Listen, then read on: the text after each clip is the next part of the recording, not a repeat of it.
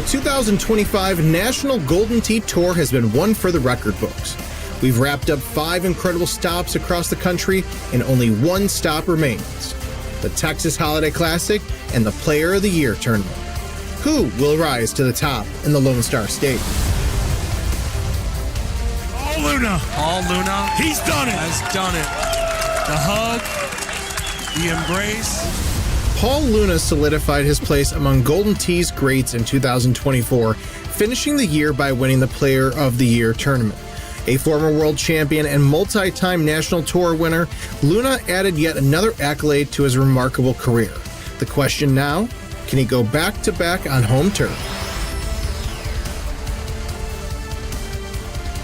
And he can't play the Joe Massara style, but your 2025 Florida Open champion, Joe Massara, taking down the young upstart Bryce Aubert. Definitely not his last podium.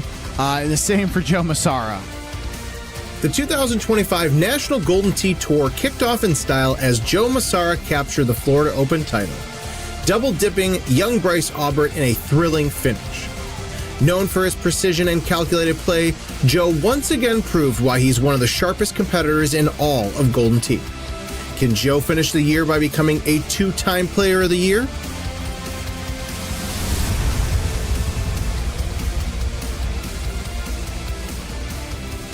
Your 2025 Wisconsin Open champion, Jeff Landon. Awesome. Awesome He's matches. back. He's back. At the 2025 Wisconsin Open, Jeff Landon reminded everyone exactly who he is: a fierce competitor and a constant threat in any Golden Tee tournament. Cool under pressure and always dangerous, Jeff proved once again that he's one of the game's best. The question is, will he quietly fly under the radar and add Player of the Year to his impressive resume?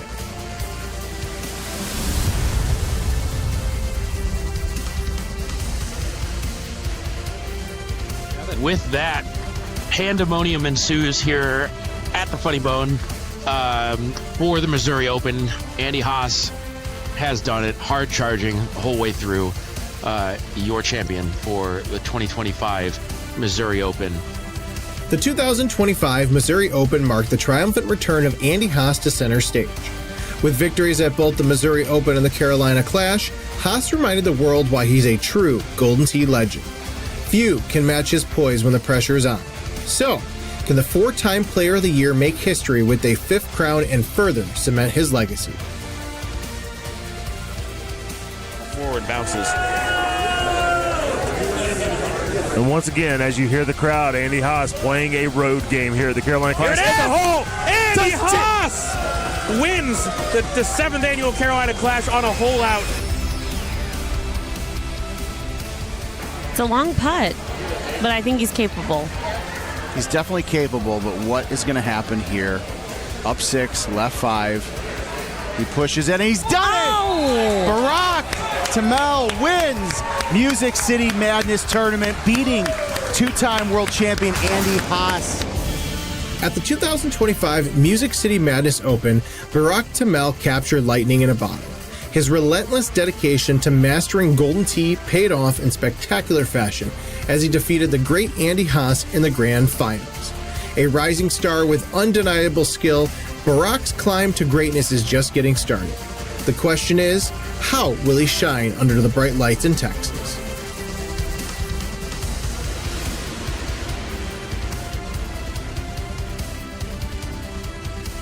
So many talented Golden Tee players will be chasing championship gold at the Texas Holiday Classic and Player of the Year tournament. But in the end, only one can claim the ultimate title of 2025 Player of the Year. Who will rise above the rest and stand tall in the Lone Star State? Welcome. We are live. Happy Sunday, everyone. Championship Sunday in Dallas, Texas. PEGT Tour last stop of the year. We got Jackie's husband on the mic alongside Pennsylvania. Hey Ben. How you doing? Good. How are you? I'm all right, and I won my first match today, so. That's always exciting. Yeah. You've played one so far? Today, yeah. Okay. Yeah. You in the main? No. Okay. Purple? Purple. Okay. I need to make a good run to hopefully sneak into that Top Gun. Okay. where are we at? What do you think you need to do here? Are you close? I think I need a podium in purple. Okay, well let's make that happen. So We got Lannon versus Luna here. This is one of the first gold bracket matches of the day. Purple bracket, pink have been playing for an hour or so. So we got on right at the right time just to see two champions battle it out. yeah, and one of them's going home Yeah, after this game. this is the loser side. Yeah. If anyone hasn't looked at the brackets yet, you can go to pegttour.com and shuffle on down to the brackets. The loser side of gold is fierce. Oh, Good players are going home. All of gold. The It's entire fierce. gold. I mean, this is the end of the year. Yeah. We're all here not only for this event, but as you just said, right after this, long hours away from now, we have Top Gun and Little Gun, the Player of the Year tournament. Yeah, So all the best of the best, most of the best are here, yeah. ready to play a second tournament of the weekend. I would say 85 of the top 100 players in the country are here right now. Yeah, and it shows. If you look at my scores, it doesn't look like I belong, but My scores yesterday were not impressive. I keep getting wins. Like I'm 4-0 in purple, but the wins are brutal. Yeah, Brutal wins. But I'll take them. It's better than brutal losses. I had an unfortunate loss against David Key yesterday in my first round. He's a good player. We went to extras, and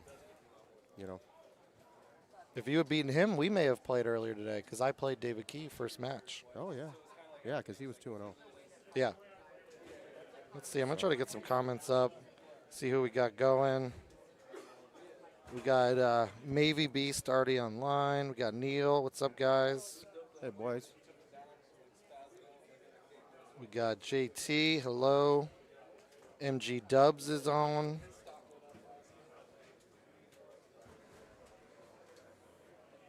How's everyone doing? Everyone ready for a good Golden Tee Sunday? Oh yeah, there's going to be a lot of games played, and you're going to see some fireworks. I guarantee it. Absolutely. I qualified with Luna yesterday. Oh, that was fun. That was a great time. That's good to do. On the stream, Right. No pressure. I looked like I knew how to play one game. Yeah. Yeah. And then The other four were yeah, atrocious. I was not in the right mindset yesterday. I was dealing with some physical ailments and just wasn't really feeling it. So I missed the cut by a few strokes. First cut I've missed in a while, but I'm happy to still be playing today. Yeah. Last year I was in the main, but I went 0-2, so I had a very long Sunday of not doing anything. Right. that is rough. Yeah, Jessie got her first win last night. Yeah, so excited for her. Jessie's been coming to tournaments with you for a while now, and 2 years now. And she's gotten a little better each time. Mm-hmm. And winning your first match is like, that's kind of a big deal. Oh yeah. And it's not as easy as people think. Like, it takes it takes the stress off. Yeah. A little bit. For sure. It's kind of like the quarterback trying to get the first Super Bowl, right? Oh, it's like yeah. all the nerves.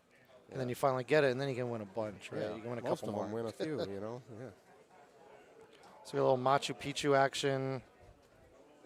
This is one of those courses where you don't want to go down because there's not a lot of opportunity to win one back.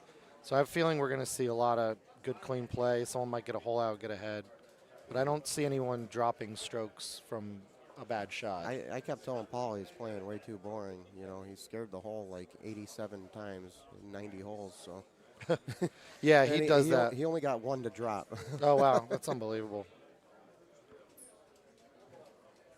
Hey, Andy, can you turn Ben's mic up a little bit? Someone's saying it's a little low. Or maybe I'm just loud. Because it's up to you. It's up to your face. I mean, I don't know. I boom loud, so yeah, you are very okay, boomer. People can hear me on stream even when I'm just out there. Oh yeah. Of course. I mean, everybody knows you're in the building, Jay. Yeah, I make it known, especially after a beer or two. So I'm playing stouts on everything right now. And the Cosmos, I think you can just kind of go out to the fairway, right? Or is this just a little too far for that? It looks like you could get there. Yeah, you can get there. I would be doing that. Yeah. But he knows what he's doing. I think Paul will. Yeah, he's going to do that. Landon knows a thing or two about Golden Tee. That's a nice look. I like this. Yeah, that's a real nice layout. I do like going up where Jeff's at because I do it. That's usually where I lay up to, so I kind of know the shot. Right. Yeah. Sometimes they're just being comfortable, right, with a consistent shot, can mean as much as being in an optimal location. Both playing Cosmos, so we're going to see some similar play, I would imagine. Yeah. That felt a little tentative, putting the bite on that out of the rough, and that didn't seem necessary. Yeah, you don't want to go long. It can be a tricky chip. You know, and these guys are Paul such almost good. has one. They're such good putters. You know, it doesn't matter. They're fine leaving themselves 40 foot short. They're good with putting, chipping, driving, fulls, cuts, Yeah. skinnies, well, you name it, they're good at it. Yeah. Yeah, it was fun watching Paul and Bryce, you know, yesterday. And yeah, we had some great people on stream playing. oh yeah, Most people, present company included. And we're going quad screen with Eddie G and CJ Wengler. This is also a loser side match. So one of these guys is going, well, not home because we got the second tournament, but one of these guys is going to have a long day of sitting around or taking naps or something. yeah. Jesse and I were talking. I'm like, if we're both out early, let's go back to the hotel and, you know, take a nap. Little nap, little snuggle. Go hang out by the pool. Yeah, that's what Derek Tremblay's doing, I believe. Yeah. He was in the pool, right? Yeah, we're at the Hilton. Hilton.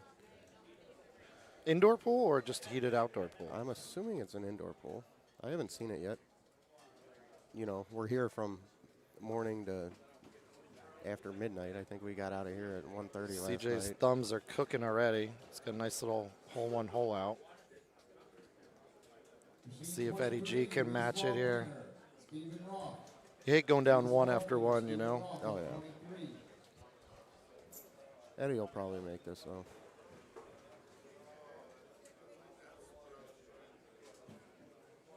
No, he missed a it. little off. His pullback was good. Yeah, just a click off, and you're going to miss that. I don't know if we'll get a new soundbite. They got to come organically. I don't sit around like trying to figure out what I say. I just ramble, and then I hope something good comes out of my mouth. And it's 12:20, and you know, still on your first bucket of beer. Yeah, I'm 1.5. I had a great coffee. There is a fantastic coffee shop in this parking lot. Oh yeah, you checked it out? Yeah, I've been there. I've cool. had 2 coffees now. They're nice. good beans. It's all about the beans, and they got it. Black Rock coffee, I think. Yeah. Absolutely delicious. Yeah, Jessie got a coffee from there this morning. She got an iced coffee, and I don't drink that stuff. I drink black coffee. Okay, just easy straight black coffee. I'm just straight black coffee guy. Normally I'm a simple coffee drinker, but I had a kind of a, I don't know, zhuzhed up. It was like a hazelnut mocha. It just sounded good. Yeah. Nice I mean, little you're on vacation. morning treat. Sometimes you gotta treat yourself. Yeah. And now I'm back to drinking beer, which is the way it should be. Me too. I got a Yingling Flight. Okay. I like the Yingling Lights. Yeah, those are good too. Yeah. The Flight's pretty good. I don't mind the Flight. Normally just drink Busch Light because it's cheaper. Got a long look on this one on Machu, but both Cosmos, it's easy. For playing stouts, you got to kind of funnel it through that little gap. Yeah, get a good bounce. Right. CJ still have 1 on Hawkeye. Still early, both these matches. See if we see some fireworks. New venue's great. Very excited to be here. They've been great hosts so far. Nice thing is we have food. Yeah, the old venue, we didn't have food. I think it's been pretty smooth, you know. For a first time, I mean, because this is not easy. I think a lot of venues struggle the first time meeting us as a group collectively. And I think Bobby Kennedy did a great job letting them know what's up. I'm sure Sobel had 6 or 7 conversations with them. Yeah. And they had a good amount of servers. The bar staff is working really hard. Food's coming out on time and hot. Yeah, quickly. Yeah. There's a good amount of room. You know, good size venue. Oh, plenty of room. I don't feel crowded at all in this place. There's probably 80 TVs in here, so there's a bunch of football on. Yeah, we have 30 machines in the building. No Buffalo machine. No Buffalo. I might still chant Buffalo. Oh, off the pin. I hit one off the pin on a coma in my first match. It almost ultra. Ooh. Looking at it a second time, you're like, oh my goodness. It bounced 60 feet away. I'm like, oh no. You feel that. I'm always like, man, I should be one better now, and sometimes it gets in my head. Or in this case, it would be the tie. So that's a hard stroke to swallow. Yeah. Oh yeah. That quick dopamine hit, and then then it all washes away when it doesn't drop. So frustrating. CJ gonna set up for a little click chip here. See what Eddie G does. He's probably gonna go. Is he gonna go around? He's gonna do the same thing. Oh, okay. My next match is against John Whalen. 24, Ovals B. John Whalen took out Matt Cavanaugh. Oh, okay. Good people left in the purple too. Oh. We're there's no buys. Yeah, this is no joke. I'm just happy to be playing today because, like I said, last year 0-2 and just kind of didn't know what to do with the day. At Golden Tee Sunday that I'm at. Ooh, almost. And then you're not going to play till 7 o'clock tonight. And then you're cold. And if you're sitting here, you know, you're going to just be sipping on beer all day, and it's you're going to get up from the table and be like, oh, okay, yeah, I've had a couple more than I thought I did. Yeah, sometimes that works out for me. Yeah.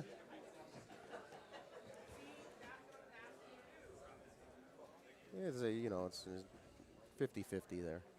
Still tied up in Machu. I have a feeling we'll see what 17 does. I mean, these guys are pros, but that's the one that's kind of the trickiest. Yeah. If it's a big cross win with Cosmos. So I have a feeling unless we get a hole out, we're going to be tied going in there. And maybe even then still. Yeah. This is a good look. He's going to put it close. Oh. A little bite. I'm trying to figure out if he's playing conservative, like first match of the day, or is he not getting the trackball the way he wants? Because he's been short with bite. And don't get me wrong, I do that. And there's one right there. Whew. I told you somebody's going to put it close. Yeah. Luna a little more attacking, and it paid off there. Yeah.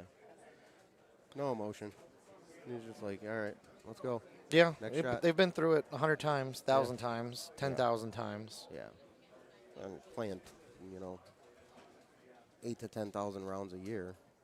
I don't know how they do it. I just don't know how they do it. And they play more than that. And there's another one. Oh, back to back.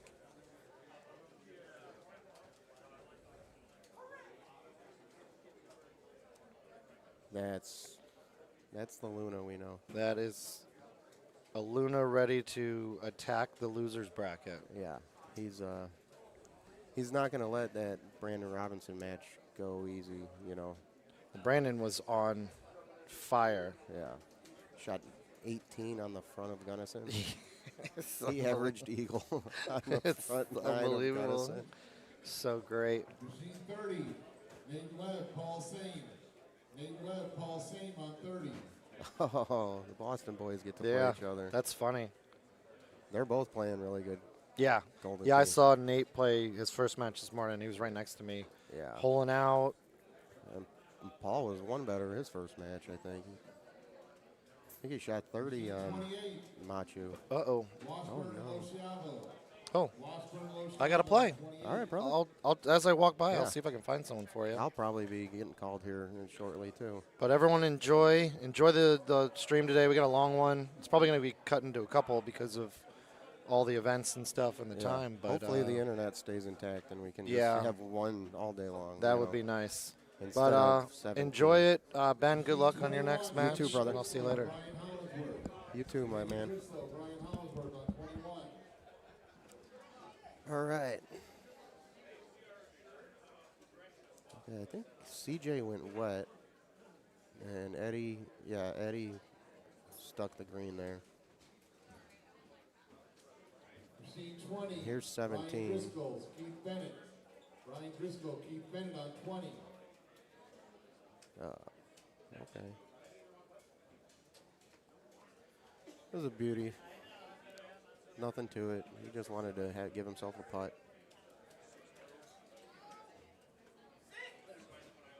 Jeff will, yeah. Similar shot. Oh, he watered it. He had to be a little more aggressive since he's down 3 or whatever, but this one's pretty much over. Todd Oglesby, you're up on 20. I don't see Luna stroke limiting 18. Yeah, he's up 5. So 6. Yeah, I mean, if you want to.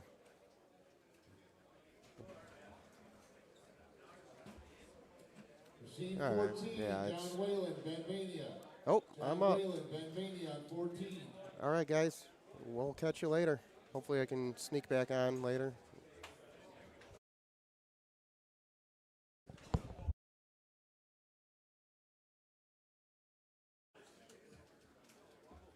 Machine 11, Sean Tickner, Pete Schmidt.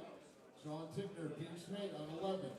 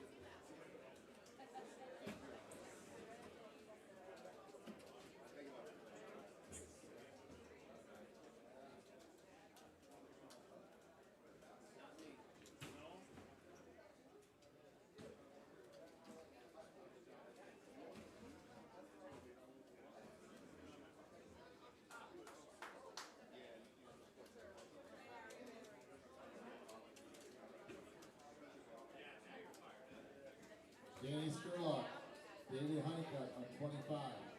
Danny Skurlock, David Honeycutt on 25.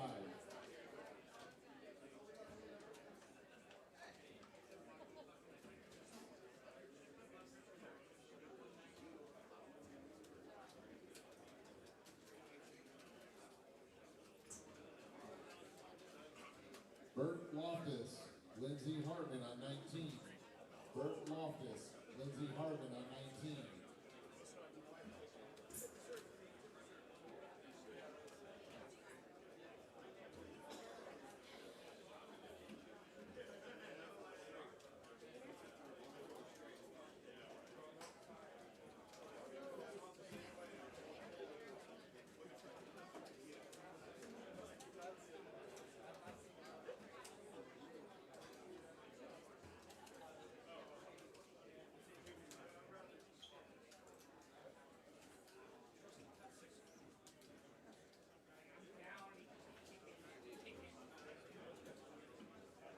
Gary Sheldon. Seth Harris, machine 10. Gary Sheldon, Seth Harris on 10.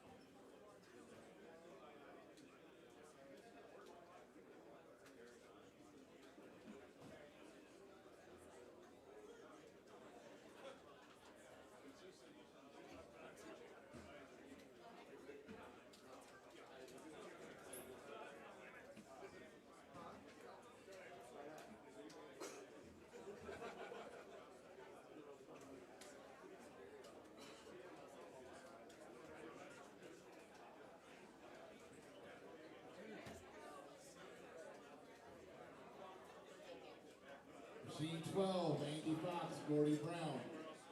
Andy Fox, Gordy Brown on 12.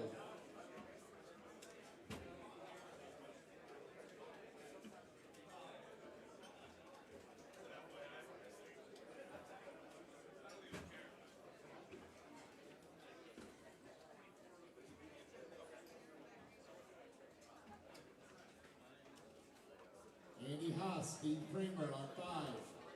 Andy Haas, Steve Kramer on 5.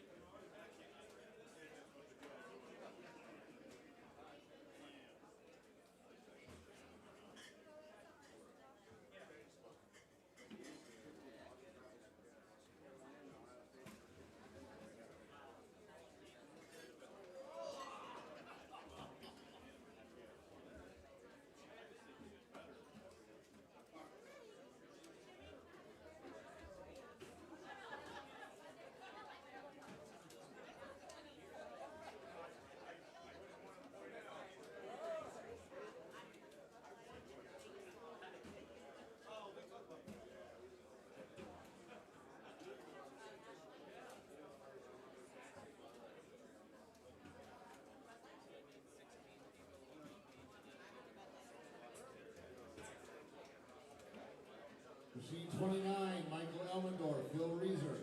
Michael Elmendorf, Phil Reeser on 29.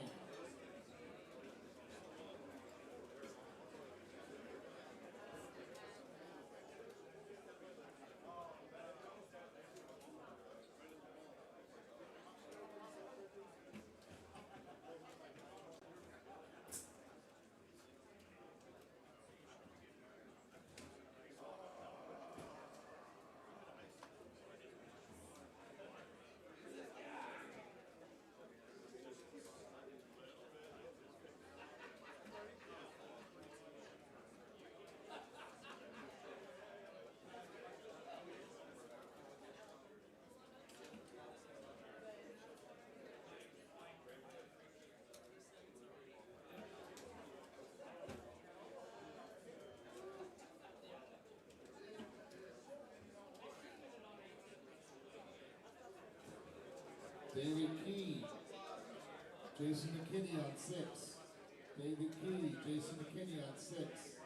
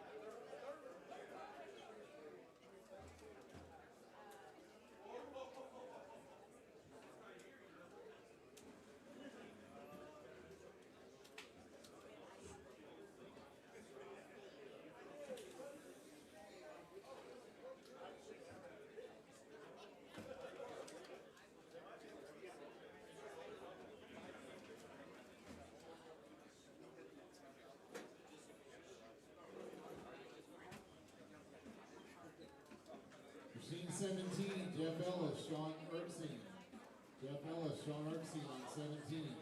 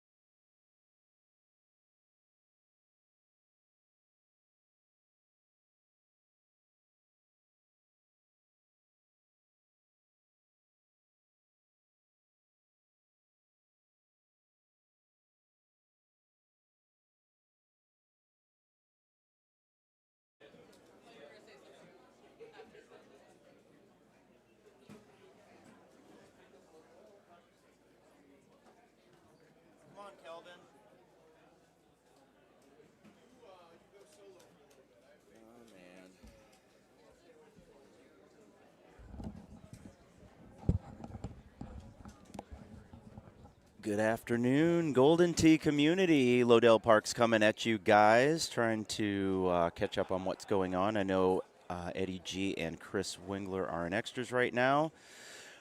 I think they both missed their chip on one. Pretty standard for those guys, but so they are all knotted up. Trying to catch up on the Gordy and Andy Fox match over here.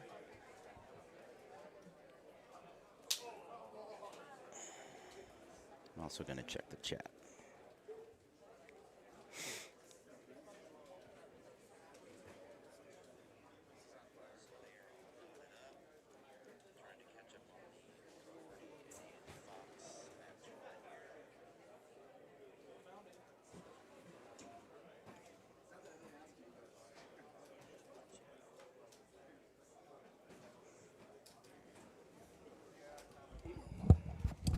Oh, Rob Cruzen in the house. Stuff's about to get crazy. Well, I slept in this morning since my name is Owen. Owen too, brother. What's up, Mike Green-Walsh? Justin Miller on the chat. How's it going, guys? He sets the headpiece down with. Gosh.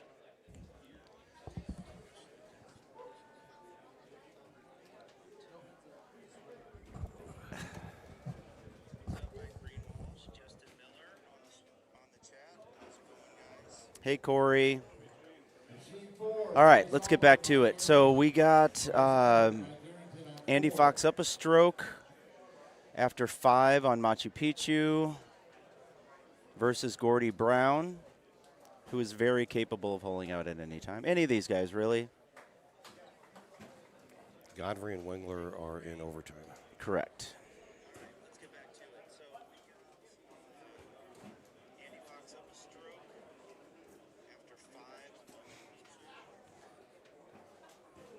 Most guys are going up top there. It seems to be a pretty standard look coming down. Some guys go to the fairway. I don't think anybody's playing those patches in the middle anymore. A little bit too dangerous. Oh my goodness. Gordy almost just came through with exactly what I predicted. Just a little bit off. So most of the guys are going all the way down to the end of the fairway here so that they can click chip up right over the water. Pretty good look. With the winds behind you, can you also go up to the rough on the left with a nice tailwind and also have that chip coming from the rough. Looks like CJ's giving that a look. It appears that we have Mr. Brad in the house. He has very colorful opinions. Good for him. Good for him. CJ rethinking it. I think that's a smarter play for him. It's a much easier chip. Wins pretty much right at your face. So now he's doing a little bit of math.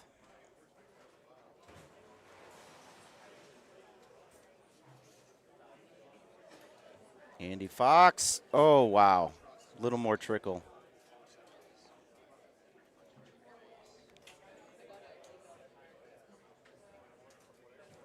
CJ looking to drain the click chip here.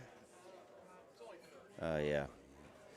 Didn't play the slope. I mean, you don't have to play it as much on the click chips. It's normally about half of whatever the slope shows. But when the ball is traveling that far as his was, obviously the slope is going to have more impact on it.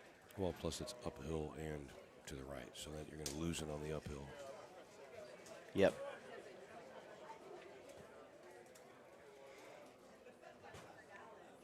But Wengler always has such a nice smile.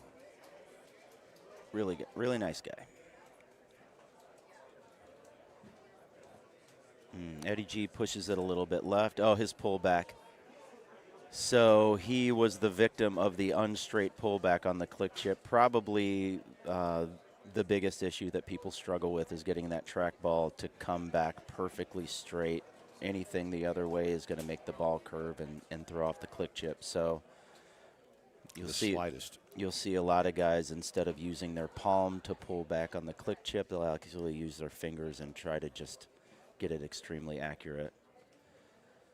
So now both CJ and Eddie G are going to be playing not aggressive.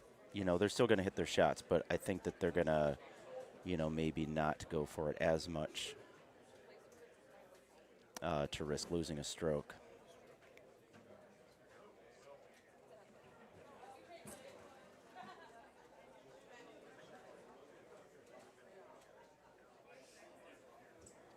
He puts one in close. Downtown Gordy frown. Good one.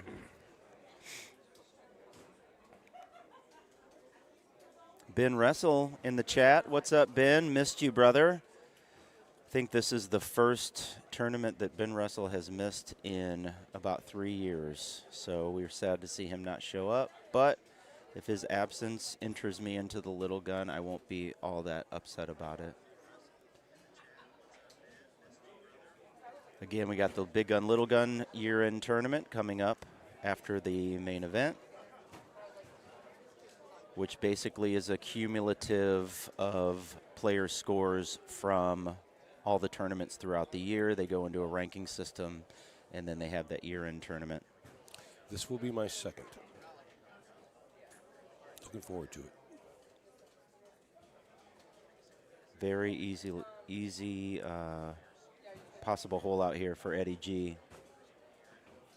Thumbing the low, looks good, okay. Still not going to come back very much, even with the plus club going uphill there. CJ goes with a similar shot.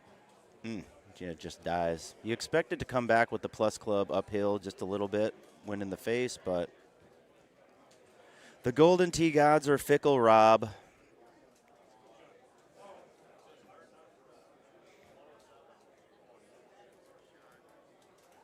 Lori Hill entered the chat. What's going on, girl?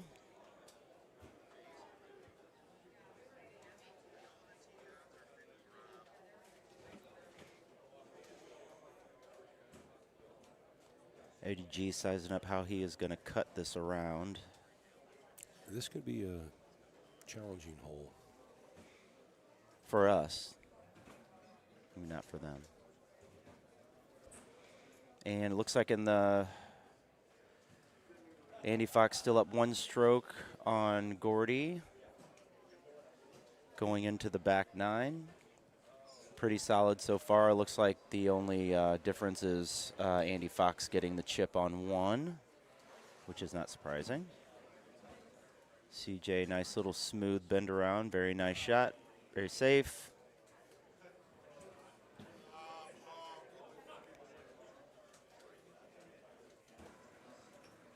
Way right on that shot from Fox. Eddie G, very unconventional playing style that he's cultivated over the decades. Thank you very much.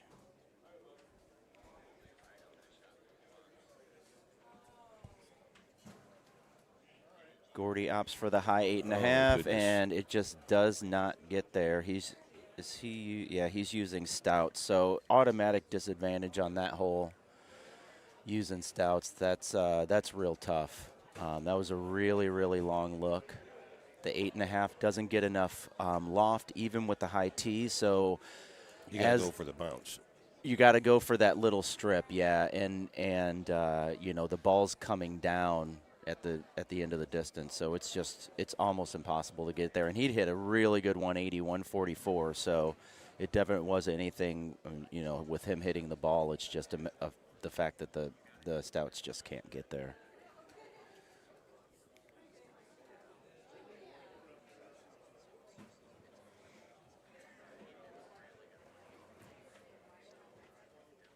Oh. Check the brackets here real quick. Yeah, I was looking for you, Mr. Ben.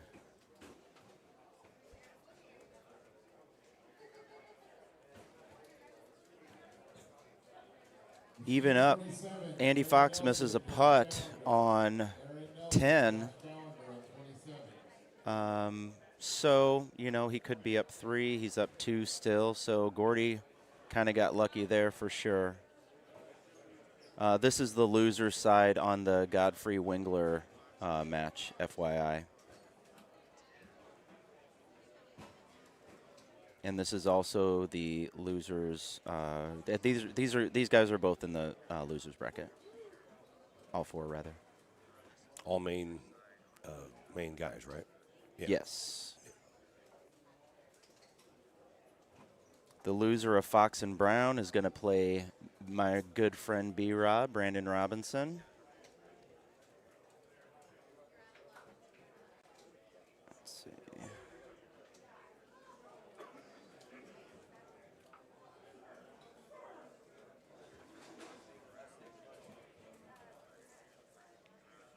Eddie G got it really close on that drive. Just looking for opportunity. These guys are very, very good inside, 50 yards, so they're going to try to get as close as possible and get that click chip.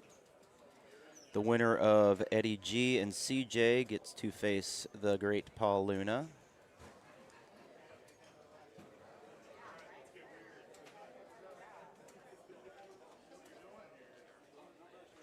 I did not see how Luna ups. Van Hoosier ended up. Oh, there it is. Eddie G with the hole in one. Wow, what a great shot. Unbelievable. So CJ's got to match this. He just saw the map, so it's just about lining it up. What an amazing shot by Eddie G. Clutch. CJ going for the full. And just a little bit outside. He needed to complete that full. Really good match. They shake hands, hug it out. So that will mean CJ's day has ended, and Eddie G will move on to face Paul Anthony Luna. Well, for our St. Peter's guys, it looks like Van Hoosier did lose against Talo. Yeah. But that is his first loss. It's his first loss. He's still in it. So Gordy going to try a click chip here. He's got the 4 iron. A lot of guys will use a lower loft club just to not have any kind of.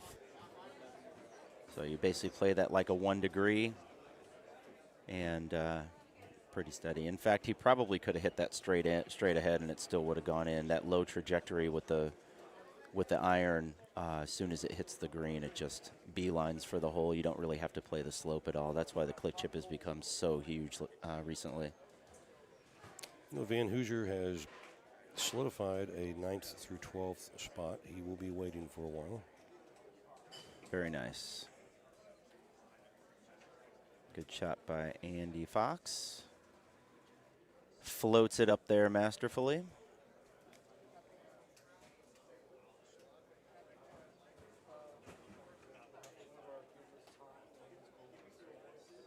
Kins in the house. The great Greg Kinsler, sorry.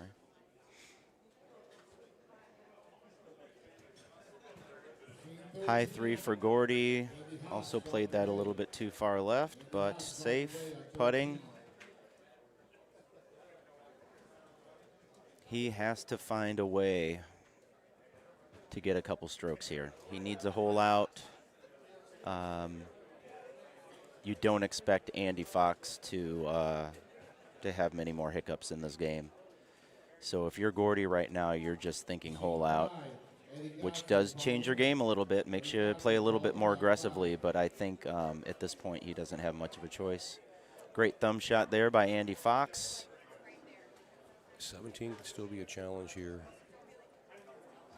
Yeah, it ain't over till 17 and 18, that's for sure. 18's pretty straight. Oh, Get in. Get in there. Really good shot by Gordy. A couple more MPHs more. That is nutted.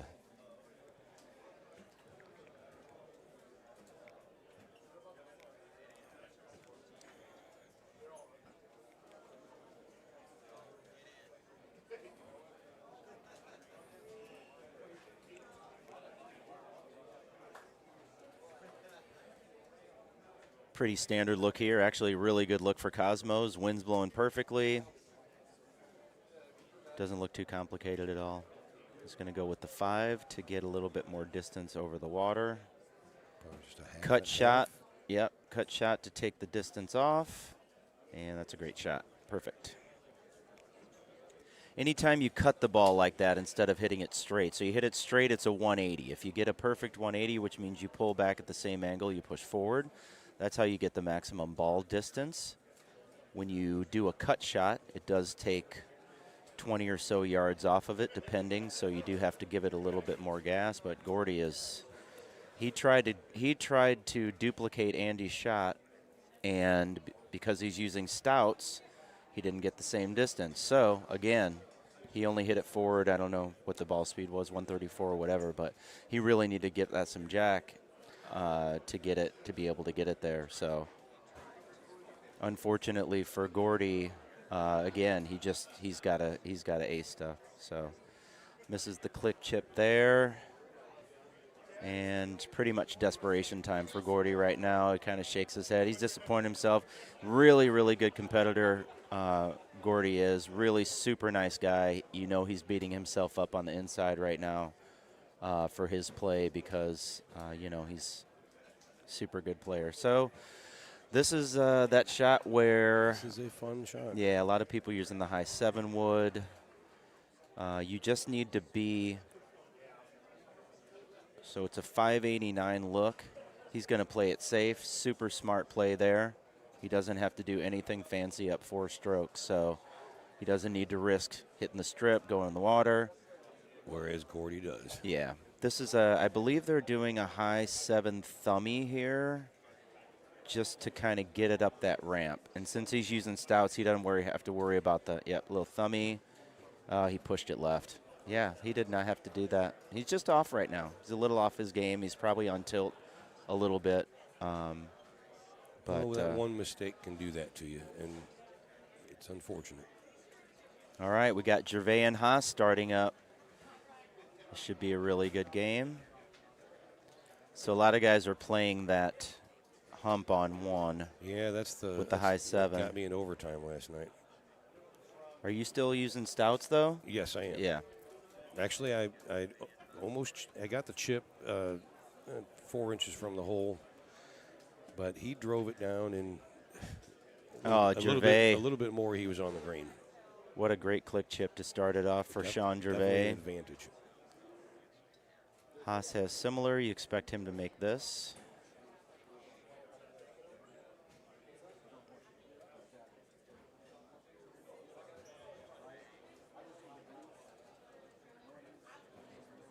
Beautiful. Like clockwork. Pretty much automatic for those guys, at this level. If they don't make that, it's shocking. So they're tied up. Everybody both made their chip on 1. Haas going to hit a little baby full here. Go in. Wow, so good. Just barely missed it. Pretty tough look on 17 for Andy Fox. Yeah, that's rough. Got to really just put the back cut on. Oh, man, that's so good. What a great shot.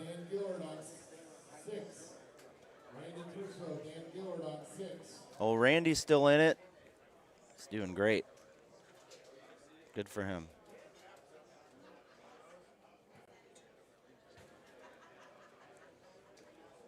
Let's see what downtown has here. Benvania, Sammy Manaway on 7. Benvania, Sammy Manaway on 7. Gordy basically has to nut it. Ooh, he almost dunks it too. Almost gets the ultra. 14, 15, and 16 are open for play. All right.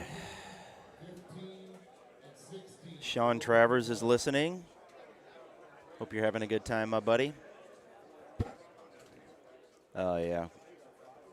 Gordy, it looked like he hit a little lip there. Yeah, like hopped up on him. That was weird.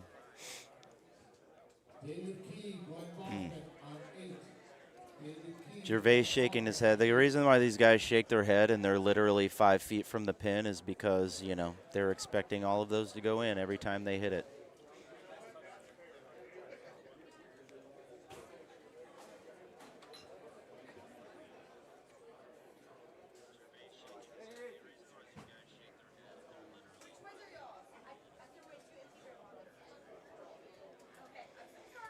All right, so Gervais and Haas all knotted up. Seems pretty standard on Acoma Mesa. You expect both of these guys to at least shoot par, which I believe would be 31 now since they both made the chip on 1. So theoretically, both one better right now. Broadcasting live from O'Shea's in beautiful Keller, Texas. Very nice little town. Very nice little town. This venue is great. The staff has been great.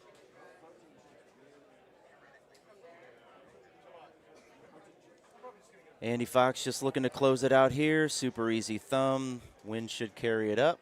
Perfect. Yeah, a little bit more. A little bit more up, but that's fine. So you're telling me there's a chance?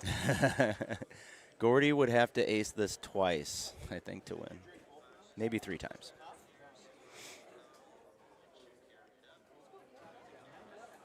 I've been good. They gave me a pretty extensive set of rules of what I can do on here and what I can and can't say, so that's why I'm just being quiet. You got rules. Your reputation precedes you, my friend. Oh, it's awesome. I mean, I got a fan club outside. Great chip by Fox, standard. No clicking involved, just really nice chip. Got to play a little bit more of the slope because of that hill, but makes Gordy's putt for him. Shake it hands, hug it out. Really good match by Andy Fox there. He will move on. Let's see who we have next. So Andy Fox will play Brandon Robinson on the loser side. Now, I don't know if everyone knows, but they do have an app now. Rather than going to PG or PEGT.com, they have an app you can download, and it's pretty nice. Pretty easy to navigate. Like the new feature on the PG Tour site, within the brackets, you can actually click on each individual's name. They're hyperlinks now, so you can kind of see what their average is, how they've shot in tournament play, gamer tag, all kinds of good stuff.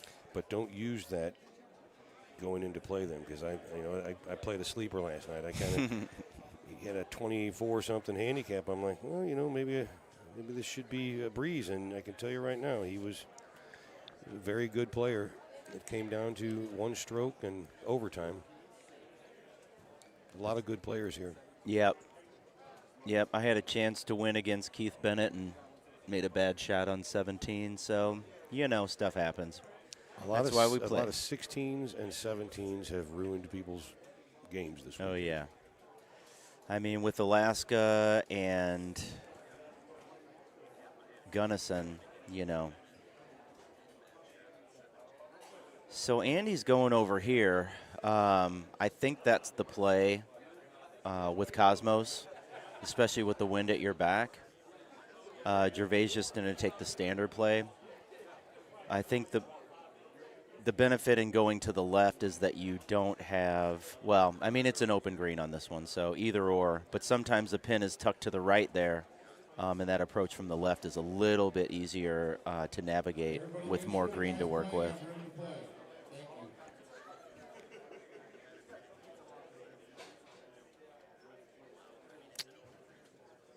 So it looks like Fox is going to be playing B-Rob, and we have Bryce and Mike Arrington. Oh, that's a good match. Those are both good guys. And Van Hoosier will play one of those two. So he plays the loser of Bryce and Mike. Cool.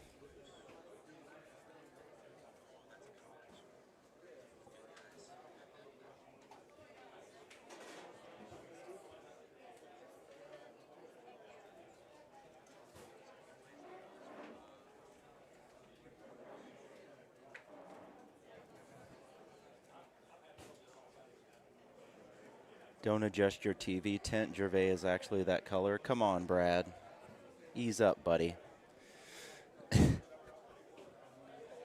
Little right on that shot from Gervais. He wanted to do a little bit more back cut on that. Means he doesn't really have a problem being able to see on Gunnison. All right, so we're still knotted up. Both clean through 8. I'm curious to see how these guys play this one. I'm normally just a 10.5 driver. Nothing too fancy. Just click 2 to the left and full it around. That's pretty much where I put it. Yeah. I mean, the high 3 works too. You don't necessarily have to use a tee on it, though, but, you know. And this next if you've green, got Andy Haas money, you can buy tees for days. The green on this one is an uphill. I know that. Uphill and to the right. Yeah, played this one too. Gervais goes around the right. Perfect. So this will just be a standard thumb release. Yep. A little low. Yep, it's almost straight ahead because the wind is only a 3 mile per hour wind really blowing to the left because it's half a 6. Cancel itself out. And then you've got a right 3. Yeah, it's pretty much straight ahead. Gervais goes for the roll. This looks pretty good. Good run at it. Just came up a bit short. Definitely don't want to go too long, but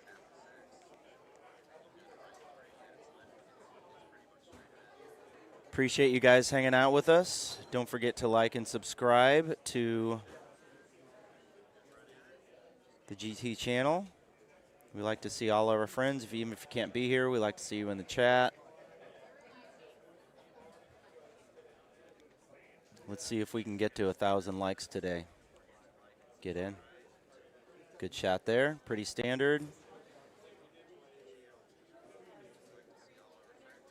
If you go a little bit long, it's not too bad of a chip coming up. Really, the worst thing you can do is be to the left off the green in that sand, which is... Well, with 49 likes, we all need to start sharing this. Yeah, share it, guys. Definitely share it to your friends. It's going to be some exciting play coming up later, so you definitely don't want to miss it.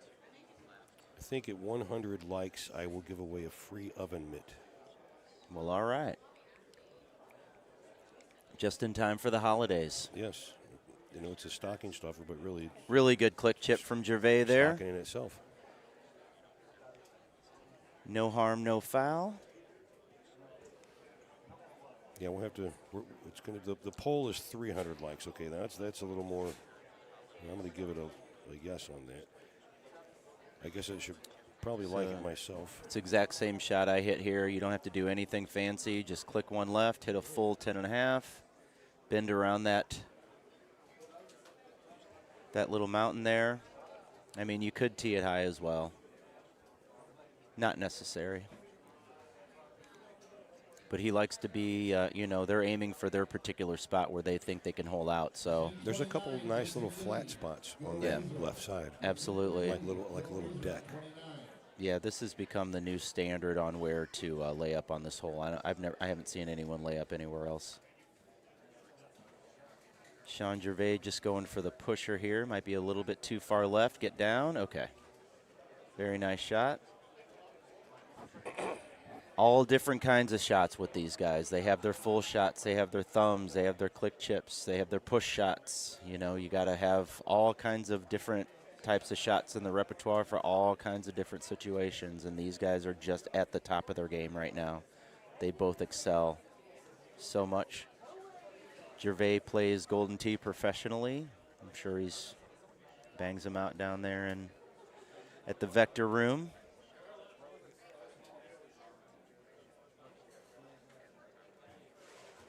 I think Haas is looking for the pusher. Yeah, be perfect there.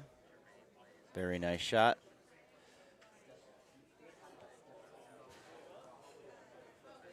This is definitely a degree match. Yeah.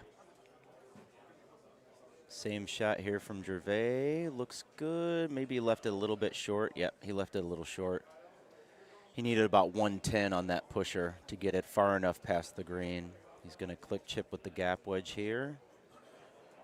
2 or 3 clicks and thumb. Perfect. I think I need to learn that shot. It's a game changer for real. I mean, once you get good at it, I was talking about earlier about the pullback is the main problem, is getting the ball to pull back completely straight. A lot of guys have their own system to kind of reset the ball or whatever, but it's definitely the industry standard now on making chips. Get right. Good shot from Mr. Haas right there. Yeah, I was thinking medium 8 on this as well. A good wind for it today. Very good wind. He only hit that 113. So it's going to come up a little bit short, but the line was very good. A little more release. I think 120 on that is perfect.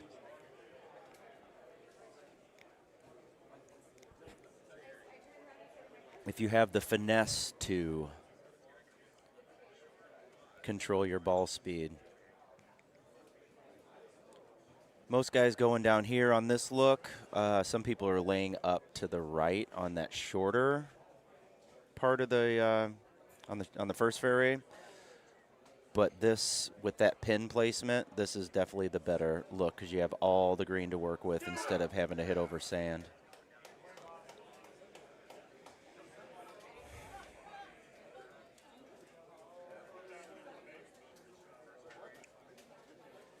Gervais sizing up a little pusher here. Get up. Very nice shot. And also the reason why a lot of these guys will push and thumb is because you're taking the backswing out of it. Oh, great run there too. So which means that you're taking half of the variables of the swing away. And obviously you're going to give up a little bit of distance, but to not have to worry about where you're pulling back, if you've got your forward angle good, it's just a lot safer shot for these guys. That's why you see them hit that push shot so much. Looks like we have Van Hoosier coming up to machine 12, and he'll be streaming here on the left. Good friend, St. Louis native, Matt Van Hoosier, purple bracket prince, but he's in the main this time. No, Matt's one of the best. Handles the player auction for us, which we really appreciate. When they first came out with these courses, he showed up at Redbirds up there, and his first game he played on Alaska, he put a 29 on it, and that score has remained on that machine since then. Amazing. He is a natural on Alaska. He's been playing wind balls since there was wind balls. He's never switched to stouts. He played Titans and then went straight to the Cosmos, and he just really, really knows how to play the wind, learns how to cut against the wind very well. And he is playing Bryce. This will be an interesting. This will be a great match. Bryce plays a very unique game. Very, very unique. He's got his own flair. He has clubs that none of us would ever dream of using. So this is the shot that won it for Paul Taylor last night. Well, he was down a stroke going into this hole.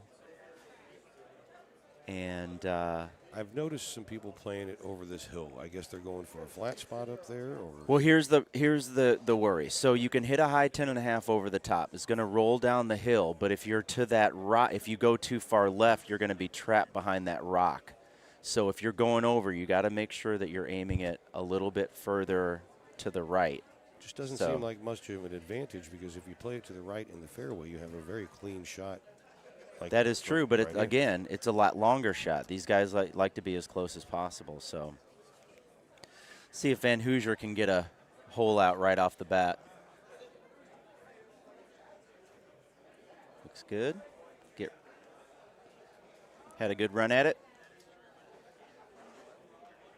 So 10-mile-an-hour wind, that's definitely going to carry it. It's also downhill, so he may just do a pusher here, and he's going to leave it naked since it's uphill 7.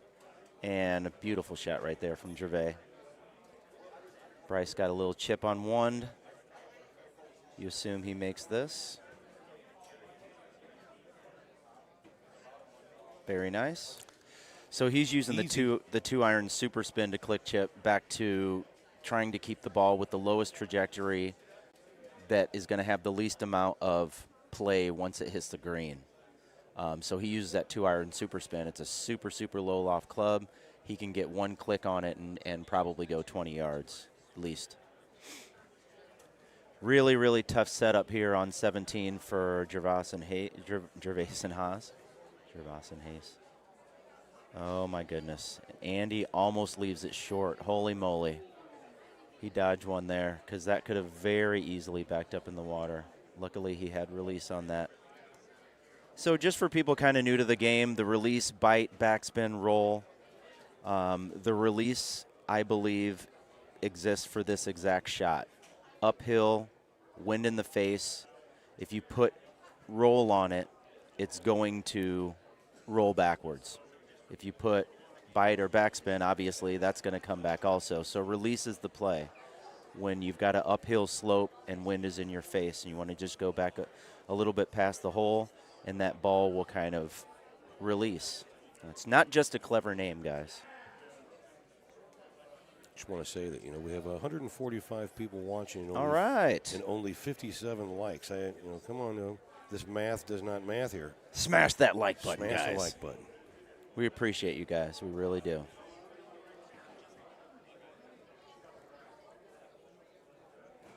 Oh, Bryce. Wow. Missed it by maybe 2 inches. Just skim right past the hole.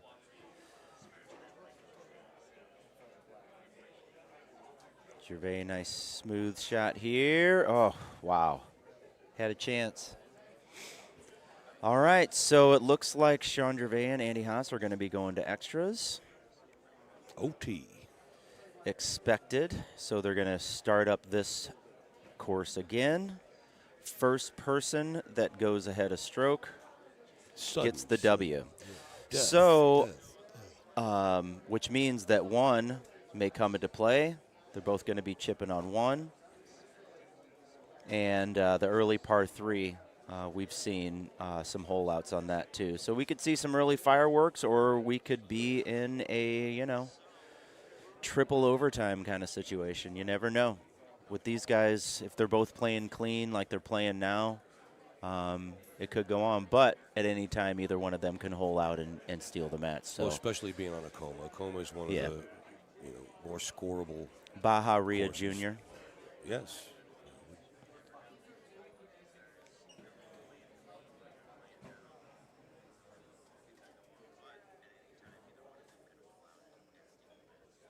We have Stone Johnson in the house. Jade number 2.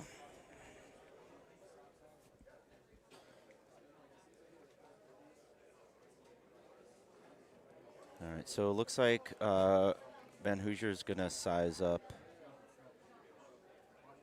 a little cut shot here. You can definitely go over the top with the high 6. Most guys just opt to bend it around. A 5 and a 3 make it over, depending on the tee box location. But so he's going to back cut that a bit, take the distance off, stop. A little bit too far, but I don't know if he needed the release on that. I don't think he thought it was going to go as far as it did. But with that 9-mile-an-hour wind carrying it, Bryce just goes right at it with the high T-thummy. Oh, my goodness, he almost makes it. Holy moly. All right, so Gervais left himself in a really tough spot here because now he's got a chip over the rough, whereas Fox's chip it's all green. So this one is actually really tough because what happens is that rough is not even. It's going to kick the ball to the right. Ball to the right or left. So he's actually got to aim this, I think, a little bit to the left. Let's see what he does. Yeah, see, it's going to kick it right. So it looks like it should be straight, but a little bit of a. Well, this could be, unless Andy Haas doesn't. Crosswind. It's not going to affect it. With a Cosmo 2-mile-an-hour wind's like a 20. So that's going to go straight in, and there's the match. Andy Haas takes it down. Just not a smart tee shot from Gervais, pushing that way too far to the right. So Stone Johnson, you say cold up here. Where are you at? So once I said that nobody goes down here again, you got Matt Van Hoosier going down here again. So, and I know it's Van Hoosier. I like to call him Von Hoosier. Oh, my goodness. And he almost got it. He likes that spot because of what clubs it gives him when he's on that approach. So he knows exactly what club he's going to need for that lie, which is why he plays down there. But it is extremely risky.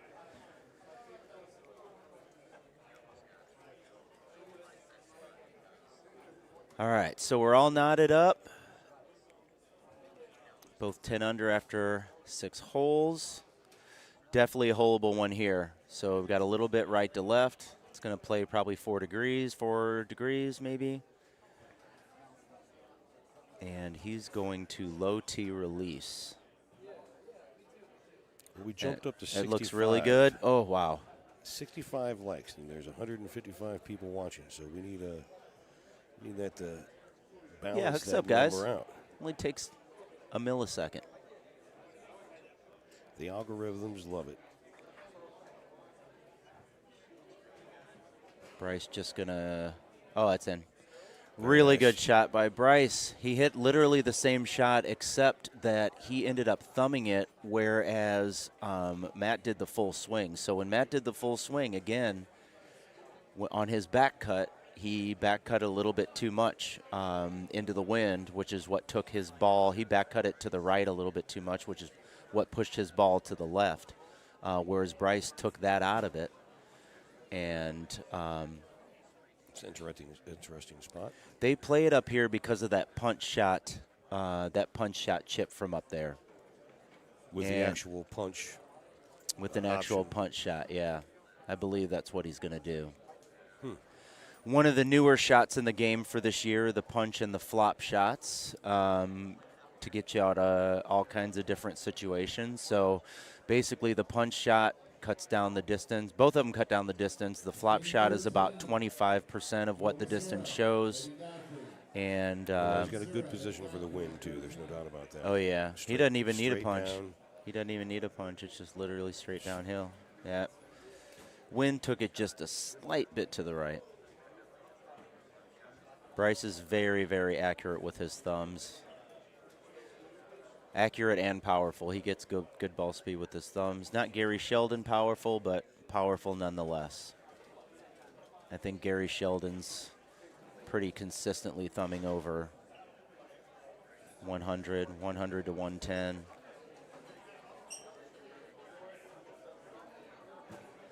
Miles per hour with the track ball speed, rather. I don't know if Bryce wanted to end up there. I think he went a little bit too far to the right. May create a slight issue. Yeah, so you want to be in the dirt here. So there's rough to the left. The dirt is the brown strip. You want to be in the dirt because you get play off of the green in the dirt, whereas you do not in the heavy rough. I guess Houston's not far from here, is it? Mm-mm. Well, they should call him and tell him we have a problem. Was that supposed to be funny? I thought it was. Man on an island. All right, pretty standard shot for Matt. He's got a left 6. He may opt for the pusher here. Nope. It's going to hit a nice soft 108. Be perfect. Great shot. But he is going, he's looking for hole out now. So he may start to play a little bit more aggressively to pick that stroke back up. Ooh, good shot from Bryce right there from the deep grass. I'm surprised that lifted out of there, but that's why I used the 8 wood. So, spot. Yeah, actually not a bad spot with the 8 wood there, and bite instead of backspin. That's a possibility to go in. Once again, guys, we're at the Holiday Classic here in Keller, Texas. We will be having the year-end tournament a little bit later on, which is the cumulative points of everything that you've done during the year in tournaments, and they have a ranking system, and they take the top 64, so 32 in the gold bracket, 32 in the silver bracket. Good shot from Matt, pretty safe. I mean, center of the green, these guys putt really good. He makes that putt 10 times out of 10, so no need to be risky for the most part. Although he is thinking now, how am I going to pick up this stroke? Because you don't expect Bryce to waver at all. Bryce is just continually getting better and better and better. Every time, and he aces another one. This guy is on fire with the one hopper. That was a great shot. Unbelievable. It'd be nice to see Bryce get his first trophy. Would. I can't remember what he went for in the Calcutta, but I know it was a lot. If anybody in chat can remember.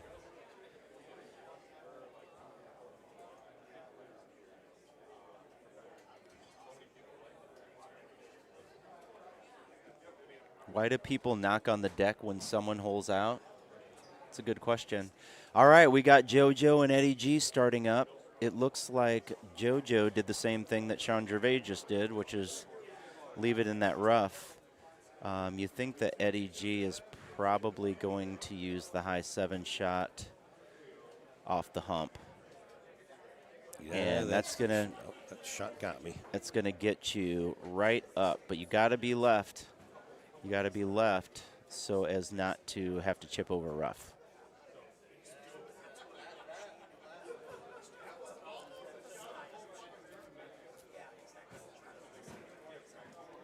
Eddie G with the ambidextrous ball hit. Very nicely done. So JoJo's got a little challenge here. He's got to chip over that. And remember, if he hits the rough in front, that's going to kick the ball to the right. So if he's going to try and chip this in, either you have to clear that, which gives you no green to work with, or you've got to play it about 2 degrees to the left.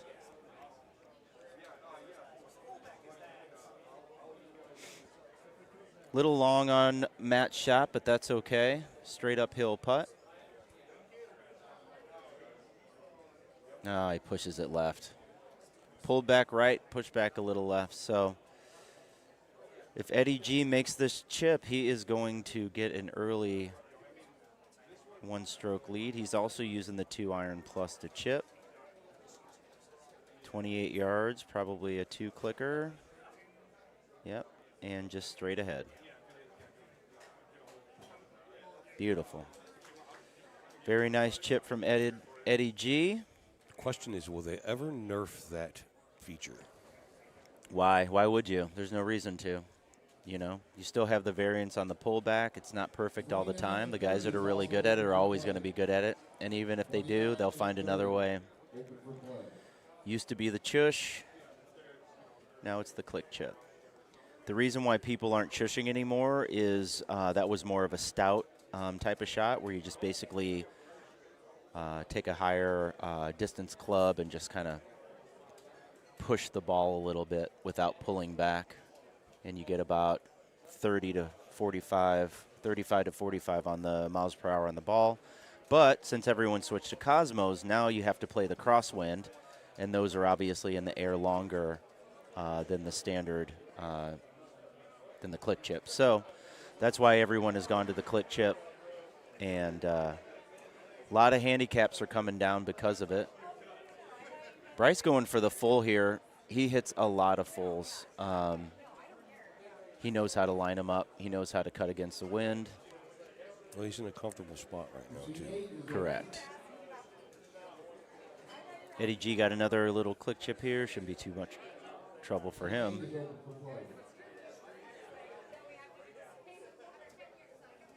Get in there. Oh, my goodness. Matt almost snuck one in there to get a stroke back. He's down 2, so that would have been huge for him.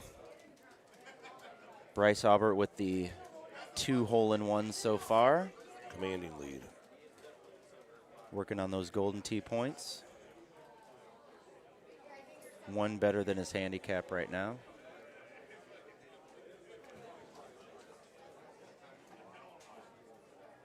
Seems to be on cruise control pretty much right now. Eddie G gonna do the pusher with backspin. Oh, really good shot. Just needed to play it a little bit higher on the hog, as we say. No one says that, just me. Brad says it's called a push. Like What? Like in blackjack. What? What's called a push? I think Oh, you're come on, Matt. referring Matt just misses another putt, so that's going to put him down 3 strokes now. He's a little disappointed in that one. Z23, Reese Trey Sprague. Reese Trey Sprague on 23. It's a very nice score for Bryce. So this one, he can actually drive all the way over. Don't even have to worry about the strip. be in the air a long time because it's the 9.5. Just goes right over. Now he's going to be hitting from the rough going in, which preferably you don't want to do that. Preferably you don't want to do. However, the pin is on the bottom of the slope, so you don't have to worry about, you got a lot of green to work with. So Matt looks like he's a little bit off right now on his forward swing. So, yeah, so it doesn't matter. He's got all of that green to work with. Down. Still goes a little far, but he'll make that chip. A little risky. Eddie G still a stroke up on JoJo. JoJo looking to get a hole out to tie this game up. Just missed it there. Oh, Matt. Yeah, there's something going on with his stroke right now. 122. That's really unlike him. And since he was in the heavy rough, he put a little cut on that. You got to hit 180s out of the rough. If you cut the ball a little bit, it's going to eliminate all your distance. When you make a small mistake and then they throw 2 hole-in-ones on you right away, that really gets in your head. Definitely. Eddie G opts to go right over the top. It's perfect. How's everybody doing in the chat? Shout out where you're watching from. We'll send you a shout out.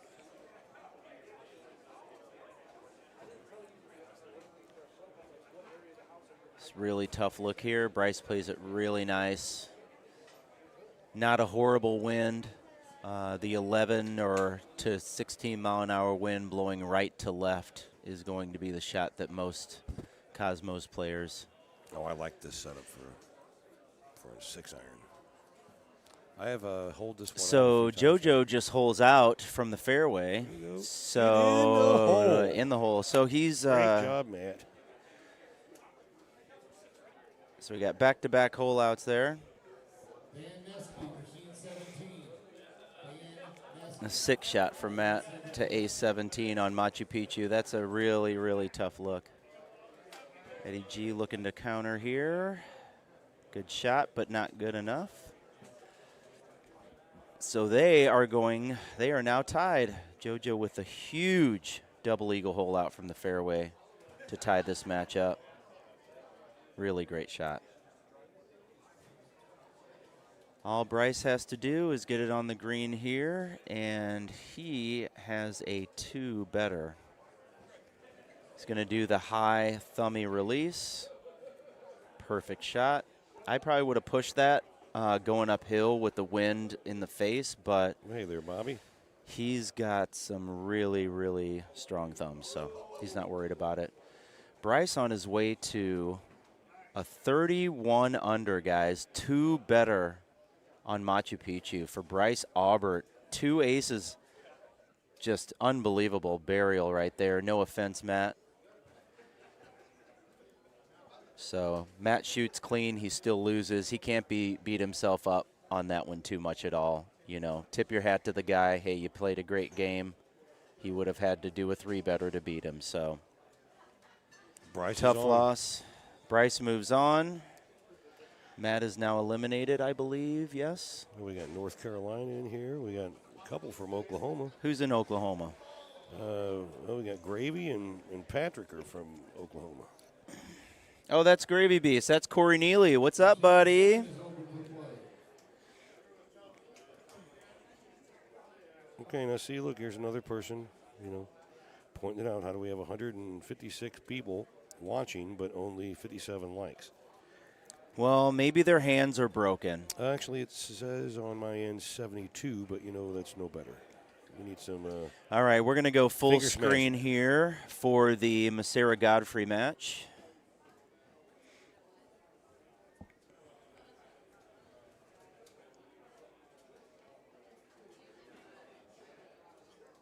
It's a great look for Eddie G from the fairway here. Wind straight at his back. Just needs to be 1 degree to the left. Good shot. Very non-aggressive, which is probably the smart play at this point.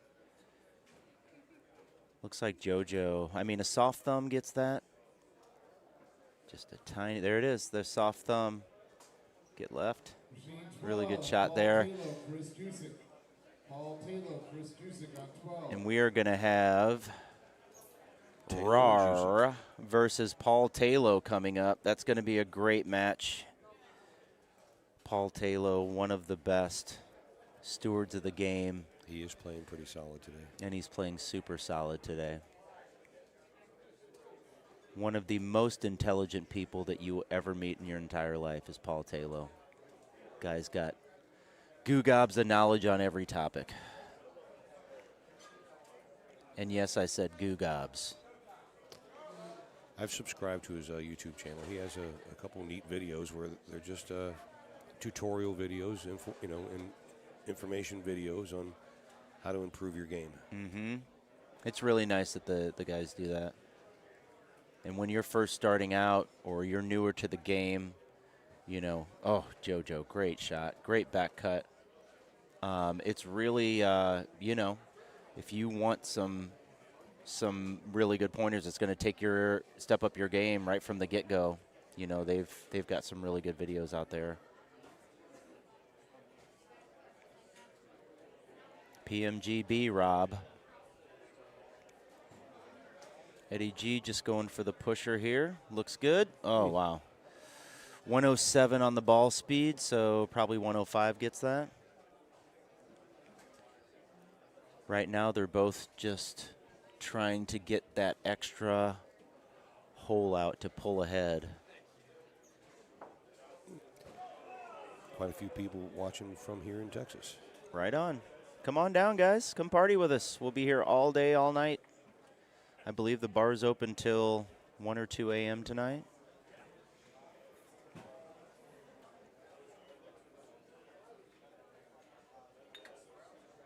Yeah, this is that shot I was talking about. You don't really have to high tee it. You can just click 2 left with the 10.5. But getting it a little bit closer, I could definitely see that. Eddie G does more of a flat C, not a full.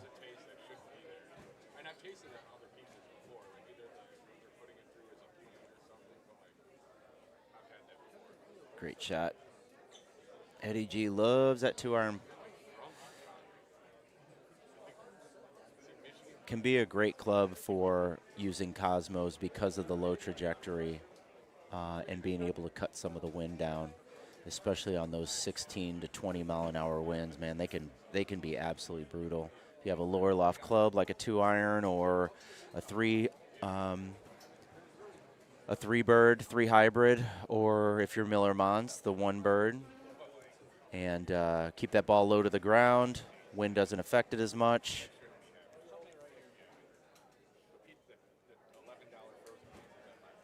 So this one's pretty standard. I had this look. I used a high 9.5 with backspin, and it worked out pretty good. A little bit of a back cut with the wind, and this should be... Yeah, he just went 180 at it. He probably needed to back cut that more. So this is specifically why I used the 9.5, because you could actually probably get a 10.5 there with bite as well, or maybe naked.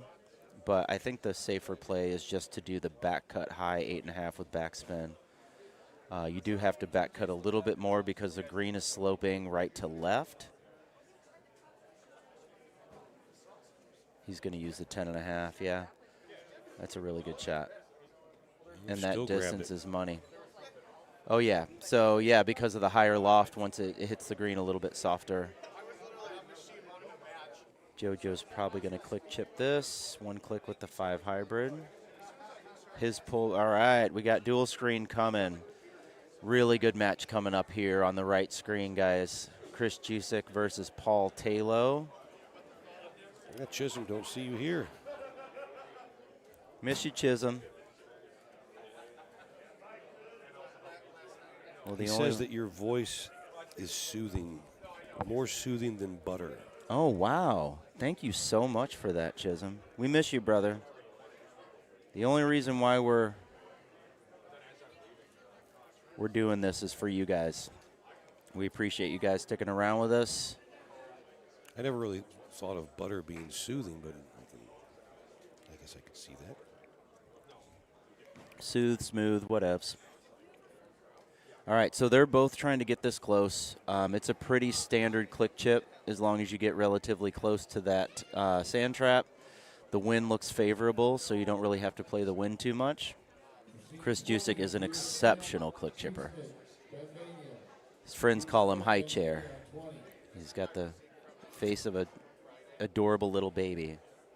If you guys are fresh here in the chat, just make sure you go up there and smash that like button. Yeah, give us a like, guys. Even better if you share it. Chris Jusick, what a great click chip there. Like it's nobody's business. So he's got like a little side hand approach to hitting the trackball, but he's got his pendulum down perfectly, where he can now see wedge for Talo, and that's going to be left.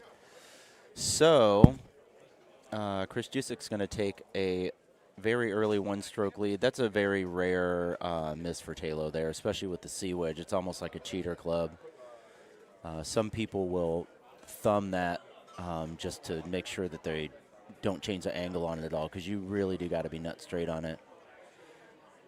The flop shot with roll for the C wedge is another one too, and then Chris just hits it. He just mishit the ball right there. He did not get all of it. So Talo with the chance to get that stroke right back here on 2. Over on the JoJo Eddie G match, it looks like they are still knotted up. All tied after 12, both clean. This is a little bit tougher chip here for Chris because I believe those blades of grass will possibly come into play. Possibly not. Looks like he's doing a 3-clicker with the 7. Perfect. Oh, he's so good. Like it never happened. He says, don't say butter too much or you will Beetlejuice Brad Baird.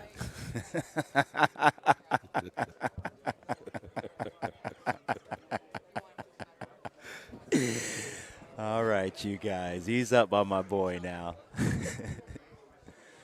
He's not fat. He's festively plump. I love Brad Baird. Wish he was here. You'd be able to hear him over my microphone if he was, believe it. So they're both playing the right island here. I think that's a smart play. Get a little bit further towards the green. Okay, ease up, ease up, ease up. Oh man, Talo absolutely hammered that. I think he thought he was back cutting it a little bit more, so he thought he had to hit a little bit harder. A little bit of distance, but I thought he had to, but he didn't cut it as much as I think he thought he was going to. So he's going to have to go backwards here. Played my greatest front nine ever in my last match last night on Alaska. 15 under at the turn, hold out 9, beautiful, and then wheels fell off the cart. As they do when alcohol's involved. Oh, no alcohol. Just wheels falling off the cart. Oh, Talo still almost nuts it from the fairway. So, unfortunate miscue from Paul Talo off the green there. And just hit that too hard into the reeds. So the reason why he turned around is because you cannot hit over those reeds. It'll kill the ball and put it right into the water. So he played the right play there. We call it taking your medicine. You're not going to be too aggressive. You're going to limit the damage. So he lost 1 stroke, but he could have lost potentially 2 to 3 if he would have tried to get aggressive on that. So now we've got Chris Jusick up 1 stroke on Talo, and Eddie G and JoJo are still looking for that hole out to pull ahead. Really good match going on. You got to think that Paul Talo at some point is going to hole out. He seems to do it almost every single match he plays, so it's kind of with him like just a matter of time, like when it's going to happen. You know what I mean?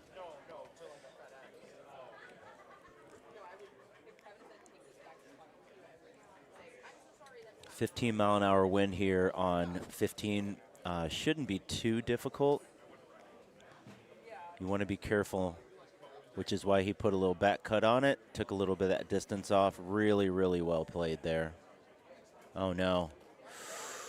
That is a rough spot. That gives Chris a little bit of light did he use to Taylor. Did he use the 7-degree on that? A lot of guys are using the 7-degree driver on this to get that initial skip off the water and then pop up the green. I don't think it's really necessary on this look because of that's unfortunate for Eddie. So this is a turbo putt. Let's see how he plays it. Plays it like a right perfectly. Very nice. Perfectly. He only had to play that about 3 degrees, even though the green showed 4. Because it's a turbo putt on these slope greens, the ball just, it's like a normal turbo putt. So the slope of the green isn't going to have as much play on it. Taylor misses another putt. I don't know what's going on with him right now. He just seems a little bit off. He needs to kind of reel this in because Chris gave him an opportunity there to capitalize with an easy eagle. With a stroke. I mean, Paul Taylor with downhill straight putts, you got to think he's going to make that all the time. But Alaska gets in your head. That's why and watching qualifying yesterday, watching the scores, there was a lot of 20s and a lot of 21s. If you were doing a 20 and a 21, you were doing pretty good. 24 was outstanding. Yeah, I got a 25 on Alaska, which I was absolutely ecstatic with because of how bad it was set up. All right, so Chris is going to do the standard full shot around. You got to be careful and make sure you push it out because don't want to get in those trees. That plays like grass, which means that as soon as you hit that part, it's going to operate as if you're in the fairway. So if you backspin that, you could potentially backspin yourself into those reeds or mud, leaving you a really difficult approach shot. But they both played it perfectly. That's exactly the spot you want to be. This shot lines up really well from there. And again, you're playing in grass, which is just like the fairway. So get all the play on the green and everything. Good shot by Taylor there.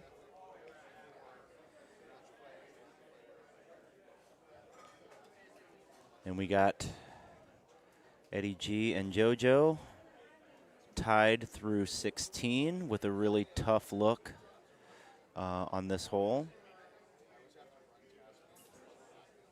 Wind in the face, 16-mile-an-hour wind, just brutal for Cosmos. And again, you'll probably see him use release on this. Unless he's going to, so he's going to hit a full here. He's had this shot before, I'm sure. A little bit too hard. Stop. Okay. Whew, that was safe. I think he hit that forward a little bit harder than he wanted to. I think he wanted to be like 124, 125 on that forward swing. But again, with the 16-mile-an-hour wind knocking that ball down, you definitely do not want to leave it short. Got a lot of comedians in the chat now. I love it.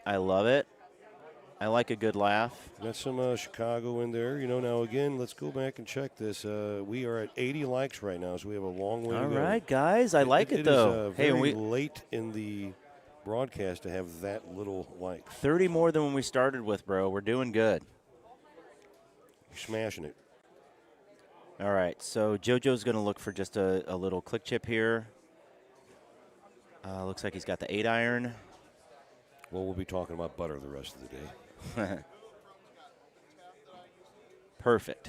Really good chip from JoJo. Shaking his head because he's thinking to himself, I shouldn't have been there in the first place. And he's also thinking how close that was to going in the water because it careened so far off of that rock. If, that could have very easily been wet. So I think he kind of dodged a bullet there, to be honest with you. That's why he was shaking his head. He's like, that should not have even been that close. Easy look on 18 for these guys. They'll probably end up doing either a pusher or a thumber, maybe a little slight back cut shot, something to knock that wind down a little bit. He's going with the high tee thumb. I think that's a good play. Nice and safe. A little bit too far. He's going to be chipping that. So we will be going to. Looks like we'll be going to extras, but you never know. I mean, those chips can be tricky, especially coming back. It's going to be, probably a left 5 degree or so. And, it's kind of dangerous. I'm thinking Eddie G should just push this with a medium tee with release. Jusek with a water shot on. Ooh. Oh, this is hole 9, the one that I holed out. So that's huge because Taylor was really down in this match. If he can eagle this, he's going to go right over the tree, and that looks stop. Ooh, dangerous but perfect. So this is a really good opportunity. So this is dangerous for Chris because the way that he click chips, the ball moves very fast. So you don't want to, if you miss the pin, you have the potential to go too far and get in the water.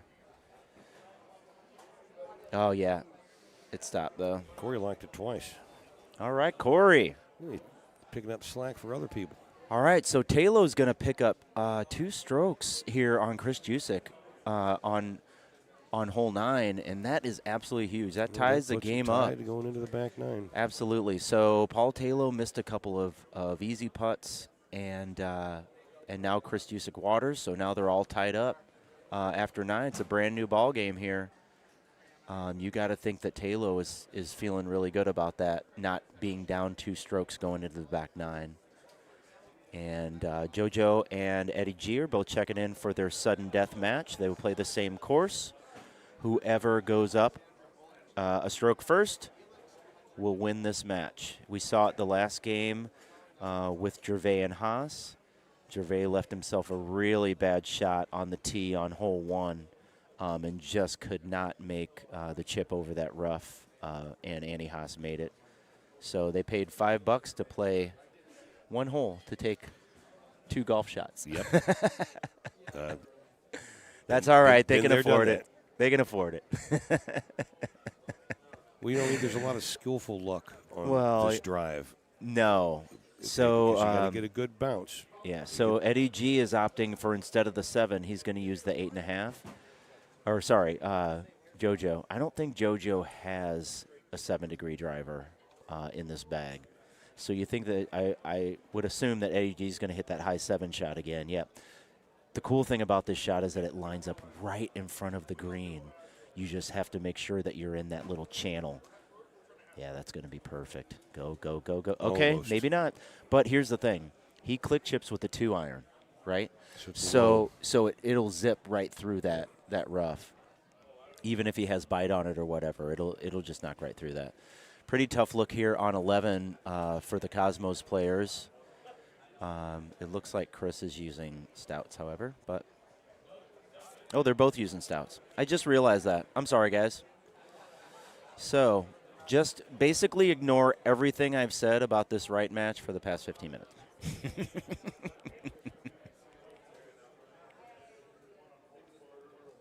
Well, we have somebody that sent alerts to the entire high school band.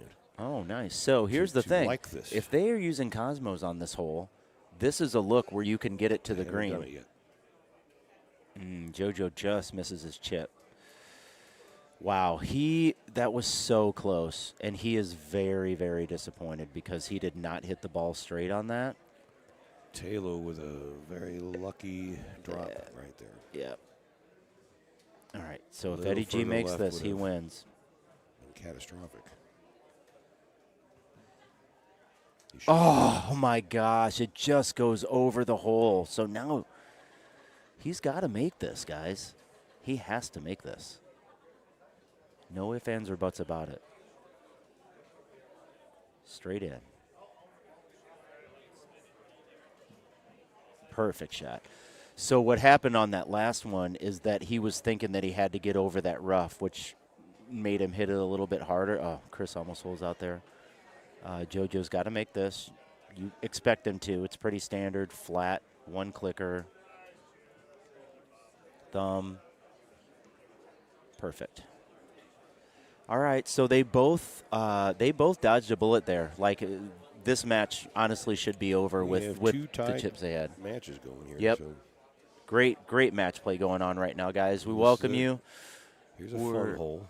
Broadcasting from O'Shea's Bar and Grill here in Keller, Texas for the Dallas Holiday Classic. I'm Lodell Parks. I got Rob cruising. I like to call you cruising with the G at the end, just FYI. No, Rob cruising in the house to my right. And that was a really good shot from Paul Taylor. So it looks like he's just going to hit the medium 4 here, which is about a 300 club. So that's a smart play there. Nice and safe on both of them. Absolutely. And they're both using stouts. So these guys are primarily, I mean, they play both, but, you know, Paul Taylor's a Cosmos player. But using stouts on this course does give you an advantage. The wind is just so crazy on some of these holes. You're hitting over water. You're hitting around trees. So a lot of guys are switching back and forth using stouts on this one. Like, this would be a ridiculous look for Cosmos with that 17-mile-an-hour wind. But since it's only about 9 for them, not nearly as bad. He's going to do the high tee backspin. He's not going to crush it, but he's going to hit it solid, enough to get over the water. He's a big pull-back thumb guy. So use the back. Ooh, wow, that was close. It's very close. Yeah. So because it was the 5 iron, obviously that's got a little bit more, a little bit lower trajectory. So when he hits the green, it's not going to back up right away, which almost cost him on that one. That was very close. When you see a shadow of your club, it's scary. Yep. No problem, though. Makes the putt from the deep fringe. If you're ever playing deep, oh, my goodness. JoJo just holed out. It did not go in. Oh, my goodness. Is that the rare 4-incher, guys? So the closest that you can be to the cup without going in is 4 inches, and that might be it right there. Unbelievable that doesn't drop for JoJo. Wow. I thought that was in. He just showed Eddie the way. Yep. Eddie G aces this, and he wins the match. Taylor with an awesome high full over the top, but he clipped the tree. We got a 12-foot, and then let's see what we got here. We got 5 inches. The rare 5-incher. So, yeah, it's extremely rare to get 5 inches. Even more extremely rare to be 4 inches. I think I've only had that one time in my 20,000 games I've played. Except for the money shot, because I got a 1.25 inches on the money shot doesn't count, my guy. All right, so looks like Taylor's going to use the C wedge here, perhaps, with the flop. I don't hate it. I'm not used to. I don't use the C wedge, so I haven't really learned it as of yet. But some of these guys swear by it. Mike Arrington, really, really good at that club. I have too many other clubs. I don't have room for it. Good shot from Eddie G there. Getting a few great shot points on the board. Anytime you're within 6 feet on an approach, gives you great shot points. This is a difficult spot to shoot from. Yeah, so, oh, no. So I know what he did there. He thought it was the mud. No, he didn't think it was the mud. So normally those reeds will catch the ball and kind of hold up the distance. So the reason why he used the 9-iron is because he thought that those reeds were going to hold up the ball. Just misses the click chip there. So tough hole for Chris. He's going to go down a stroke here to Taylor. That was a tough one. So what happens is when you're in that mud there and all of those reeds are sticking up, the ball will hit those and immediately it'll pull the distance back. Oh, yeah. Almost every time. That time it happened to go through clean, unfortunately for him, and not hold that ball up. So that's why it went too far, and then missed the ensuing click chip to go down. Yes, we are in Hurst, Texas. Hurst, Texas, yeah. I mean, it's Keller, Hurst, Yulee. Well, these guys are pretty adamant that it is not the same. Okay. Legends is in Keller. That's right. You're right, guys. My bad. This is Hurst, Texas. Hurst, don't it? All right, now, since we've corrected that, we have 98 votes in the poll, but only 92 likes. So is somebody voting no on the poll and Eddie just G. not liking? Eddie G almost just ended it right there. Wow. All right, so Probably Joe Massera has an actual chance to close this out. It's not a bad look. He's going to push. He's going to get a little cut shot for the win. Thumb it forward. Little back cut. Ooh, so close. Little more back cut on that. He's got it.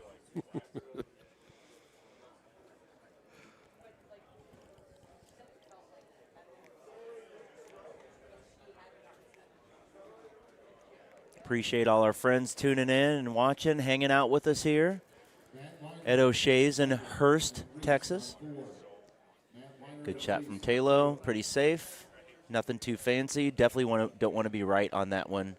But again, with their stouts, the wind isn't affecting the ball as much. So that would have been a pretty sick look with the Cosmos. But winners find a way. I'm going to do a little bit of a check on our bracket and see where we're at.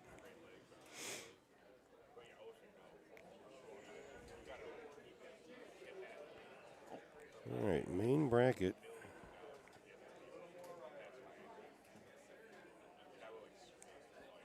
Eddie G with the smooth thumb.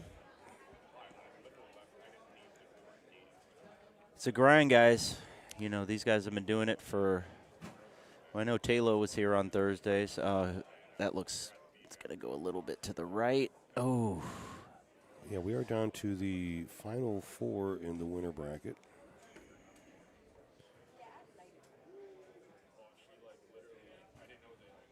So the full is definitely the shot here. Taylor did like a cut shot, which I think is okay. With the stouts, he just did not give it enough on his angle. We are the final 4 in the loser bracket as well right now.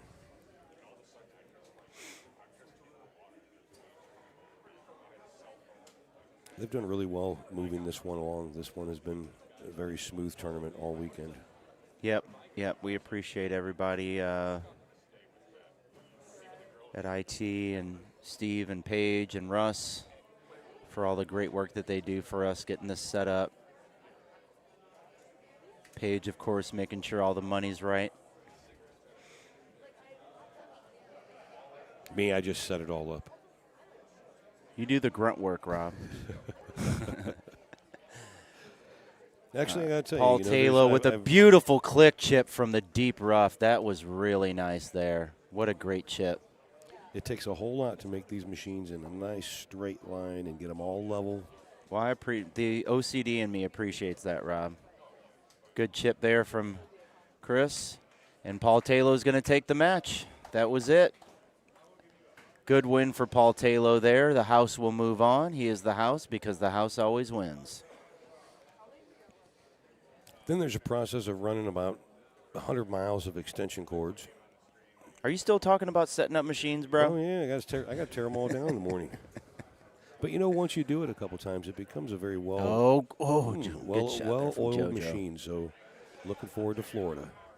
You don't put oil on the machine? I'm just kidding. Use grease. So Eddie G is going to put, looks like he's going to do a little cut shot here. Maybe low T with Cosmos. Because I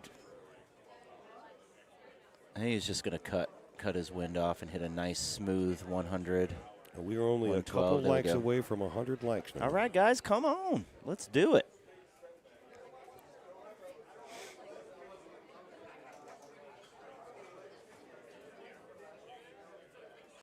Once we hit 100 likes, guys, we're going to drop a $25 Golden Tee gift card. So on the chat. So smash that like button, guys. Get your chance to win you some 5 free games or 6 free games, depending on what your vendor charges. Or use it to stock up on tees.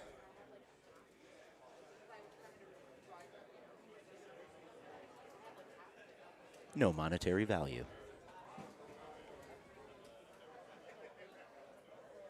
All right, so we got Eddie G and Joe Macera. Ed Godfrey, Joe Macera in an absolute barn burner here. Extras on Acoma Mesa, which a lot of people akin to the old Baja Rio.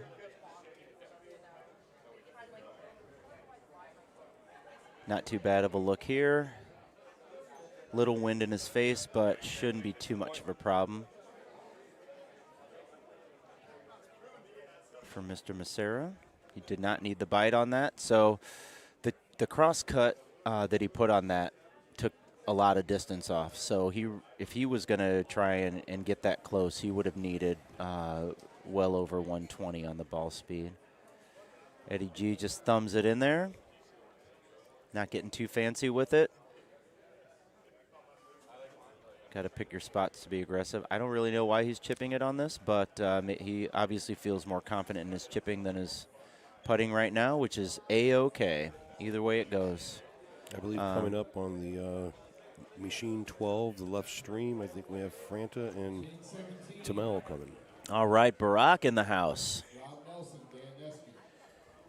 Known to have the softest hands in the Golden Tee community, which is one of the reasons why he wears a glove.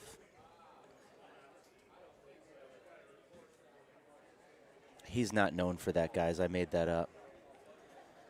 Okay, so JoJo is sizing this up. He's thinking about full first and foremost.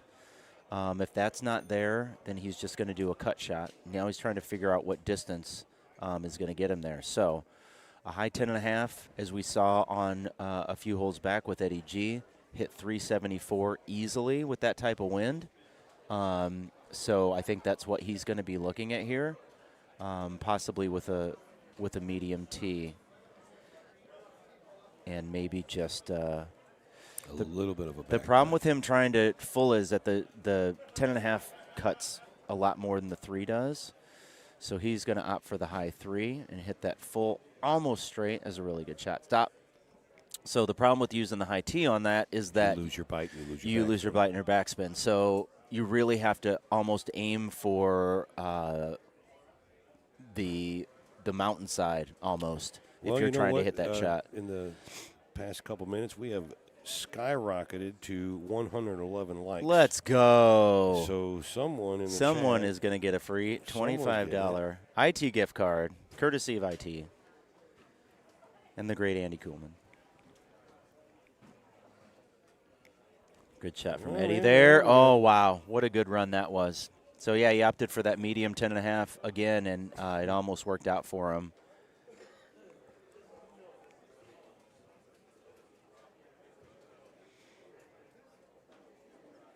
I'm going to jump off after this Godfrey Massera match. I have to use the little boys' room and grab a drink.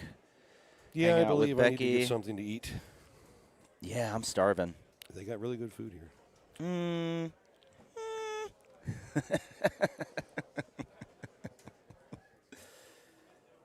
The Cajun chicken pasta was really good. Oh, yeah? Oh, yeah. Interesting. How do I share this? But see, they don't have that menu right now. They're doing the limited menu for the Golden Tee crew. It helps the kitchen. Excellent commentary. Thank you, Jeremy Meese, the famous Worm. He's a really, really good guy. Plays out of St. Louis. Good to see you, my brother. He was actually my partner in the handicap tournament that they just held at Two Shamrocks out in O'Fallon, Missouri a couple weeks back. Had a really good time there. Really great turnout.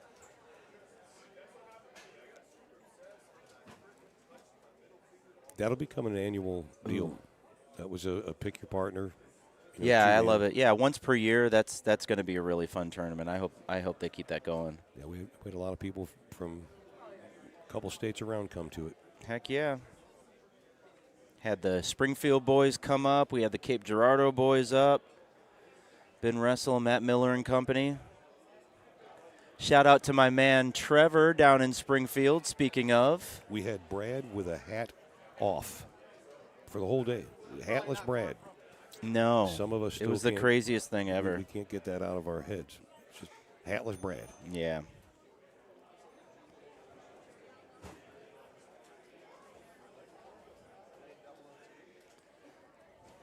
I don't think they do gift cards in yen.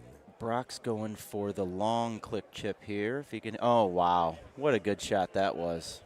Almost didn't even. That was crazy. Brock has really tuned in his game over the past couple years. He was up-and-comer a few years back. Great run at Worlds. Yep, and took some time off. And ever since he's been back, he has been blowing it up, just shooting absolutely phenomenal Golden Tee.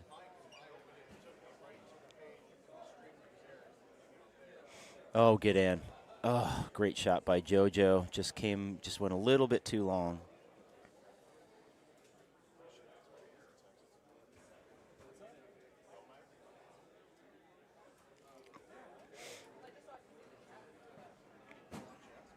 Eddie G looking for, oh my gosh. Oh man, he sniffed that one. Holy moly, that was close. Unbelievable.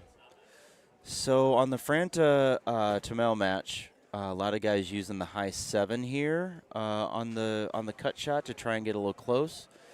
The chip getting there is pretty difficult, getting over the sand and the rough. Brock gave himself a really good look at it, though. He's got a lot more green to work with, which means he can be a little bit more aggressive getting the ball over that sand. JoJo with a near ace on 13 to end the match right there. So he's got a 6 wood, 64 yards. We'll see how many times he clicks it. 1, 2, 3, 4, 5, 6. 6 clicks with the thumb, so he's thinking 10 yards per click. Oh, he just pushes it a little bit left. Just a degree.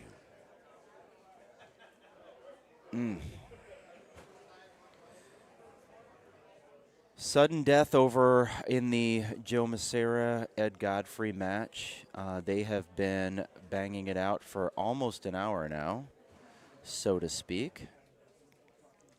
And really at this point, they're looking for one of two things. Obviously the hole out, but for the other player to make a slight miscue. Yes. It's really about, at this point you're like, okay, I'm going to play my game. I'm going to play fairways and greens. I'm not going to get too aggressive.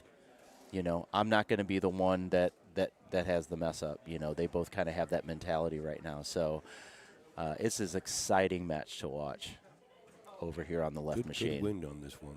That 9 in your face like that. That's a. Oh yeah, it's pretty perfect. He does have a little bit of sand to work behind, but the green slope's right, so that doesn't really come into play. He played a little bit more safer. It sucks to drop left on that and end up in the sand, but he played that pretty good and pretty safe.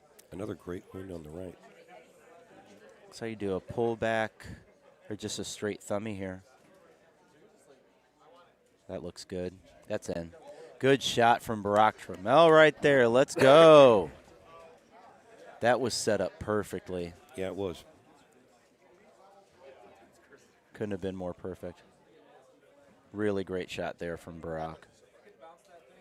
Turk.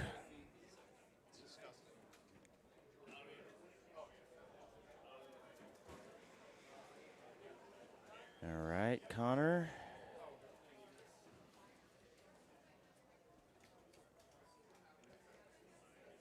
So this is a really tough look for JoJo and Eddie G here on 15. JoJo's going to hit a full. It's pretty standard for him. He hits these kind of shots all the time. Very nice. Absolutely perfect. 14-mile-an-hour wind does a good job in kicking it back. And he's going to probably hit the identical shot. I mean, he just got the map, or maybe he's got something else in mind. He may do just a cut. Yeah, he's just going to do a little cut here. A little half cut. Give it some gas. There we go. It's got to be. Oh, my God, get in. Oh, wow. Very nice. Wow. Eddie G just sniffing the hole left and right. I mean, both of these guys are. This is just crazy. Just so exciting, this level of play. These guys are just all over the hole looking to pull this match up. Now, what is the longest overtime? Oh, man. Chat. That's one for the chat. Longest game. Most extras. I think it was recently. So JoJo's playing it over the top there. That's pretty standard. You do want to be, again, you want to be to the right so you don't get caught behind that. You don't get caught behind that rock, because that will bury you in that rock for sure. It is Brock, not Barack. Just FYI. That's what I said. Yeah, Barack. Look, you're getting corrected here. See? A couple guys jumping in here. Easy, guys. Jeez.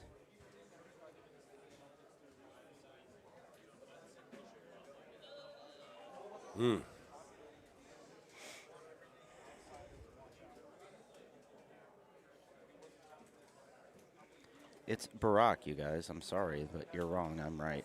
And that's just the way it is.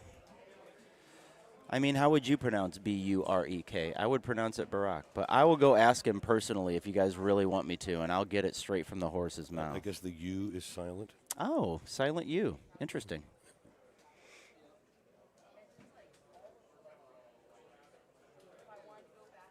Just a slight cut here.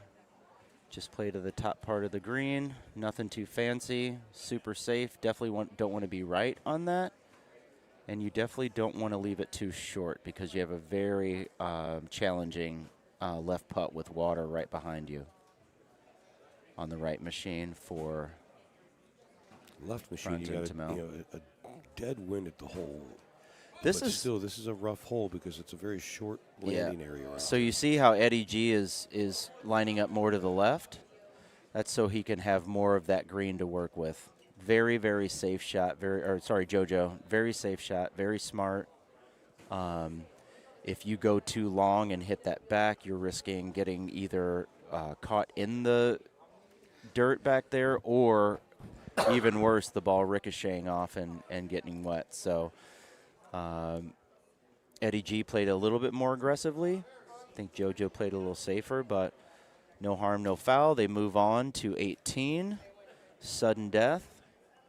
You would imagine that they will both eagle this, and we will get a triple overtime. You know, for all this Brock controversy in here, I'm expecting we jump the likes up to, let's try to get to 200 here, okay? Yeah, we're trying to start some stuff here. Well, everybody is pretty adamant that it is Brock. I'll stand corrected, but I'm going to ask him personally. I'm not going to trust what I read on the internet, Rob. No, this guy knows him. He says he's his. I believe you, dude. I'm serious. I'm just Don't believe me. I'm being facetious. I'm having some fun. Kingspa, GA. Pretty good look here. I mean, you couldn't really ask for a better look on 18 with Cosmos on Acoma Mesa. No crosswind. Literally straight out. Just a smooth thumb. Oh, he pushed it way too far left. Way too far left. So he's got to make a challenging chip here, bro. This is huge. This is a really tough chip. Not much green to work with. It's a right 4, which means if he's click chipping, he only needs to play it like a right 1. Looks like he's using an 8 wood. He's going to give it 1 click. Oh, what a great chip. What a way to keep it going. Wow. That was so clutch right there because, 1, he's in the rough. 2, it's a slope right. Down. And 3, he's got literally no green to work with. So if you leave that a little bit short, careens off that hill to the right, he played that just absolutely perfectly. Fantastic chip from Eddie G to keep this match going.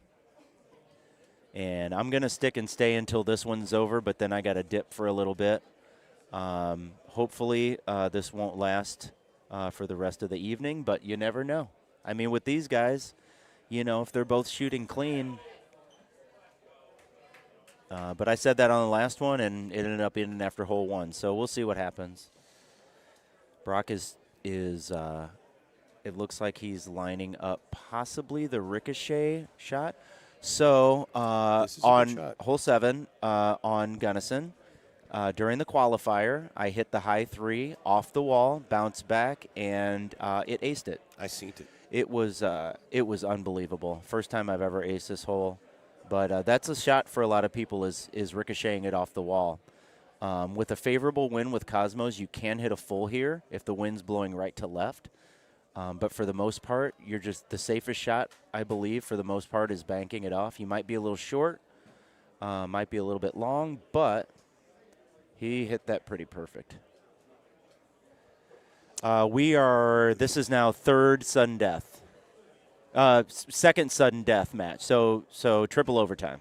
Double overtime.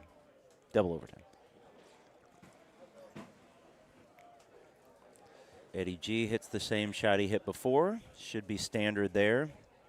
JoJo went a little bit too far, so he's going to be chipping out of the sand. The challenge here is, because most of these guys, when they click chip, it's a very low trajectory, so he's got to get it over that lip, which is why he's using an 8 wood and not something with lower loft. He's going to give it, looks like 5 clicks here, just for the sand, take off the distance. Oh, that's really good. Great chip from JoJo deep in the sand. Makes it look so easy. He does. So normally with the 8-wood thummy, it's about 5 to 7 yards per click. But because he was in the sand, that's going to take some of that distance off, which is why normally he would only click that 4, but he gave it 1 extra it's a lot to adjust for. It's a lot to adjust for. So Eddie G makes this, and oh my God, he left it short. And that's the game, hole 1. Unbelievable. So what happened was the rough kind of held that up a little bit. I think if he has that naked or maybe even release, that goes in. So JoJo going to move on. Ed Godfrey is going to be eliminated. I believe that was the loser side, correct? Yes, that was. So good run for Eddie G. He played a phenomenal match against Joe Macera. Just one little chip that he probably makes 9 times out of 10. The winner of this will be going to the King of the Hill match. And kudos for Joe Macera for making that very, very tough chip out of the sand to put the pressure on Eddie G. He just could not. He couldn't get that ball to travel a little bit further. So Joe Macera moves on here in Hurst, Texas at the Holiday Classic. We do this tournament every year, guys. It's a year-end tournament. We get a lot of participation down here because they also do the Big Gun, Little Gun, which is a year-end tournament of accumulative points of all of the tournaments that you've done throughout the year. So get out to a tournament, guys. Play a couple of them and meet some of these guys. I'm going to go ahead and jump off. I have to use the restroom and grab some food. But I hope to talk to you guys here in a little bit. I'm signing off as well, you guys. I will talk to you soon. Well, you weren't supposed to leave. Don't hit his microphone up, bro. Oh, my goodness. Maybe I can get Kevin Lindsay to jump over for a little bit. I'll stick until somebody else shows up. Good shot from Connor. Good shot from Connor through that gap. That's the big gap, so we consider this one the easy gap. There's an easy gap and a hard gap. This is the easy gap, so pretty much everybody's getting this one. The harder gap is on the par 5 later on. Not exactly what hole that is, but get back to the chat, see if. If you get knocked out of the purple or the pink, make sure you come get your money. Curious Gorge, good one. I need you, Von Hoosier. All right, MVH going to step in. I've been waiting for someone else to come so I could go use the restroom. Rob was doing it with me. So I'm going to turn it over to my really good friend and main bracket participant, Matt Van Hoosier. That's an apt word for it, participant. Good job playing today, buddy. Got the T-shirt. That's right, bro. All right, we'll see you guys in a bit. All right, where are we at? We're up 1. Who's up 1? Looks like Brock probably. Yeah, since he's at the machine. All right. Oh, a lot of action. Okay, a lot of action. Lot of action. So, yes, this is to get into the King of Hill match against Paul Taylor. I was yesterday years old in the during the qualifier when I learned the pins on the left side there. The rocks just before it will actually let you bound up onto the green. I accidentally shorted mine and it got up. Not something I'd plan on if I was any of you, but just so you know.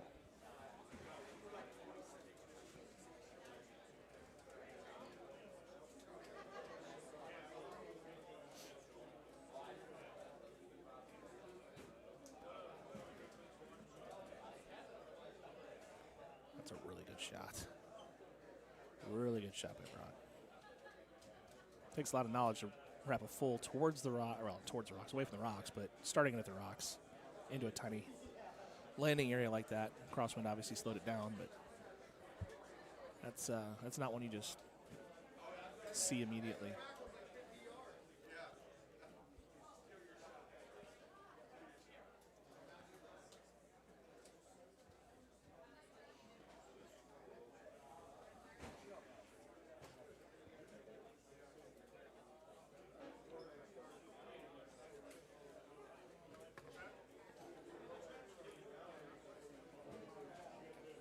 Figure out how he wants to come into this hole, where he wants to be.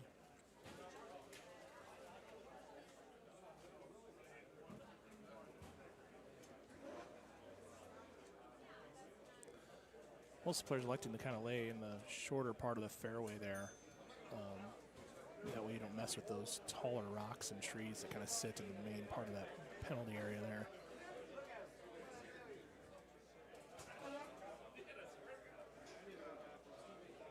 Good course for these guys. I think they were 2 of the top 5 or so qualifiers on this course yesterday, so good draw for us to do a little learning.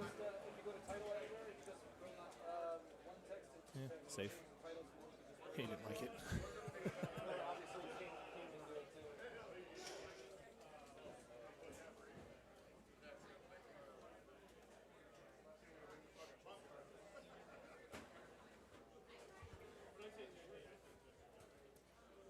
See if I can pull the chat here successfully. No, I don't want to Cyclones post-game show. No. There we go.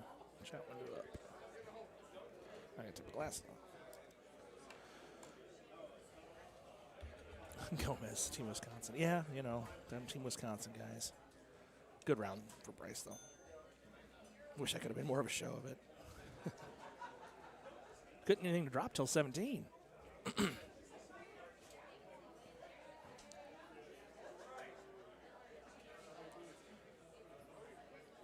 Sure, we've been reminded, but let's go ahead and like the stream, share it, subscribe if you haven't.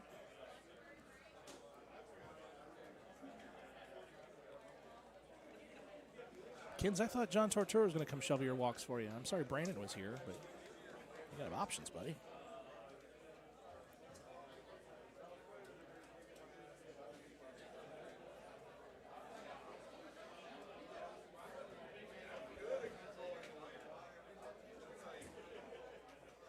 I'm going to switch seats so I can see with my glasses off. This is terrible. Well, getting old sucks, guys. I think we're an alternative, but man, brutal.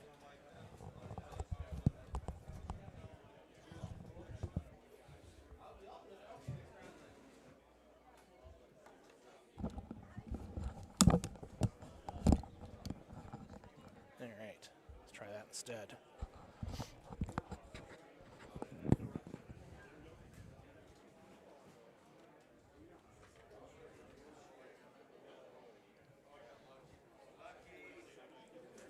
Nice shot.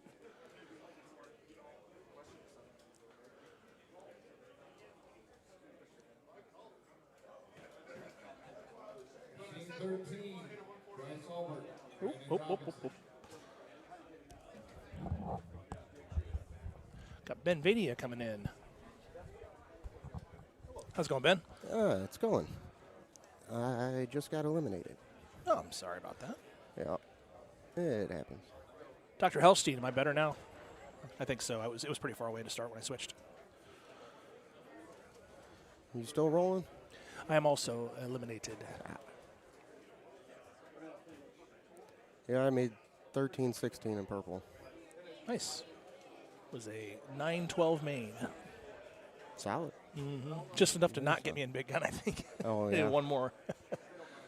Did you only play 3? I only had 3 this year, yeah. Yeah, I think I needed a podium in purple to make Top Gun. But I'll be sitting pretty good in Little Gun. That's tall order, yeah.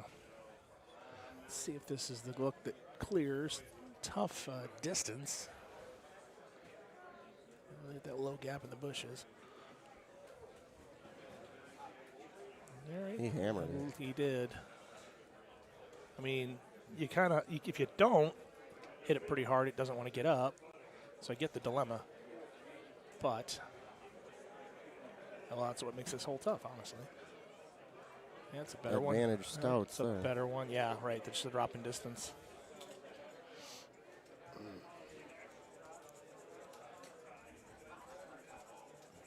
I bet he makes it, though.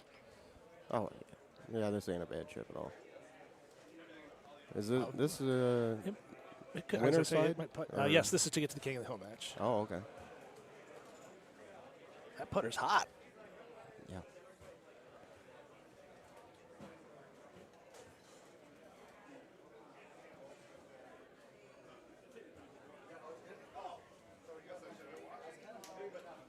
Yep. Well, you got to watch Connor play all day yesterday, right? I did. We qualified with him. He played really well. He played really well. So did you. You both played really well. I played well enough. I'm happy about it. I did not play well yesterday. Yeah, we saw some of that. Yeah. It's all right. It happens. It happens. All right. I woke up today. There was a lot of people that didn't play very well in Alaska. Yeah. And like you said, everybody woke up today and was hungover. Whether they did well or not. Yeah. I mean, I played pretty good in match play, so. I mean, you have to win matches in purple. You do. You do. And the same will be true this evening in Little Gun. Yeah. I just need to quit going to overtime. That's usually good advice, yeah. Better than the alternative, I guess. All right, he's going to try for the gap here. Up one. Oh, overdone? Nope. Good kick. Good kick. Oh, that's beautiful. That was the release on there that got it. Yeah, that was really nice. That kick to the right there, that's really what throws a lot of people trying to hit this spot, is adjusting for that. Yeah. I do like that he sat back a little farther here. I think it gives him a few more options. Gave him the offset, though. What a dumb, as Matt Kavanaugh would say. Yeah. It gives him a good drop, though. It does. It does, especially with the pin at the top, yeah. I would expect there's a pretty good chance he'll make it. Then we got B-Rob coming in against Bryce Aubert.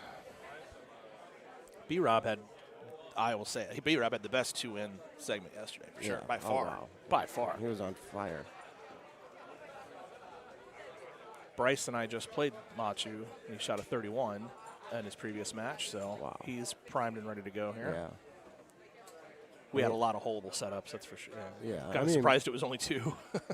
Bryce plays aggressive, and very aggressive. When stuff drops, he's hard to beat. Oh, when stuff starts falling in for him, the hole gets real big. And the same is true the other way. Yeah. You can get frustrated a bit. But can't we all? So that is Brock did not get offset. It's still not a simple shot by any means, but in his head, he's going to assume that Connor's going to make that chipping at birdie, so he's not really any advantage to bailing out here. Not that that's simple to do. He's got a really good look at it, so he's going to get out. Are they tied? There you go, B-Rob's in. They are. No, Brock is up one. Okay. And he got through. Okay. Right. A ways away, but he has options. Honestly, for Brock, that might be an advantage to be on the fringe instead of putting it. I don't know. Such a good chipper.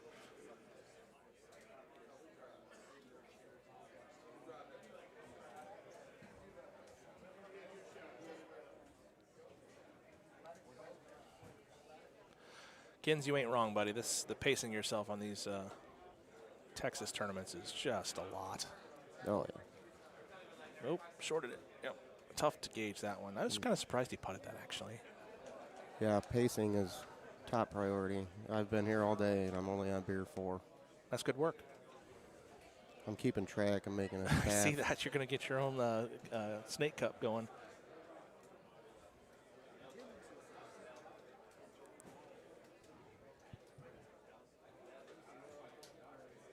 Well, it doesn't sweat as much when you got a couple extra layers. That's fair. When you're playing. It's insulation. That's just how insulation works. It's air gap. So Connor also did not make his chip. Therefore, he's down 2 now with 4 to go. This is a pretty favorable setup, really. This Gunnison Bender. I can't figure anything out on this hole. I think I've hit the green twice. Yeah, it smells about right. The lack of the rock overhang, I think, really mucks this up visually. Mm-hmm. You can't see it from this view because it kind of overhangs the map view.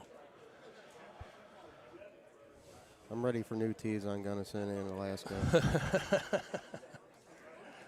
You already got the date circled on your calendar? No. Oh, okay. No, you might want to do that. I'm not that. You might want to do that. Not that worried about it.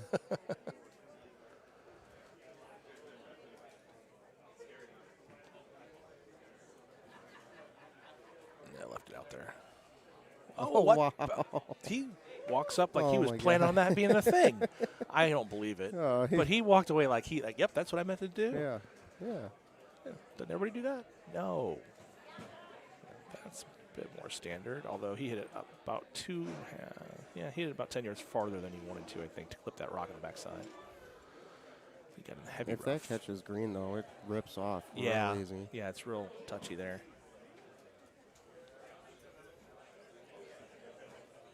Connor's definitely going for this. Oh, And if absolutely. He has to. If he misses, it's in the water, though. Yeah. And then, He has to go for that.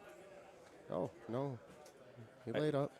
Well, yeah. Maybe he had more confidence with that club than whatever the Click Club was. Click Club. There was quite a bit of a slope in front of him, too. Oh, yeah, for So it sure. would have been a little constrained on which clubs he could choose. Yeah, I don't know if he's a thumb clicker or a hammer clicker. He was a thumb clicker, if I remember right, from yesterday. So Brock still up. 3 now. Three's tougher. 16's not going to be bad. I don't expect any blood here unless there's a hole out. Brock there, he's No, like he's so walking off the green. as Just, far as- oh, yeah, right, thank thank you, you, thank thank you. you. Yeah. No, hold your applause. Hold your autographs for later. Yeah, I think up top's the play here. The pin's on the bottom, but it's really kind of stymied off in the corner behind that bunker on the short side right. Ooh. Okay. And Stouts aren't going to get up there, though, so it's, oh, man, the approach here is going to be just really tough for where that pin's at. Yeah. No matter where you're at. I would have preferred to be where Brock tried to go, but in the rough, he's got a different problem now. Yeah, he's fine. I mean, he's going to be doing really good to be within 30 feet, I think.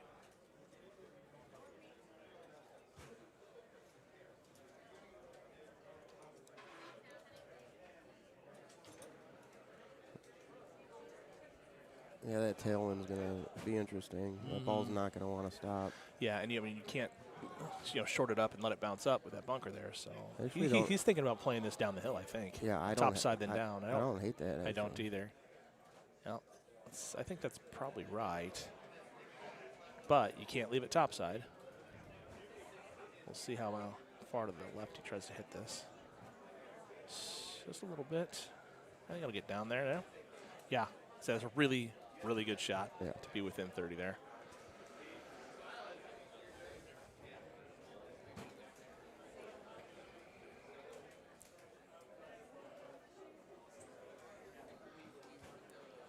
All right.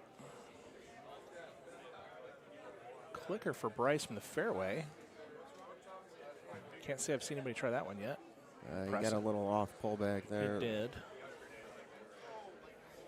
Just trying to find a place to find a stroke here on Brandon, being down one.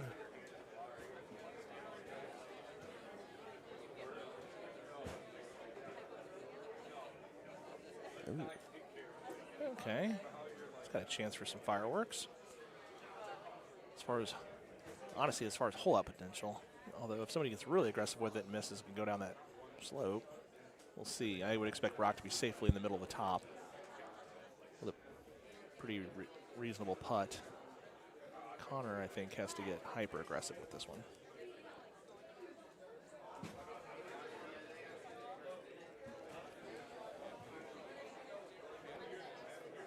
Ooh, Oh, sit. settle.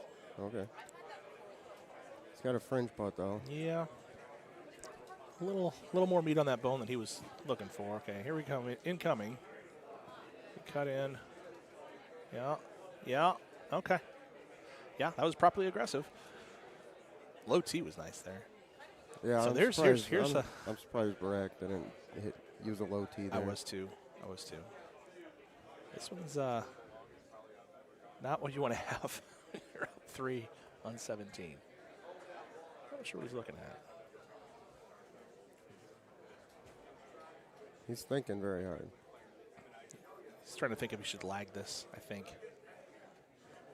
I wouldn't hate the idea, honestly. No, this can go off the green. Yeah.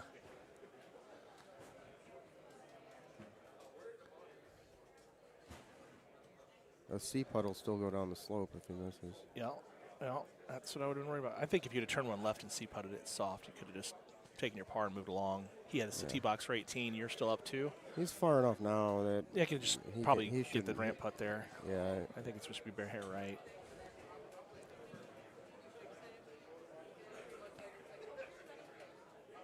I'd probably hit it just like a left 4, honestly. Yeah.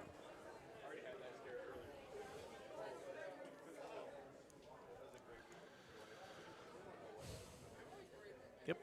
So he made the par out. Great putt. No damage there. I mean, there's the strokes worth of damage, but I think if you're giving up a stroke, that's a proper place to do it. You only gave up one. You got the tee box flipped around. You get to see what happens. You see the setup. Kind of the best of all the worlds, I think. Yeah, the green's not there. No.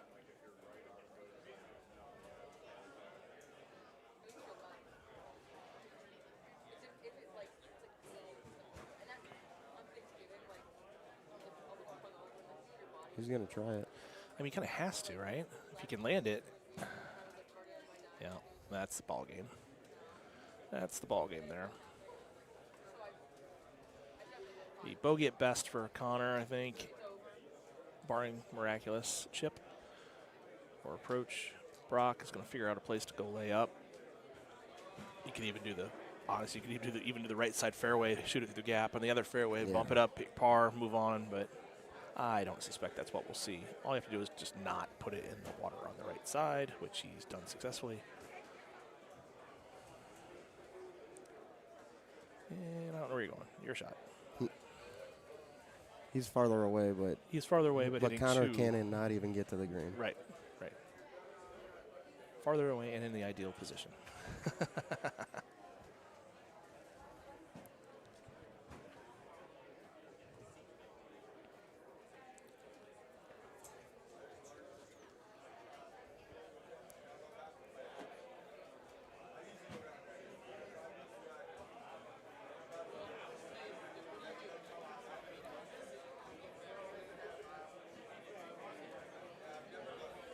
Fringe? Yeah, got enough. One more fringe bounce might have done it. And Connor holes out for par. What'd I tell you? Good round by Brock there. 28 solid score. Yeah, very nice. Very nice. Good runs by those two on Machu. Let's get the focus on over there. So Brock will be facing Paul Talo, King of the Hill. Connor drops down and will await his opponent.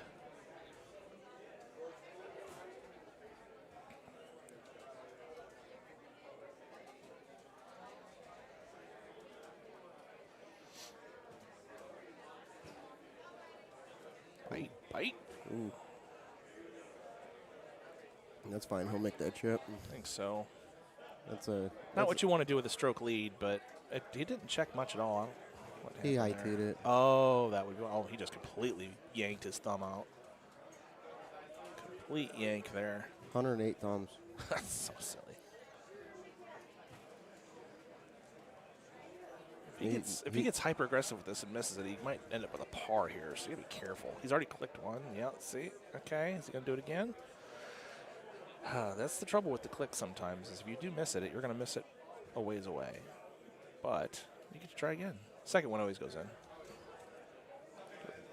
And now we have an Army problem.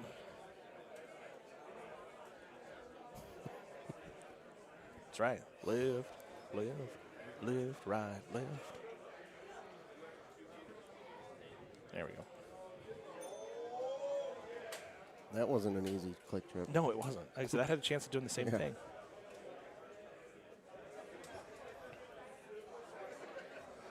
So that puts a little less pressure on B-Rob to actually make this, even though he did. Yeah, his was much easier. Now he's got a 3-stroke lead, and it could end up being 7 by the end of this because Bryce is going to go just flamethrower. Oh, yeah. Trying to hold everything out now, as he should. I mean, you got 16 and 17 on this course you got to consider strategically, but if those don't result in strokes, you are out of holes to get strokes. So you really do need to pick up 1 here. If you can get 1, get it to 2, one of those water balls then will ideally get you back to even. Yeah. And that's about the best you can hope for. All right, Steve just announced another match for the stream. Good. The JoJo and Andy Haas. Standard. Which is JoJo just got done playing 37 holes of Acoma with IDG. I believe it. Andy is probably sick of playing Acoma. I think he's gotten it 3 or 4 rounds in a row between last night and tonight. Oh, geez. He had the 33 under tie with Taylor last night to end his night, and then I saw him play Juhas in it today, and I think one more after that as well. So, wow. Yeah, 3 Acomas in a row is probably plenty for a player of his caliber. It's quality. Bryce knows some shots over top of some of this stuff that I haven't tried. This not going to work. Yeah. I needed this Bryce on Acoma. Right? Not the 2-hole out version. He runs like that a lot, though. I mean, with the aggression factor that he plays with, you're going to get one of those 2 versions. You're going to get the 2 or 3 better, or you're going to get the 3 or 4 off. Yeah. That's a pretty precipitous balance there. You're not going to just sit there and shoot par rounds. That's not the idea, honestly. Let's go win tournaments. This is not the look Bryce was hoping for. It was not. It was not. He's just going to go full send. Yep. Oh, no. Oh, no. Wow. I'm kind of surprised he didn't hit backspin and clear everything. I think he could have. He didn't have anything on it? Or did he have roll on it? Yeah, he had roll. Oh, yeah. You get an extra 6-7 yards of carry, and that would have put it. Should have put it right there. That's what I would have expected to have seen, but they both did that. I guess, yeah. That 9.5 carries a little different. It does. And JoJo and Haas have elected to play Alaska. Yeah, B-Rob. This was the only way that this was going to get back into play. He can make that chip, I guess, is water and water. He can make that chip for par and probably only give up 1 unless Bryce nails this. Bryce has to get this if he wants to be in this match, I think. Can't count on 17. Yeah, can't count on just 17 to give you 2 here. You need this eagle here to get you guaranteed 2. There you go. So getting 2 back if Brandon makes this chip, or all square if he doesn't. Yeah, it's a swinger. Yeah. Yeah, with a 7 tilt, too. I mean, don't worry about the bumps right now. Our Trendy worker is going to sit right behind him. Oh. Didn't bug me, Rob, but Jesus. Get him out of there. Bogey. Ah, it's the worst. Okay, so now we got a tie match. New ball game. I think I announced or jinxed him. Talked about it being up 7. Might have announced or jinxed him. Maybe. Sorry, B-Rob. He wasn't listening, though. He will later. He'll give me a call. Yeah. Dude, what'd you do? do? Have some words. What'd you do that for? Better send him a bottle of bourbon or something. Oh, Corey Neely says it was Kinz's jinx, so maybe I'm off the hook. All right, but a lot of meat on the bone. With that pin spot, you want to get up there, but to play a line that gets up there is a lot. Okay, so he's going to cut it into that slope, settle down a little bit. Yeah. There's not a lot you can do against that hill other than some wicked full or something. So now JoJo's up 1. JoJo's up 1 after 1. Got the chip. 7-degree driver chip. Why not? Works. He'll roll like a putt. Mm-hmm. Oh, what was that? What was that? Well, I wonder if we'll get any circle tee boxes on this Alaska look. I I haven't had any today. I played the one warm-up round. I don't think I've ever noticed one and paid any Oh, attention. no, he got the bad pullback. He got the hook pullback and sent it right into the drink. Oh, jeez. And that's when the putter goes right in the hole, of course. You tried that last time. Oh, that hurts. All right, B-Rob. There you go. So that's there you go. 2 strokes. And he puts it in the mud. It just trickled in. Machine 17. Dan Nesky. So that'll be a stroke, probably. See if B-Rob gets that. Yep, up there's just fine. Beautiful. Good game, B-Rob. I mean, you made it way more interesting than it needed to be, honestly, but such is life. You've survived. You've advanced. Can't say he's going to kill me. He can't. He's not going to kill you now. It's fine. It's fine. Mischief was managed. So now we got Haas and JoJo on the right side. Alaska Lakes just getting going. Joe's up 1, 2. 2, right? 2. Yeah. 2. 6A3B.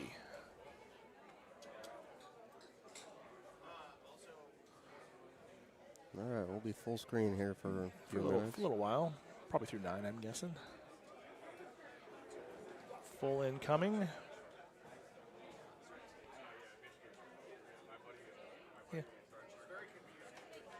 Hitting that beach ball.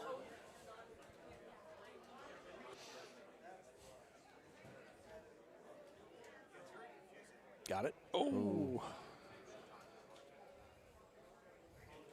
Good cut.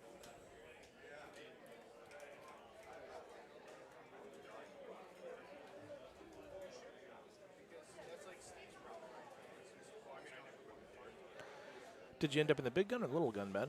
I think little gun. Little gun? Yeah. I am the same. I think I needed a top 3 finish in purple.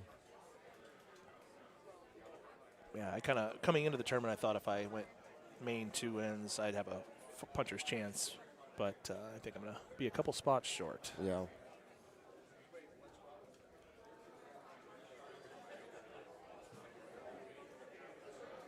Three-wood bite, cut. Nicely done. I like cutting on this hole. I like cutting this hole a lot because it just comes in so much softer on the landing. Yeah. Same for Andy. Both shot. rocking the Cosmos on this high wind course. It's like Sahara with trees with this wind. And mud and water and reeds. Yeah, every miss yesterday was max penalty. It was, and that's why you saw the scores do what they did.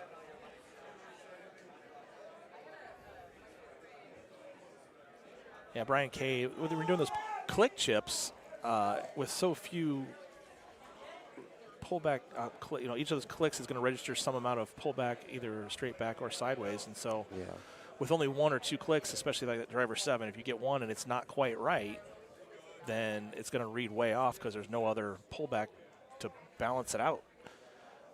So that whole motion of pullback kind of averages into what the thing actually reads. So if you only do one, you only get one data sample in there, and if it's wrong, then you're wrong.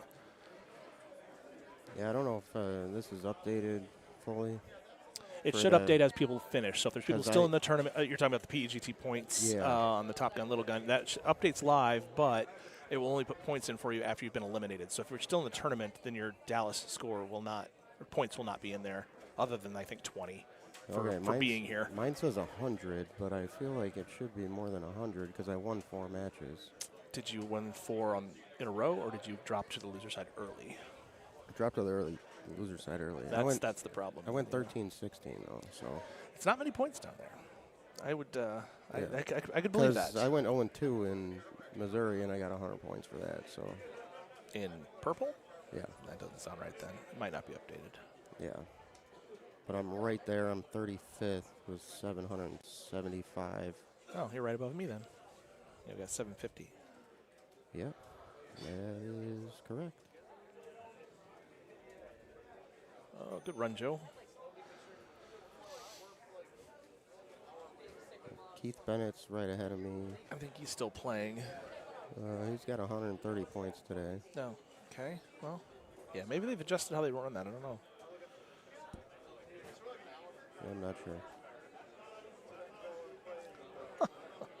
Notre Dame has elected not to accept any bowl bids after they got, air quotes, snubbed from the college football playoff. Yeah. These bowl games are suffering. So who's not here in the top 30? I looked earlier. Gomez? The top, yeah, it's just Gomez, and I think KOC is still on the list, but he's not here. Yeah. But he's also below the 32 line, so. Yeah, now he is. Or he was right there. Yeah. Yeah, right now it's Nate Stowell at 32, Aiden Cleary at 33. Oh, Bubble Boy's the worst. But Aiden would get in at 32.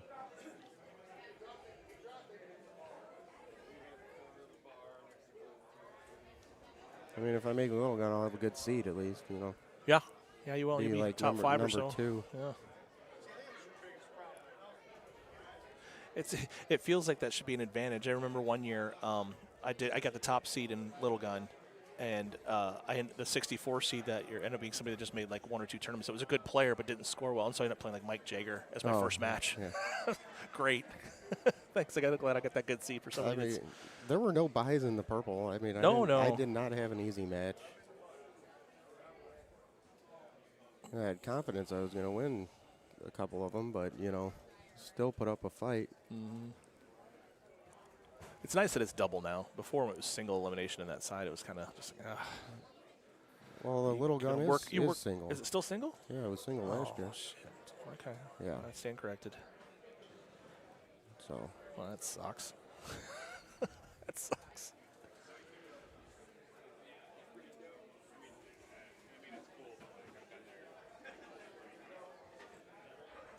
Two great shots there. Mm-hmm.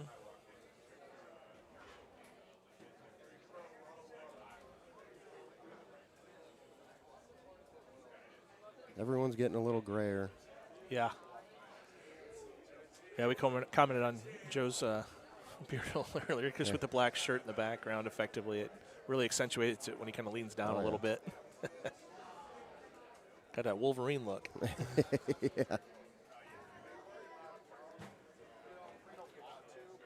If I grow a beard, it does that too, though. I'm pretty gray in the facials. I bet. Oh, damn. I mean, I'm just saying. Cold-blooded. That's just how it is. It's just how it be. I'm good. I got some grays, but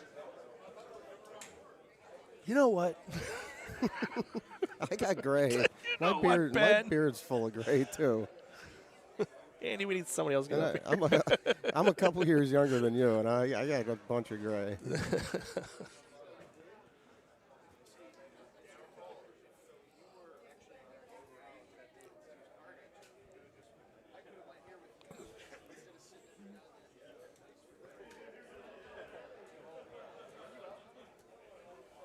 You won a purple bracket, right? Or no? I've won several purple I mean, brackets. this year. Solid bracket. No, not in this. Nashville a year and a half ago was the last time I did that. It's hard to keep track.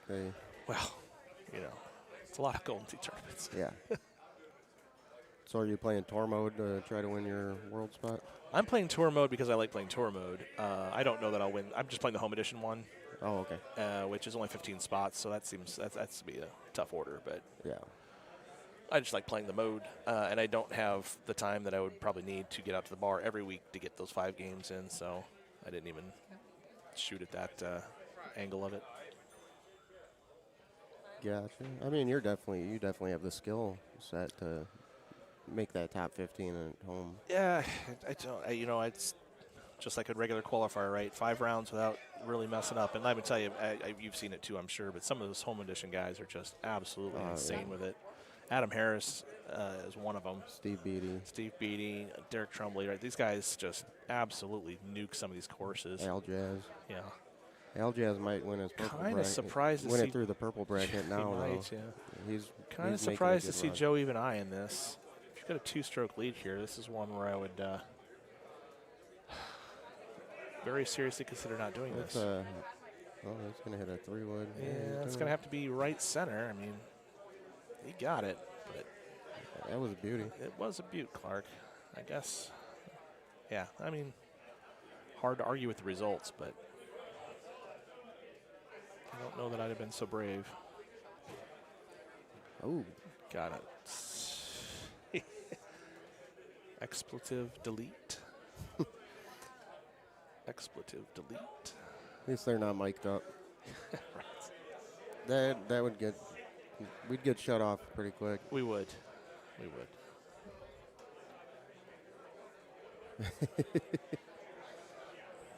Well, let's see what kind of effectively chip we can pull out here.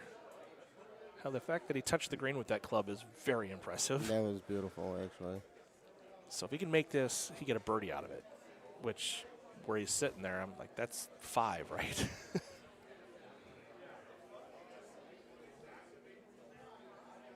probably okay. 60% make for me. 8 wood. With this chip. I mean, it was a do or die. You had, yeah. As he's already down 2, it was a do or die anyways. But I think that might be enough padding to call it, and without 4. fear of announcer jinx. Yeah. 4 to go. All right, that's what 6 holes to go. If he makes this, it's 4. Okay. 16. All right. I will pull back on the announcer jinx until we get to hole 15. How's that? But I guarantee you, Andy isn't like, okay, here's the plan.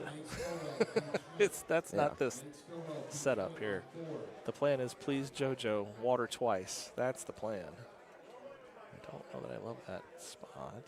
No, James Hickey is eliminated from the purple bracket. Really? Pete Schmidt just beat him. Pepper Rat. Pete He Schmidt. took me out, Oh, too. no, and that's we just said you can't do that. Pete got you, too, huh? Yeah. He's pretty good, that Pete Schmidt. Yeah. All right, Andy, you got to put this on. Get 1 for sure. That was beautiful. Mm-hmm. I was surprised that Joe went with the right look there. It came through just fine, but that line was not visually appealing to me, at least. I don't question anything that these guys do. Oh, I question it. I'm not gonna. I'm not necessarily right in doing so, but I always question it. I remember being on this stream, watching JoJo kind of initiate click chipping the first time and flub it around a little bit, and says, and these words escaped my mouth. I'm not sure if this is really going to be a thing. You can go back. It's on the internet. You ate those words. It's on the internet. I can prove it. I don't think this is probably the way to go. You announcer jinxed yourself there. I did, like in the most terrible of ways. The click chipping has elevated my game so much because I was a terrible chipper. I think that's, well, yeah, we talked about it a bit yesterday. The terrible chipping part of it's one aspect of it, and just the things that are now makeable that oh, jeez. Oh, jeez. I did that in the qualifier. He got those 2 back, and then just, here you go. Jeez. See, folks, Alaska's hard for everybody. Dutch. It's called platinum, not gray. Love it. Stand corrected. Go in. Oh.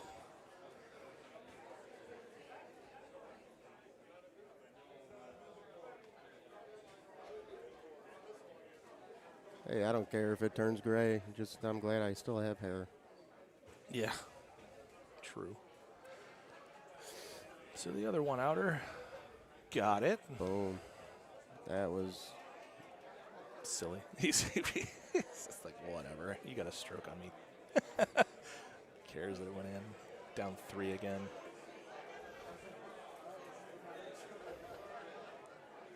Joe said it too. He goes, if you missed that was the match.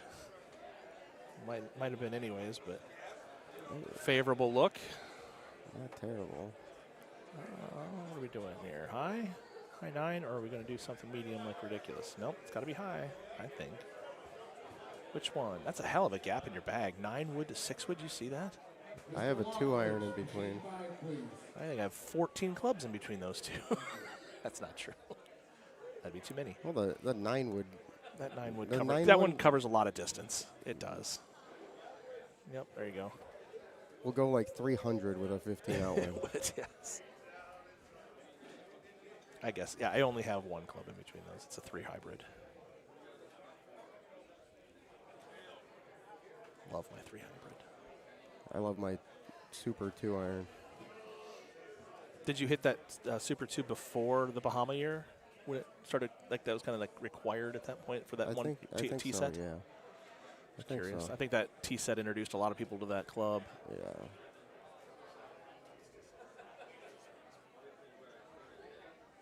Yeah, I dropped my 3-wood so I could have a 2-iron. Gosh. Dedication.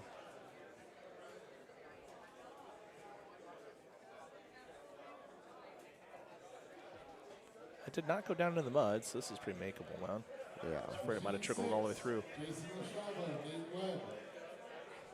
2? All right.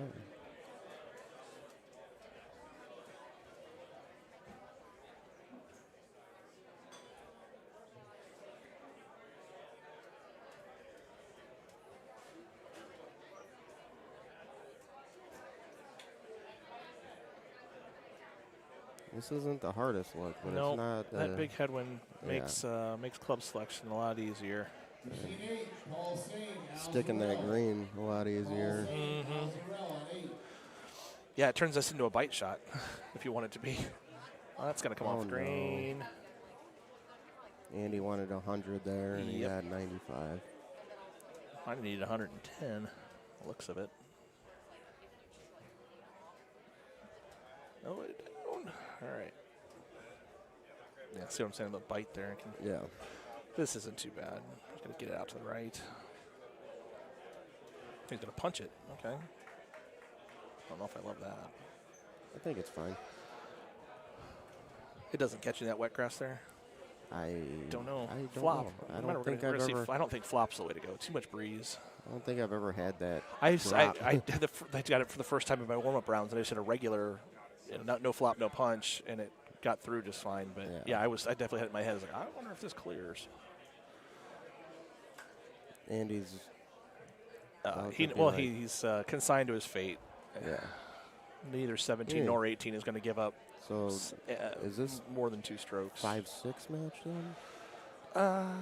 Yeah, that smells right.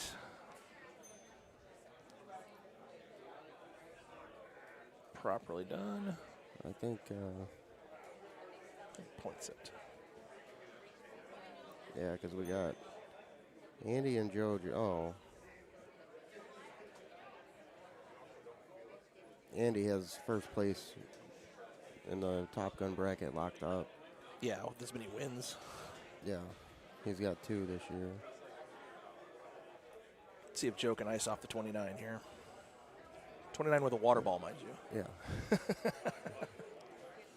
I think you will. That's a pretty favorable look. Yeah. All right. Yeah. Okay. Maybe not. That's not a chip you like to get aggressive with. Andy was hoping for a hole-in-win chance here. He would have taken it. Exactly, yeah. May as well. Clipped. About sums up the round there, didn't it? No, he hit medium T there. Oh, the full cutty out of the rough. Surprised he hasn't just DNF'd. I'm a little bit surprised, too. But it's already at the end. What's the difference? I mean, he'll probably still get $1 back. No, not anymore. Well, maybe in Alaska.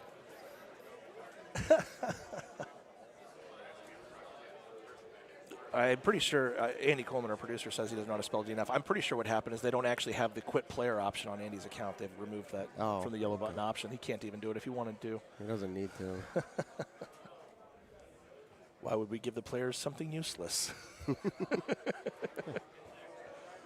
No, you have to play every hole. Every freaking hole you just paid for. That was a rough one. Yep, I that mean, was a rough one. JoJo did play a very good game. JoJo played a very good game. Very good game. Well, I'm going to get off here.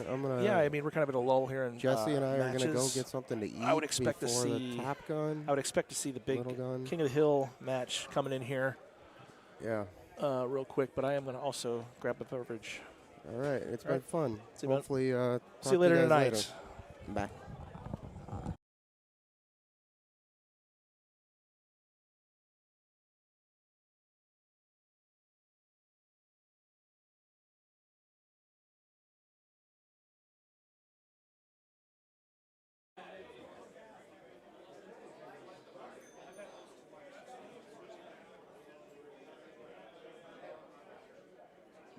12, Connor Franta, Brandon Robinson. Connor Franta, Brandon Robinson on 12.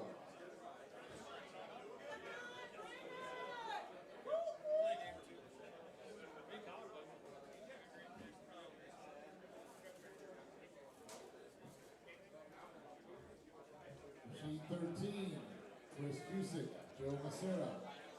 Chris Cusick, Joe Macera on 13. Hey,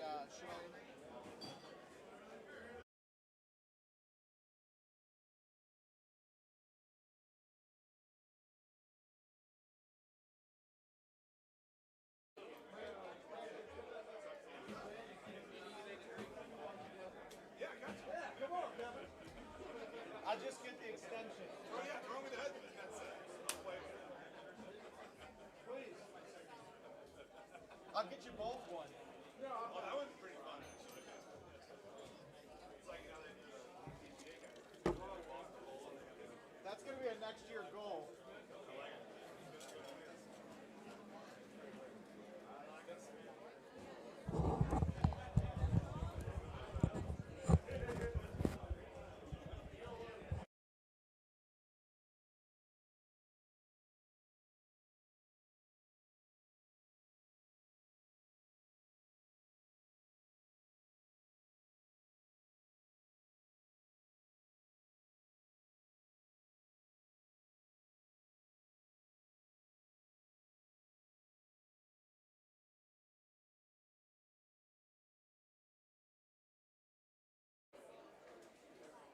All right, everybody. Kevin Lindsay here. Thanks for joining us here this weekend, Texas Holiday Classic. We are getting close to the wire here, and a very exciting matchup here. You're watching Brandon Robinson getting ready to start. Let's see if they spun yet. Alaska Lakes. This will be an interesting one. This is, we pull up the bracket, pegttour.com if you want to follow along in the brackets. They've got their updated website. Robinson versus Franta. And I believe the winner of this goes on to the losers finals to play Joe Massara. I believe I have Matt Van Hoosier here, will be with me here shortly.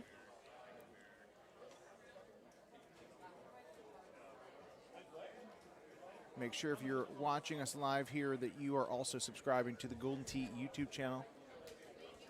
I guess I don't have Matt Van Hoosier. He's got to play. That's all right. Chris Jusick, Joe Massara. I actually am correcting myself now. I was looking at the brackets on my computer, and now I'm on my phone, so I pulled up the wrong one.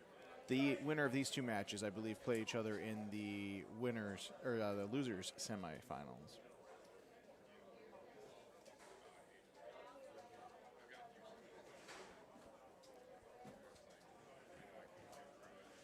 Now, I don't know how often we've seen it, but I know there were a couple people that were getting some very interesting tee boxes on Alaska. Hopefully that doesn't happen here, but it'll be interesting nonetheless. I'm sure I will get yelled at for it.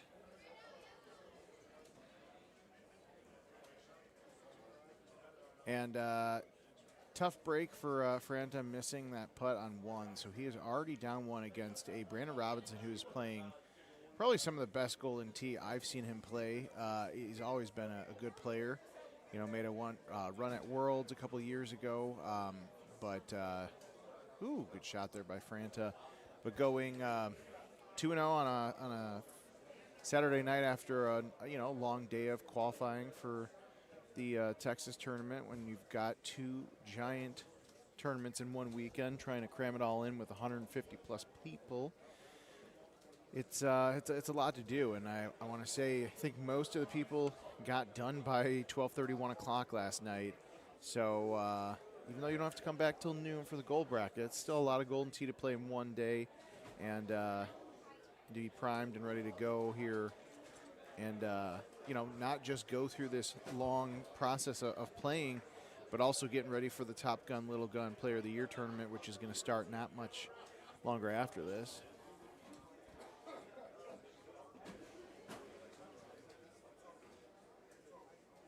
Oh. I don't know. There's not much you could say there about Franta's game. Unfortunately, on that shot, it's going to have some making up to do, but it is Alaska Lakes. I would say most people I've talked to this weekend, Alaska is the second hardest course to people outside of Gunnison. So there's definitely a lot of interesting par fours, and these guys have different playing styles. So it'll be interesting to see what happens in the next 15 holes.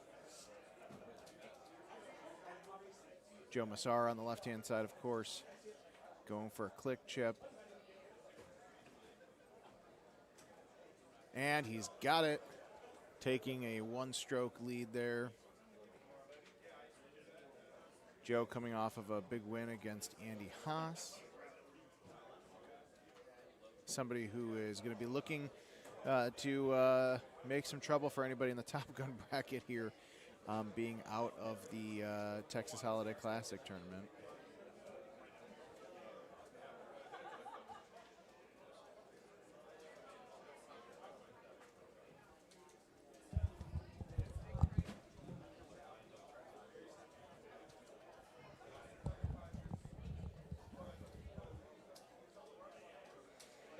All right, so it looks like Joe and Chris are on a different Alaska setup. So even though we're playing the same course on these two monitors, at least we are going to see some different setups.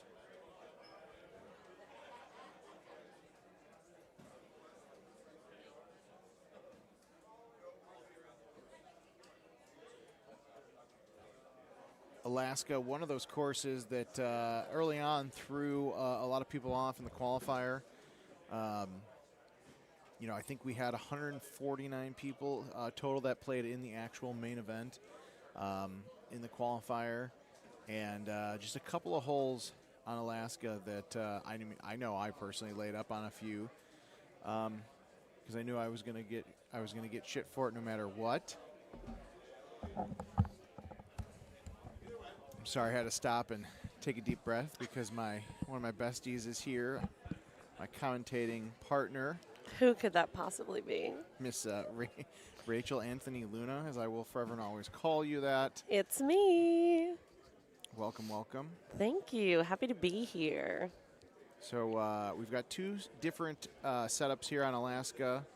I think I finally corrected myself. I believe the winner of these two matches will play each other for the losers final. And then, but unfortunately for Mr. Franta, he is down at least two from a couple of unfortunate mistakes early on. And Brandon Robinson playing, very, very well. I didn't realize that Brandon Robinson had dropped down to the loser side. Because he had been playing so well, I missed his loss. Yes. Yeah, I believe he lost his first match in this morning. He actually lost to Chris, I believe, Jusic this morning, and then has just been on his on a little mini winning streak from there. He beat Bryce, he beat Andy, beat Fox beat Gordy, but yeah, he's run through a number of really good players. Good for him. And you said winner of these two will play each other for the loser's side? I believe so. Yes. Okay. And then who do we still have? Forgive me. Unfortunately, Paul Anthony Luna was eliminated a little bit ago in a pretty intense match with Eddie G. So I kind of dissociated from the bracket for a minute. No, I get that. I believe Paul Taylor and Brock Tamel are going to be playing King of the Hill here in a little bit. Oh, that'll be a good one. Yeah, I mean, so that's Paul Taylor is another one of those guys that, he I think it's been a little while, since he's really felt this good from some of the conversations I've had with him. But interesting list of players that are still in this tournament. I think it was maybe Gary Sheldon this morning that posted the screenshots, or I don't know. Someone posted the screenshot on the loser side, and just to see who all had dropped down to the loser side after a very long day of video golf yesterday. Yeah. Was it Kinsler? Well, maybe it was Kinsler. Because Kinsler had posted something this morning about like the number of eliminations that were going to happen early on a Sunday for the people that went 1-1 last night. It was pretty crazy, that side of the bracket. Pull up the... Yeah, I mentioned it before a little bit earlier, but if you're just joining us, make sure you're going to pegttour.com to follow along on the brackets. Take a look at the current point standings for who may be in Top Gun and Little Gun after this. But, yes, Brandon, two-stroke lead going into hole 9. But, Alaska is one of those courses where there are still, even though there's only 9 holes left, there's a lot of swing holes. A lot of swing holes. And Joe chipped in on 1, take an early lead. Just doing JoJo things. Yep. And that, unfortunately for Connor, is not going to help him. But, for Connor, he's had a number of good runs recently, and it's nice for a tournament this big at the end of the year to just add to that. Absolutely. And if anything, it'll help seed him a little bit better for the tournaments tonight.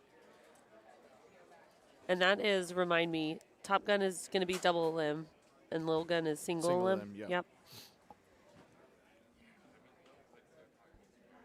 Yeah, I was talking to David Key earlier, and he was talking about the fact that to win the World's Pass in the purple bracket for the Texas tournament is harder, or is kind of just as hard as trying to do it for Little Gun, because Little Gun's single elimination. Yeah. Like, even though there's so many stacked players in the purple bracket, you'd almost have to say that trying to win Little Gun is harder, because once you have that single elimination factor, all it takes is one mistake or one, mishit of the ball, and you're potentially out.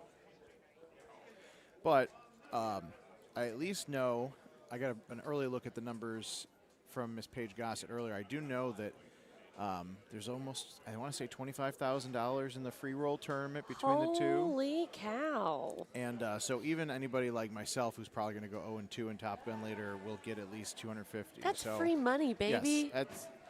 You could always use free money, especially around the holidays. It's my favorite kind of money. Yes. All right. So, Mr. Jason Waterfalls, Brandon Robinson, 4-stroke lead going into hole 11. Chris down a few strokes against Joe on the other side, rolling through the end of hole 8 there. Beautiful shot there by Brandon. Now, I know you said Alaska obviously has a lot of swing holes, but if you're Brandon Robinson and you're up 4, can you relax a little bit?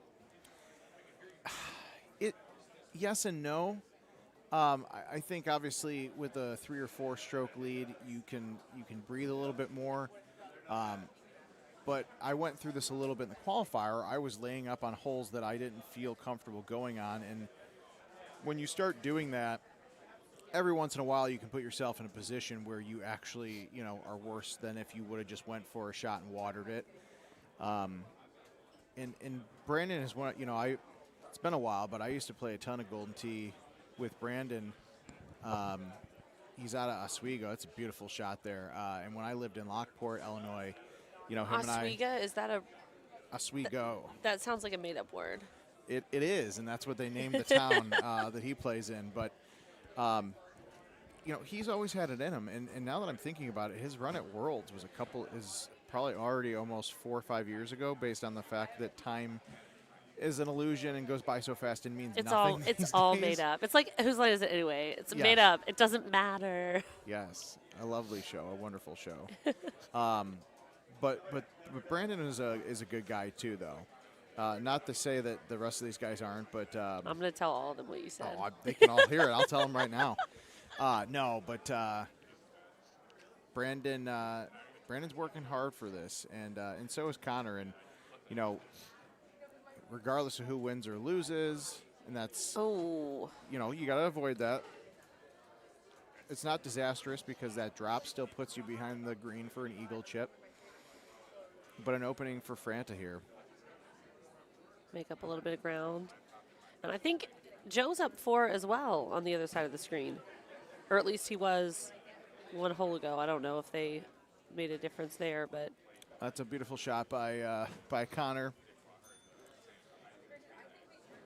Pretty much guaranteed a double eagle putt now for Brandon.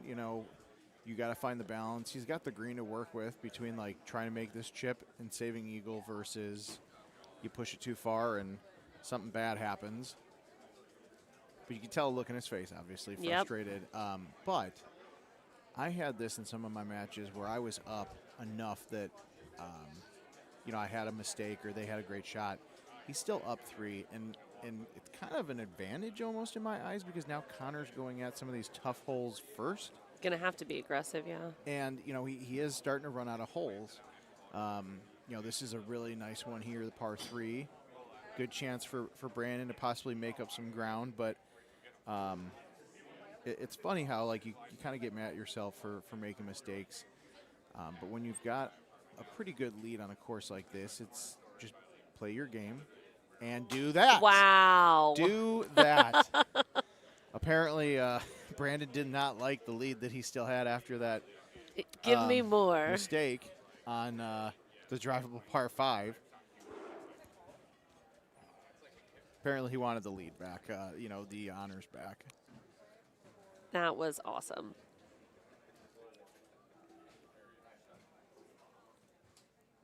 And I know I get a lot of shit for what I did in Florida where I laid up to beat CJ to take 4th place, but a lot of these more top guys that play it a lot more than I do, they're gonna go for this stuff because they're more confident in it. And thankfully for Connor, this is a really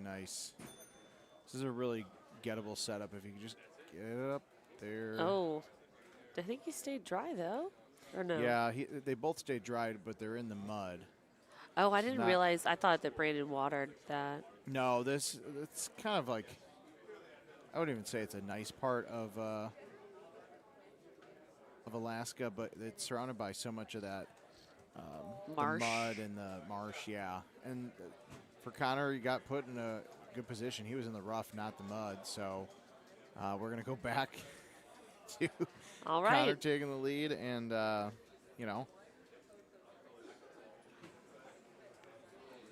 decent look here. 19-mile-an-hour wind in the face.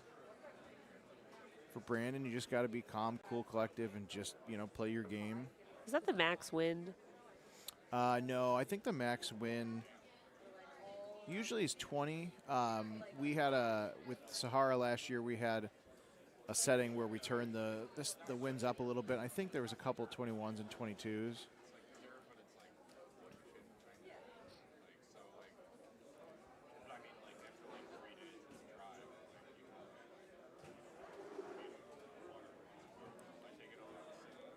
Brandon's going to do his best here to stay dry, avoid that, and he does the same thing.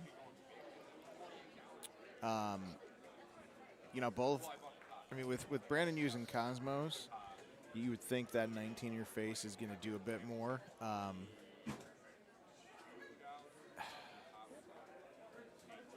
And honestly, even for Connor too, with the stouts, that 19 is still a 9.5 wind, and you just got too much of it.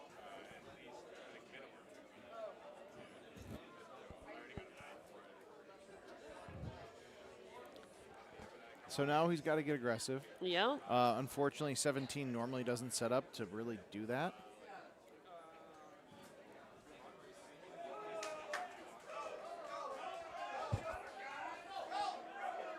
Oh, it's real football. Oh, is that the Bears? Oh, good.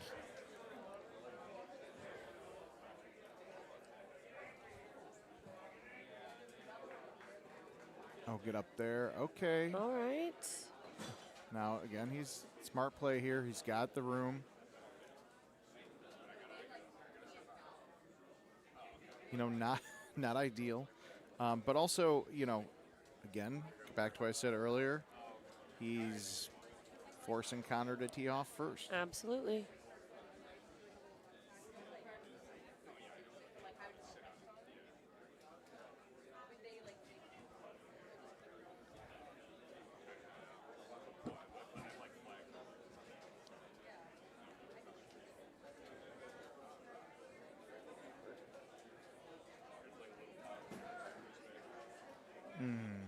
Clipped a tree.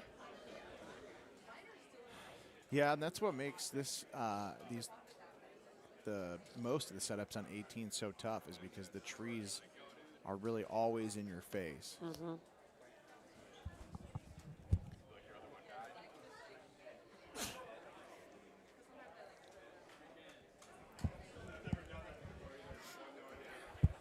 Bless you. Thank you. Yeah, you're welcome. I hope it didn't come up. No, I didn't hear it Good. at all. I don't know if you guys heard it. Probably not. But Brandon, you might have watched him mouth it. He did say, "I've never done that before," in talking about laying up. Oh. All right, so Brandon Robinson is going to keep on rolling here in the gold bracket of the Texas Holiday Classic. Fortunately for Connor, his run is going to end here, but he's still got Player of the Year later today.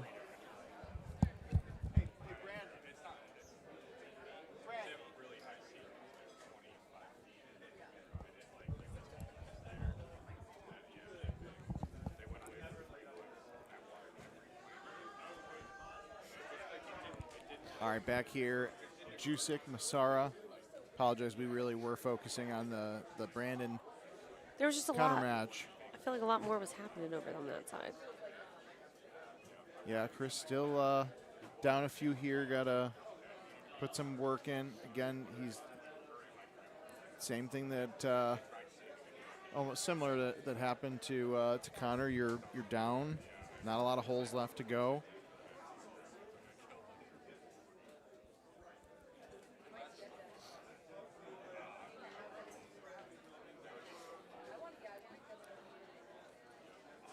Joe doing Joe things, chipping with a wood.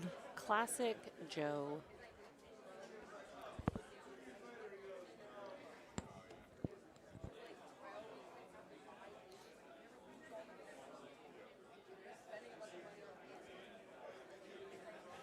And what's tough for Chris is that Joe is just such a ruthless machine sometimes when it comes to getting to the tail end of match play when he's still on a run. And Joe is very much like Haas. When he gets on a run, like he's really hard to stop. And, Joe is not going to change his game up. Joe is still going to be just as aggressive as if he was playing at his home bar in Missouri and just banging out games, his 50 games a day or whatever he's playing. And I think that is what really separates Joe from a lot of these top 32 players is he's just relentless. And you said it, machine. Like, okay, well. Commentator curse. Jeez. I'm just gonna. I'll zip my lips. Now. But he is. Right. He really is. But I will say, and because of Joe has come to IT a couple times. That's a great shot by Chris. So Joe and I've had a lot of really good conversations, but Joe is also the first to admit he is his own worst enemy because when he makes a mistake, he sometimes he's really got to snap himself out of it.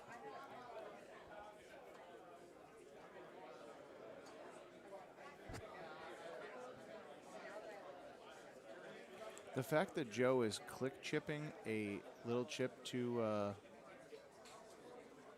it's not obviously the result he wanted, and he's got to be really careful here. Yeah.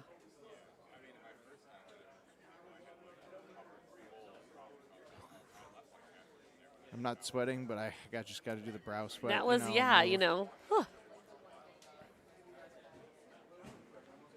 Still got a 3-stroke lead.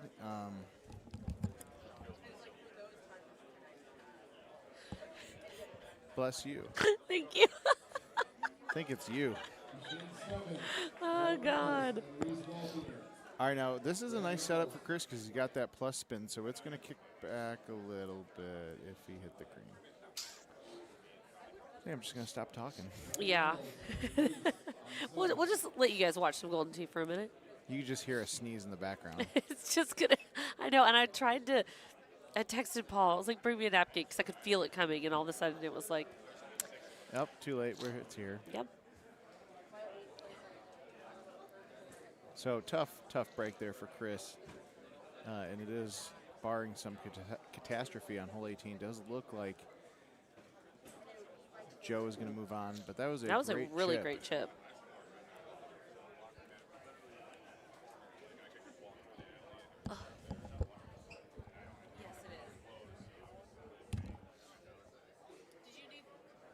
All right, so Joe, 4-stroke lead going into 18. Similar setup to what Brandon and Connor just had, but a little bit of a better tee box placement so you can get around those trees. Joe doing the smart thing. You just got to blast it up there. Take your birdie and run with victory. Chris has got.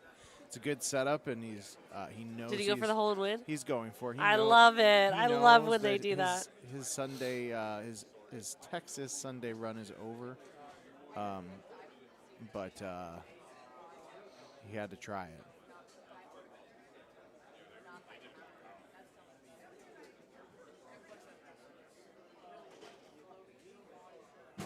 All right, and if you guys were wanting anything other than Alaska, you're not going to get it because now it is Barack Tamel and Paul Taylor. King of the Hill. I don't know if you noticed, Brock's probably the most hydrated player in this room, walking around with his water pitcher full of ice water, and that's like such a pro move. It really I love is. it. I mean, especially with, obviously I know he lives here, but it's Texas. Like, there's a lot of people in this bar. You're talking to so many people. You got to stay hydrated.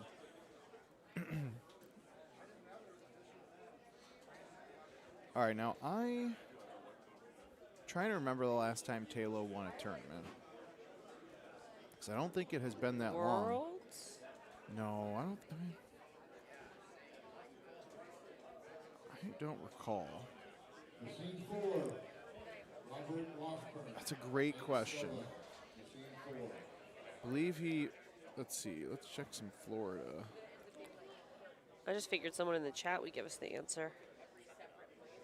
Kins, I only know Classic Joe from all the bedtime stories Paul Luna tells me. I believe that was, so Joe Massaro won Florida this year, so Andy, I believe that was probably the year before.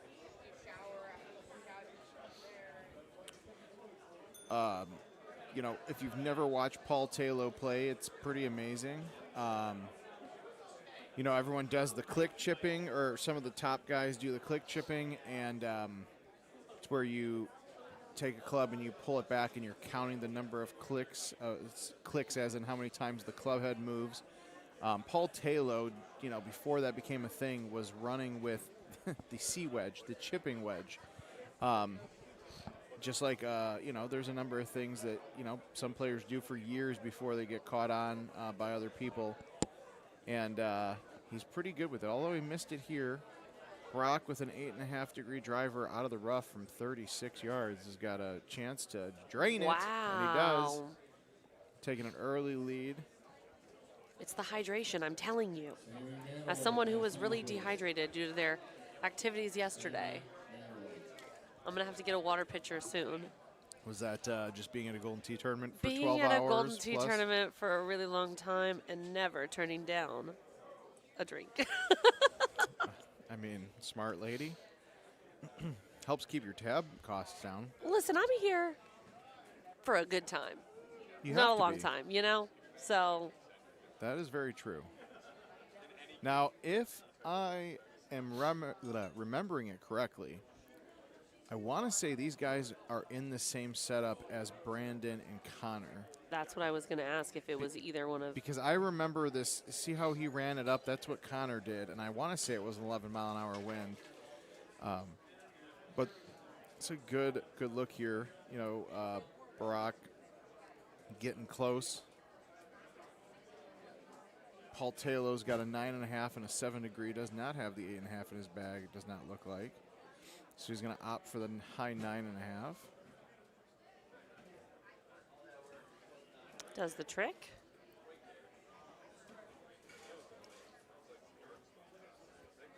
Now, obviously, Brock's got a very recent tour win, Nashville, 2 months ago. Him and I had some very great chats, about as great as you can have, eating breakfast at 5 in the morning at the airport the following day. Oh my gosh. But fried chicken at Nashville Airport at 5 a.m. is actually pretty amazing. It Okay, does. good. Especially when you're at a tournament all day the night before. But he was talking about, you know, his journey back into Golden Tee. If you guys haven't checked it out, I believe Andy Kuhlman, Travis Tressler from our team wrote, did an interview with him. There's a story on GoldenTee.com, but somebody who left the community for a while, wasn't playing Golden Tee during COVID, and then, missed it, came back, and now he is just playing a shit ton, and it shows because he's playing Paul Taylor for the King of the Hill, just won a tournament a few months ago, and clearly all like of his riding efforts, a bike. He is, back in it. It truly is. I'm pretty sure that you and I were calling the finals match in that. God, yes. We were. Or attempting to. Attempting to. But it's always a good time. It is. I love a Golden Tee weekend. We all do. Speaking of which, as Mr. Taylor figures out how close he wants to get it here on the par 5. Yeah, it felt like he missed that.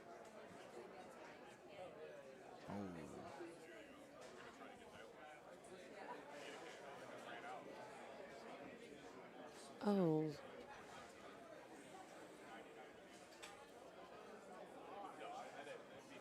Golly. What were you pointing at? The flop, none. What does it say? Punch or press? What I've never seen that before. So it's something that came out with Golden Tee 2026. So if you're stuck in a tough position, you can, if you're using an iron or a hybrid or a wedge, you could use flop to get a nice little extra arc in your shot. If you get stuck in a tough sand bunker, punch. If pretty much what these guys do with click chipping. Okay.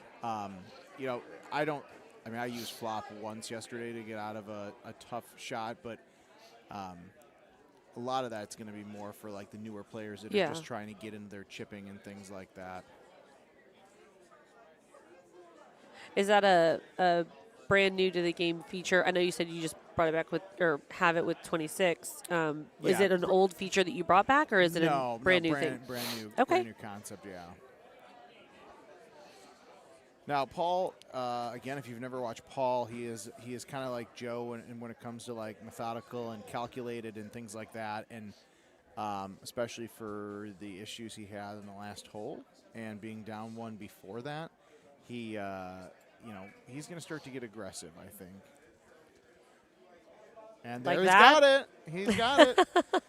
Now, I've not anywhere near the position Paul's been in, but like in a match, I've been in a similar position where you're like, oh, I just had a really horrible, like, frankly, like, stupid mistake. How did I do that? And you're beating yourself up, and then you get a hole in one, and you're like, okay, breathe cool, some life but, back like, into your game. Yeah, but it's so hard to not beat yourself up over that because Paul would be tied with him now. Yeah, yeah.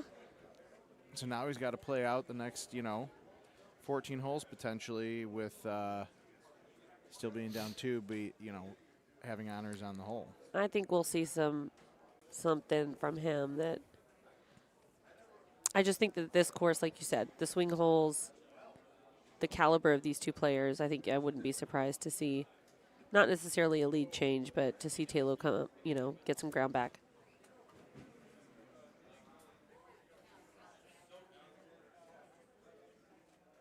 I've always thought that hole 5 is very interesting. It's like a tough par 4 early on, tough drivable par 4 early on. Paul Taylor going for the high 5 wood. Clearly, he's mastered this shot. Impressive. But you could tell he didn't love the fact that he was going to go for that.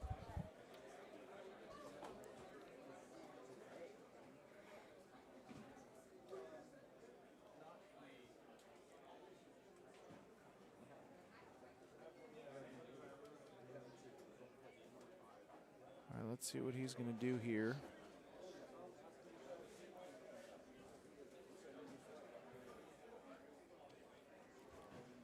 Now, the problem with the 10.5 degree driver is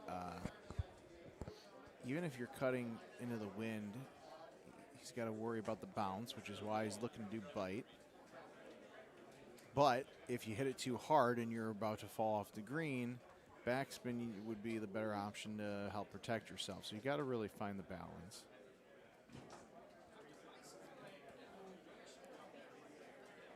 And the last thing he wants to do is water this and give some of those strokes back absolutely. to Taylor.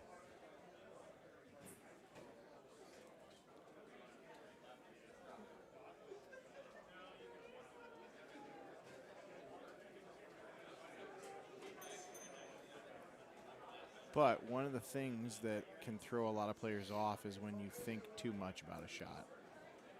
Now for him, clearly it worked. Wow. But you can see it in his face. He's like, I a little shocked by how close that got.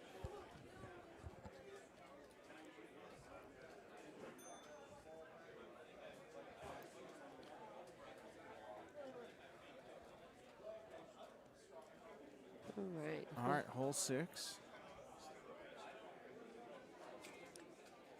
Nice outwind for when these guys lay up on the right-hand side of the green. Or excuse me, the right-hand side of the rough here. Some people go, this is one of those interesting holes where some people will go left no matter what the wind and just have a longer driver to punch in. But I think once people figure out that the rough over there really shows up as grass, I believe this is one of the holes that this shows up as grass. The rough where Taylor just went? Yeah, Gotcha. I believe it actually plays as grass. But so it looks like rough but plays as grass. So it pretty much has the same characteristics as the fairway. You're going to get, 95% of the same spin, and makes it a lot easier for a win like this.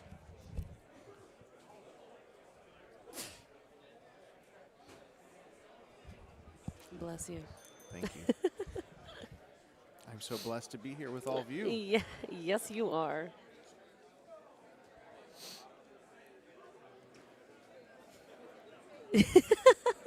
The sneezing or the blessing?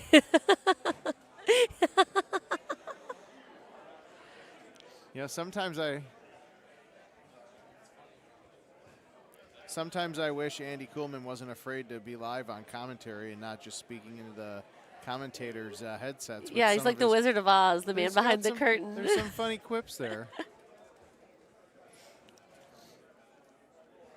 No, I feel for Andy. He's, out of everybody here, probably has the longest night breaking down production. Good golly. After 1 a.m. closing time or whatever we end up getting done here. Oh, come on. You're right. 1 a.m. is actually pretty early. Probably closer to 2. I'm so tired already. We're going to be finishing the tournament tomorrow morning.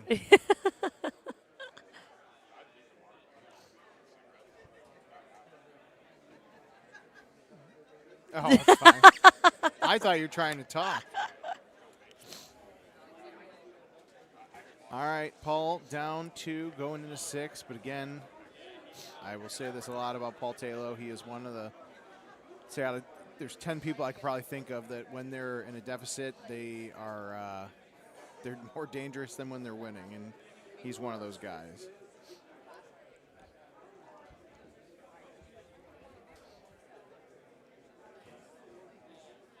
I don't know if this is a new Taylor shirt or not, but I'm really feeling it today. I feel like he gets his shirts at the same place they make bowling alley carpets. And I don't even mean that in a bad way. No. Because he makes it work. He does. He looks great. I think the only person here that's better dressed than him is me. No, I'm just kidding. Debatable. Debatable. I won't argue with you. Y'all can't see me, but I have the best sweater on. It's okay. It's more than okay. It's pretty okay. It's perfect for the weekend. It is. It is. All right, I like this 9-iron here that Brock's got.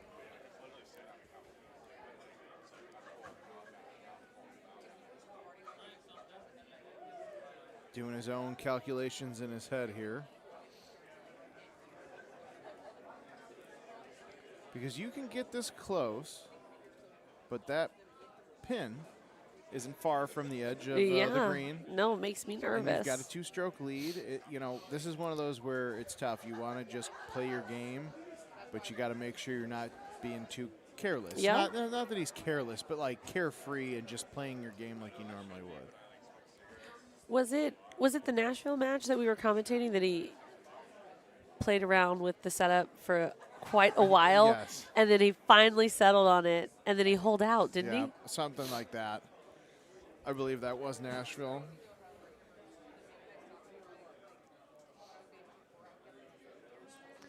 Oh, Taylor makes the shirts.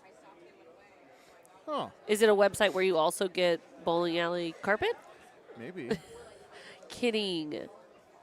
But I do. I think it's like an acid trip bowling alley carpet. I mean, Again, in a positive way. He pulls it off. 100%. Do you think Paul Luna could wear that shirt? I think he could. Oh, I disagree. Taylor makes it look so much better than Paul. You see could. Luna in a different light than the rest of us. Okay, literally. fine. Fine. Or lack of light. Mike, my sweater is not cats. It is golf. My sister found it on Facebook Marketplace and sent me a picture of it at like 8 a.m. And I had it in my hands by 10:30. I started messaging the lady, and I'm like, "I'll meet you right now. Where are you? I'll pay a deposit. I have to have this sweater." And then did you tell her that you were wearing it to a Golden Tee tournament? I did. I was like, "My husband plays like a golf video game, and I'm so excited to wear it." Ooh, good run there, Barack.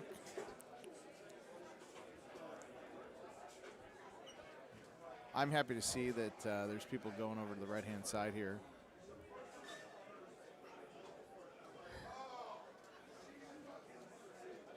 Oh, great shot there by Taylor as well.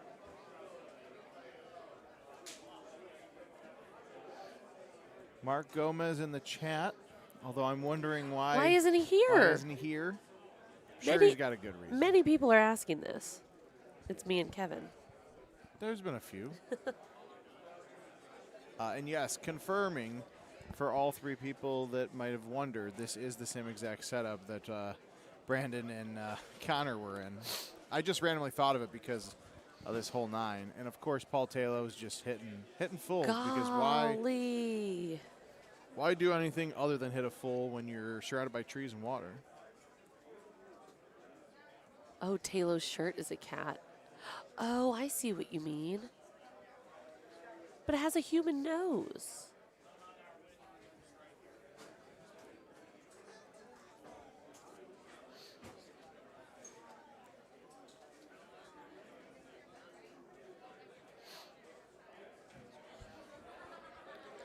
And then not that anyone cares, but Barack's shirt, of course, jersey for the Houston Texans. I don't know who's more excited for that game tonight, him or Paul Anthony Luna. Probably pretty close. Pretty close.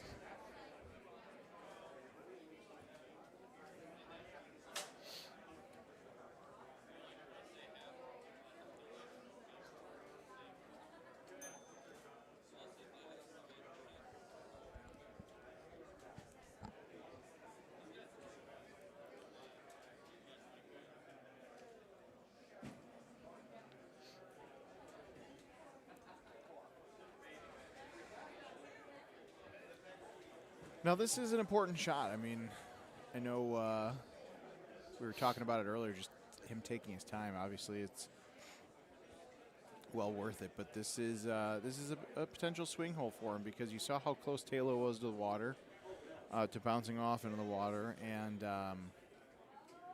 you want to protect that lead going into the second half of Alaska Lakes. And that is not going to be it. He knew that as soon as he hit it. You could tell it in his eyes.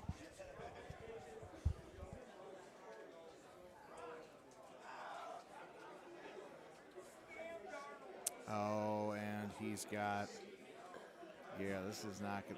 Can you not get back to the green from there? Does he have to lay it up into the?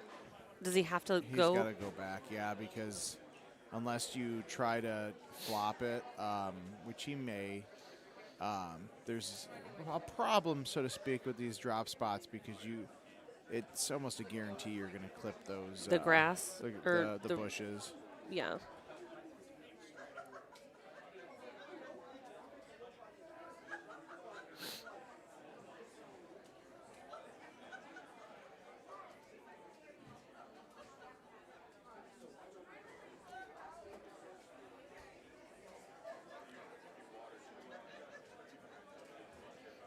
Is this a problem on multiple holes in Alaska? No, it's just this Just one. this one. Specifically that needs to get, that will get fixed with the next patch.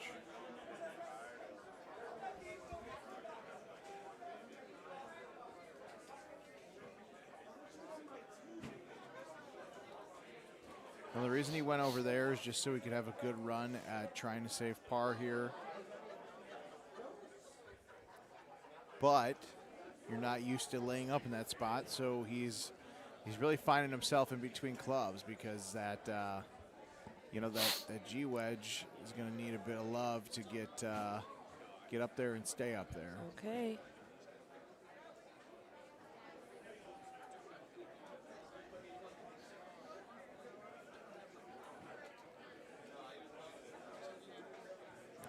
Oh wow! I thought it almost was gonna not go in, but.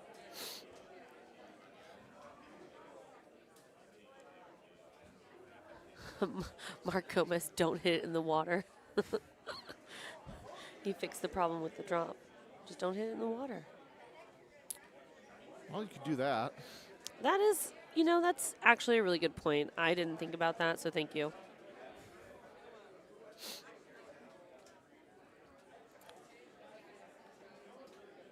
All right, so now we have Talo up one. Yeah, tough break there.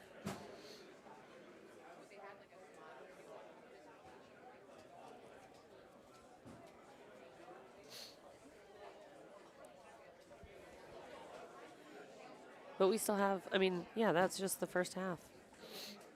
Anything could happen.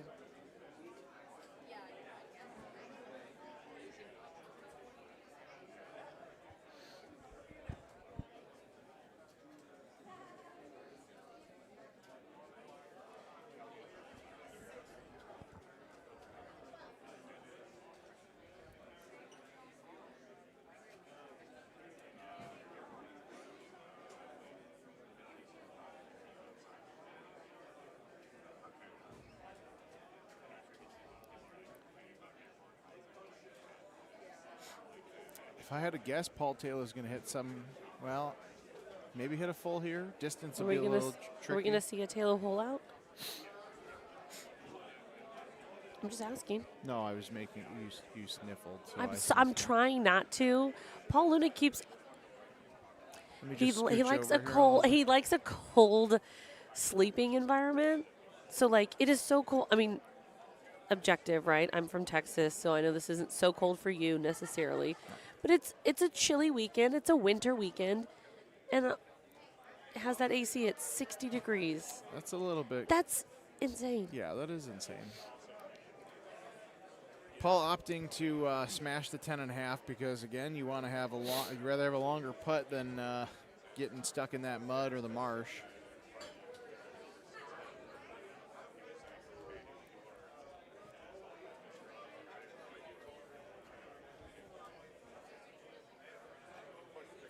Oh, and he's only down one, so that is a bit more manageable for him.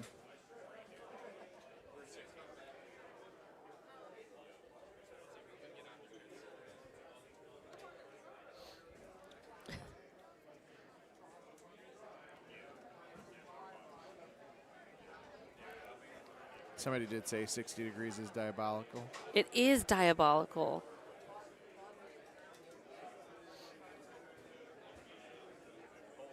Dan Muskie, Brad Reynolds, come see me.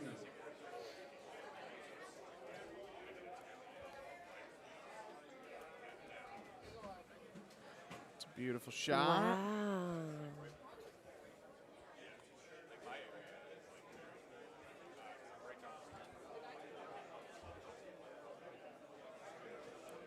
I thought I heard my name. You're special, but not that special.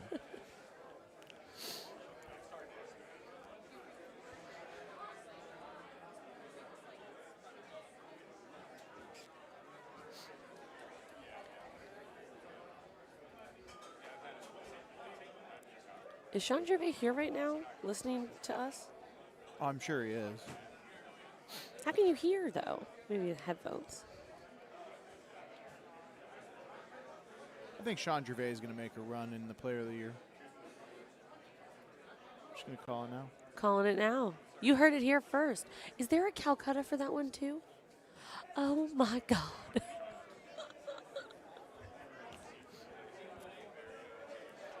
That's crazy. It is.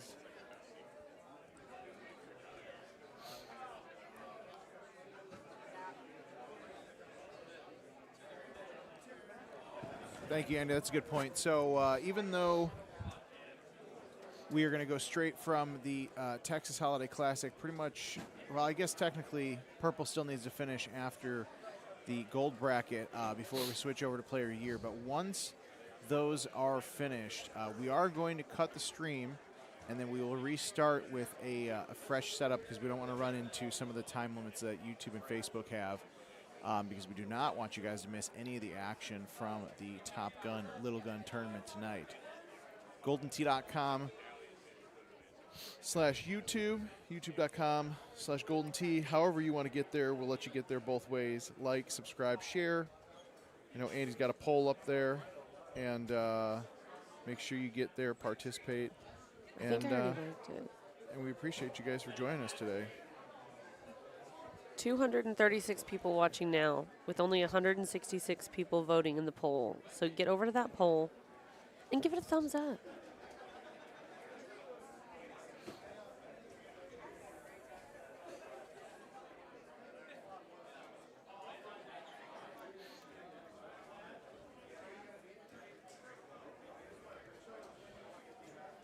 So what I learned this weekend is that if the wind is not blowing at your face, you can take a high 3-wood or a high 10.5 degree driver through the trees and most likely get it on the green.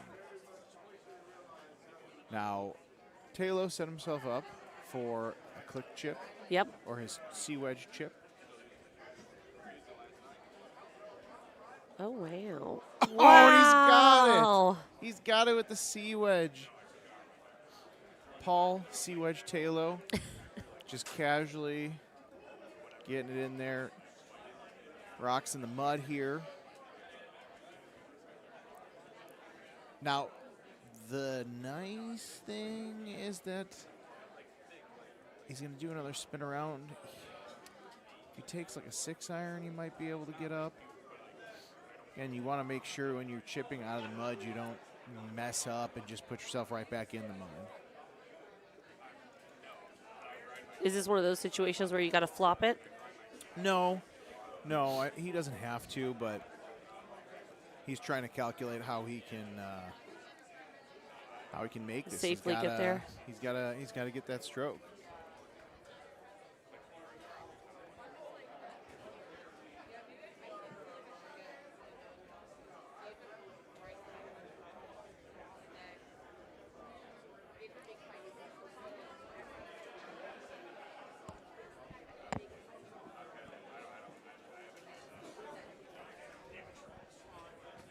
He's going to try to click chip an 8-wood here. Hope he's going to be able to get up there.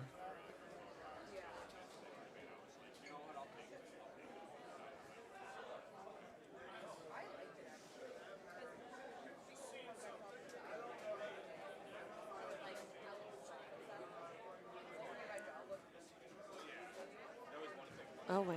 It's a good run at it.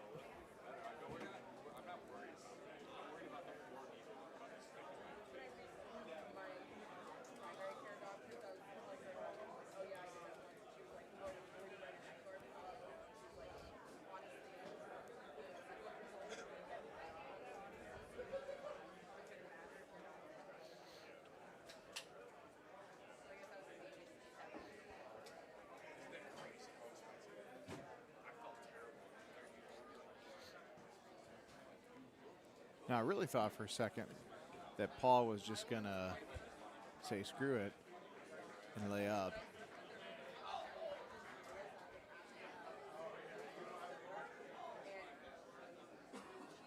It's tough, though, because you get that drop that puts you right behind the green for an eagle chip. And then you don't have to worry about trying to approach the green.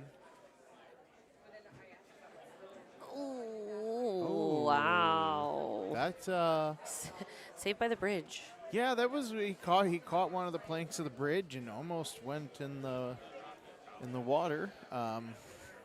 So he will have a double eagle opportunity, which puts the pressure back on Mr. Tamel. 100%. You know, Paul can make that. It's a makeable chip. But he really, Brock really needs this double eagle.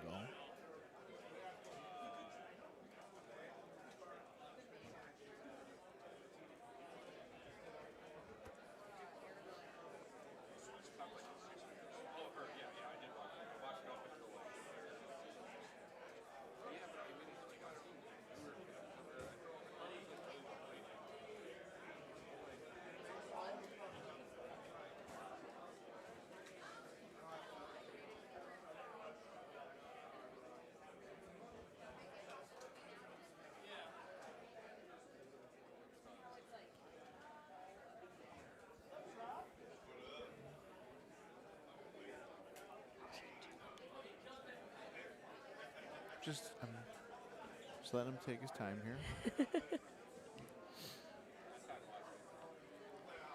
I mean, there have been some comments in the chat that, they felt like momentum of how the tournament is going is kind of slowed down. And Brock just is someone that takes his time, and he's really analytical about what shot he's going to take and, plays out all the scenarios in his head. And it does, It's clearly worked for him. It has.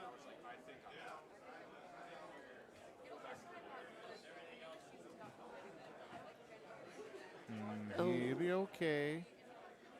Not a great double eagle opportunity, and unfortunately this is probably harder than if you would have just watered it,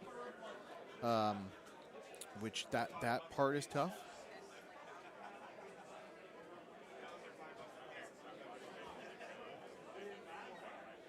He's got to be careful here.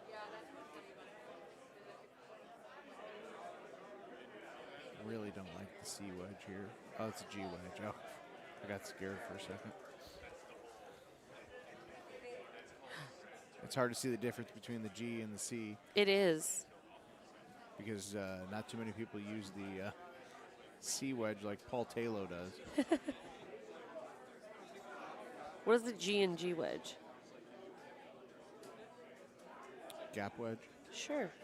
You literally could have said anything, and I would have been like, yeah, absolutely.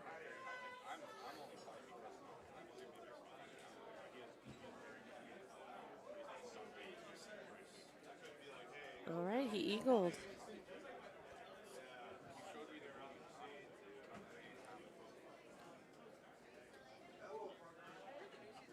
Now, no harm, no foul here for Mr. Taylor.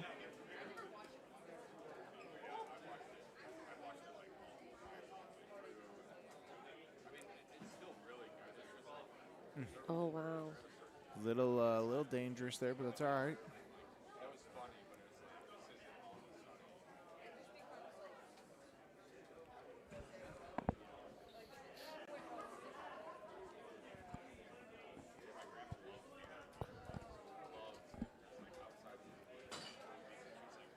Nice setup here for these guys.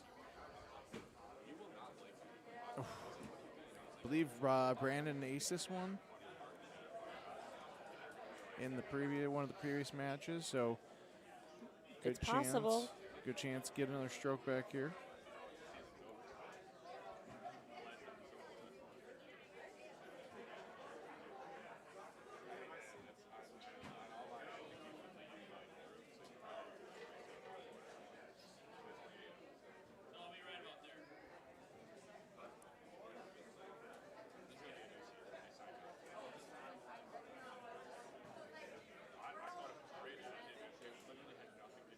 Oh. Okay.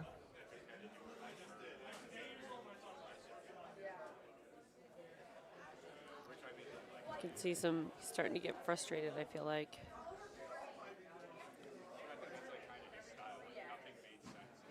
Well, I think he expected a little bit more spin out of that, even though he was high teeing it. You still sometimes get a little back on that.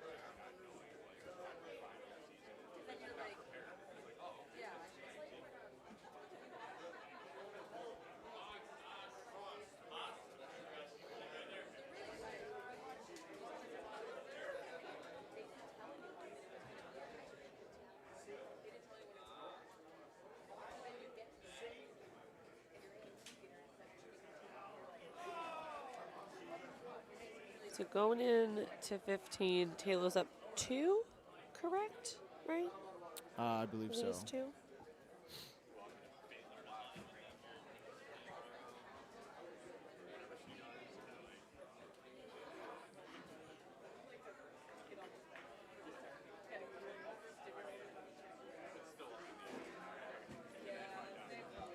A lot in his mind here. Doesn't want to lay up, but got to look at all your options.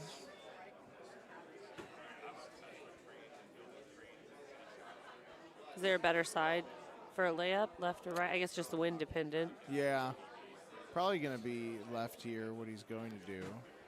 Well, look the way he's looking, not what he's going to do. 'Cause Yeah. it's Paul. Mud? Mud.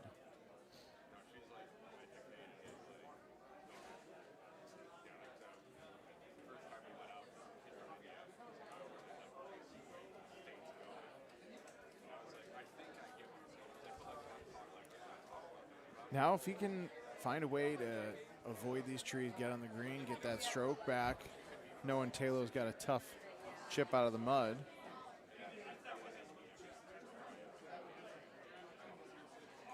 I mean, that's what I would do if I were playing right now.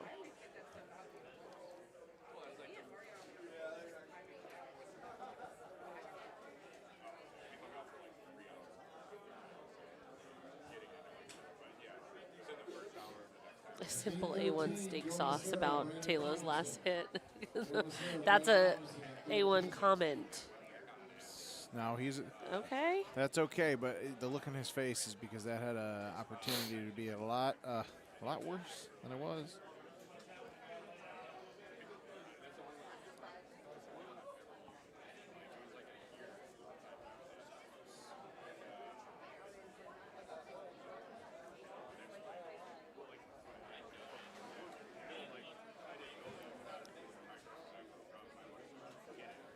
Right. It's a very, very pivotal chip for him. Little click chippy.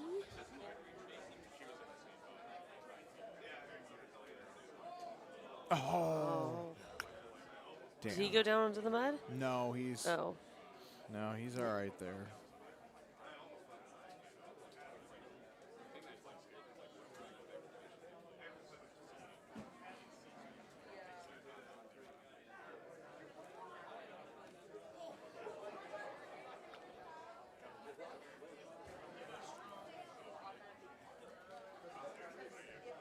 I love the Tilo flair that he does.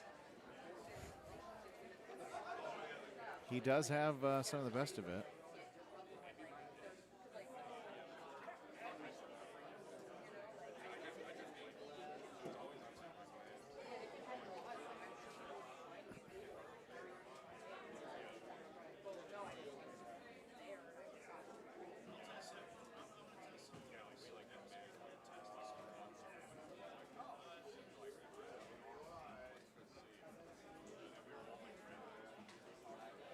Back to our old friend, Mr. 19-mile-an-hour wind in the face. Golly.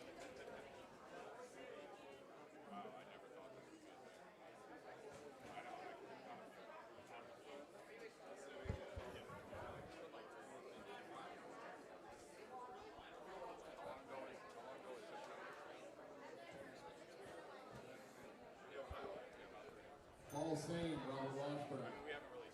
Swing 4. Have you had a look at the purple bracket recently to see where? I have not. What's happening over there? All right.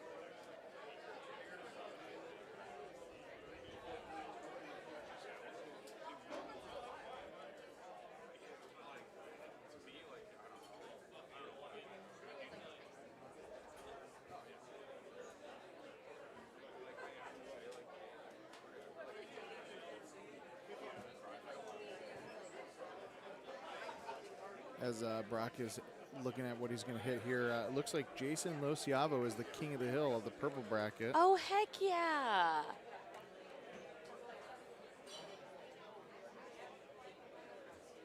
And Robert Washburn versus Paul Same plays. They just called that one, Yep, yeah. They the winner plays Nate Webb Okay. in the losers final of the purple bracket. Okay. And then the winner, Nate Webb versus somebody, will play against Jason Lociavo for the purple bracket championship and the 2026 World Championship pass. Exactly. That is a beautiful shot. Wow. Outside of dropping right in the cup, that's exactly what he wanted to do.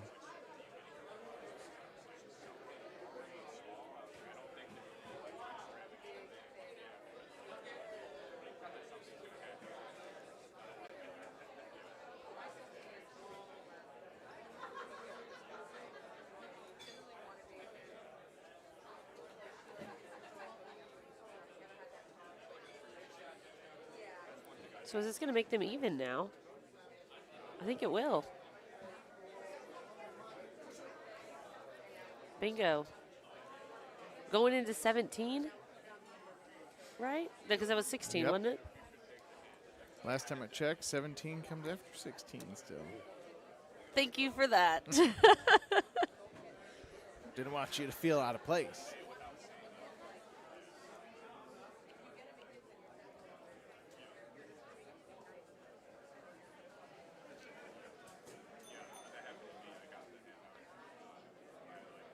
Joe Massara versus Brandon Robinson.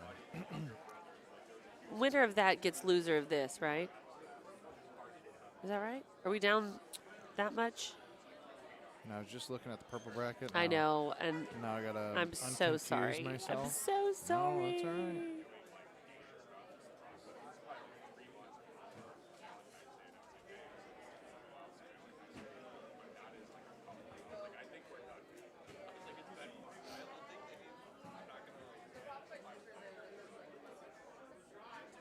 Great shot there.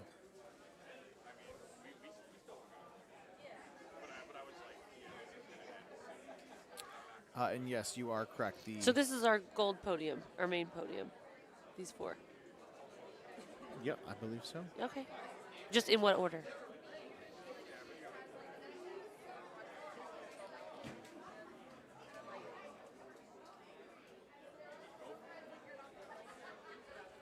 All right, so let's see what Taylor does, because Barack made it onto the green, yeah? Oh, he was real close. He was good? Oh, yeah, I see. Ooh, that was a good So- shot by Paul Taylor. Obviously, you expect nothing but the best. But 18 is going to be interesting. This could make or break one of these guys here.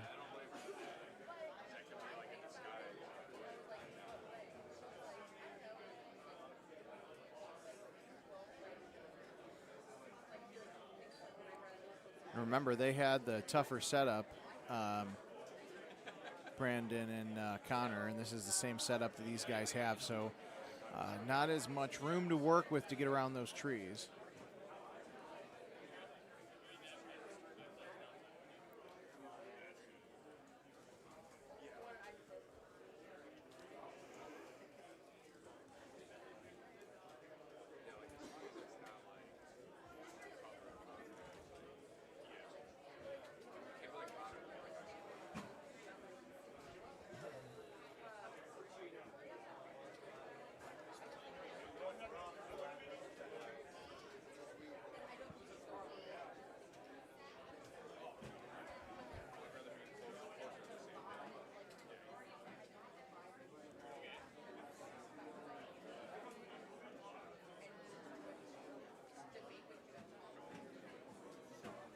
Analyzing all of our options over here. Barack. Well, especially against Paul Taylor. You know he's going to hit some kind of ridiculous full that's probably going to get pretty damn close. So you got to make sure you can keep up with him. And just a reminder for those of you just joining us on the right-hand side, Brock Tamel, Paul Taylor. This is the gold bracket King of the Hill. So whoever loses on the right-hand side is not out of the tournament, which is different than our friends Joe Massara, Brandon Robinson on the left-hand side. They are playing in the losers semifinals.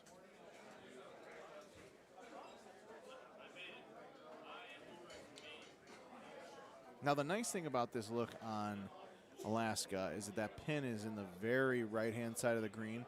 So you got a lot of room, a lot of wiggle room for your ball to bounce on the green and roll on down. That's what you gotta. Oh no.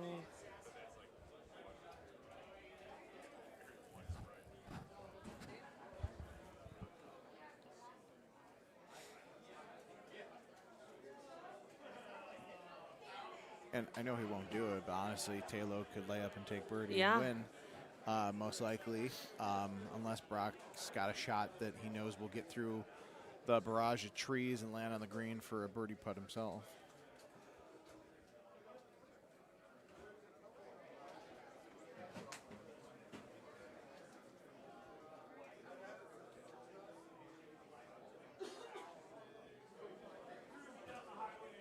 Almost 400 viewers, and the votes haven't even changed. It's disappointing. All of you that are not watching on YouTube, run over to youtube.com/goldenT/live. Give us a like and then leave. Go back to where you came from. No, I'm just saying. That's a beautiful shot by Paul Taylor. I'm saying go back. Like if you came from Twitter or you know Facebook, you can go back there. You can go back there. We just want the likes on the we YouTube. want the love on YouTube.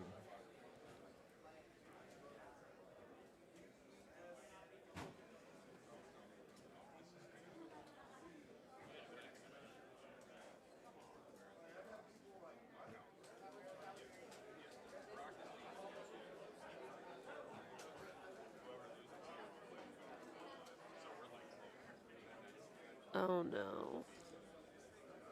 Unfortunately for Brock, that is going to end his tournament, Sunday tournament. Oh, no, sorry. No. Oh. You just did this. I know. You just did this. I just did this. I mixed the two up, damn it.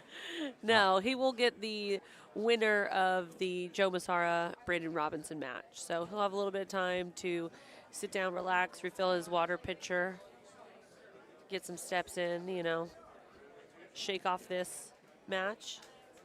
Yeah. And get ready for the next one. I was just testing you, so I'm really proud of you that you were paying Look enough at me attention. paying attention. It's Paul Taylor, your king of the hill for the Texas Holiday Classic.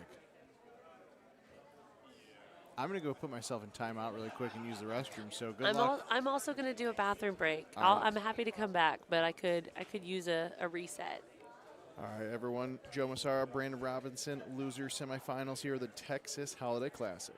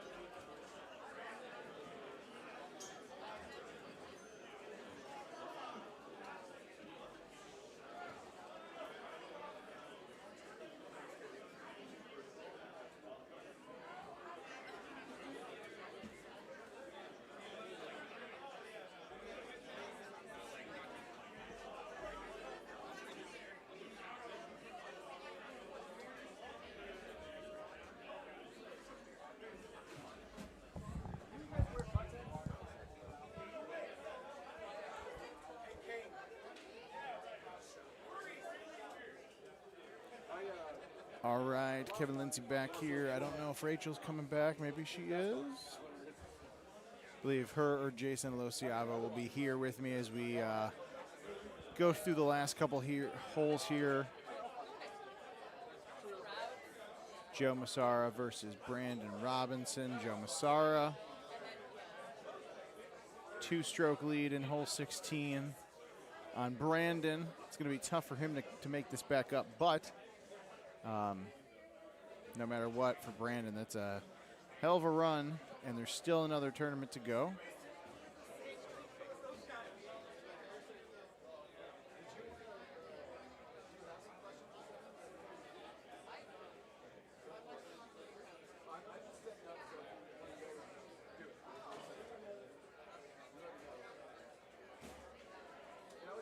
Great chip by Brandon to save eagle there.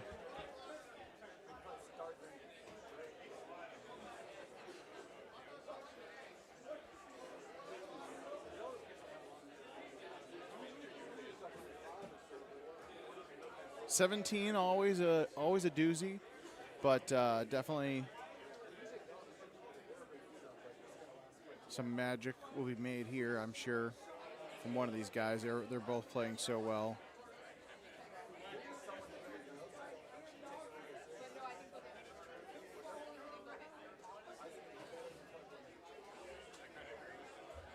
For Brandon, he's really got to find a way to make this. You know, it's kind of hard to do that, especially with this massive elevation change, but, you know, give it a run. 18, depending on the pin position, can be set up interesting, but, you know, this is Joe Massara we're talking about here, so once he's got a lead, it's really hard. He is very much like Andy Haas, who was standing on the other machine watching. Like, once those guys get a lead, it's really hard to get that away from them. 28-26 going in.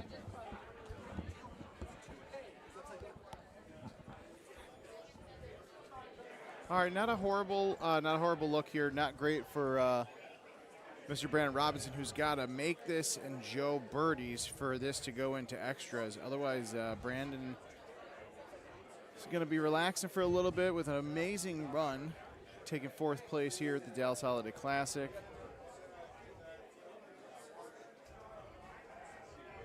Okay, now there's a chance Joe misses that. Not a great one, but there's a chance. Brandon can make it a lot more interesting if he aces it.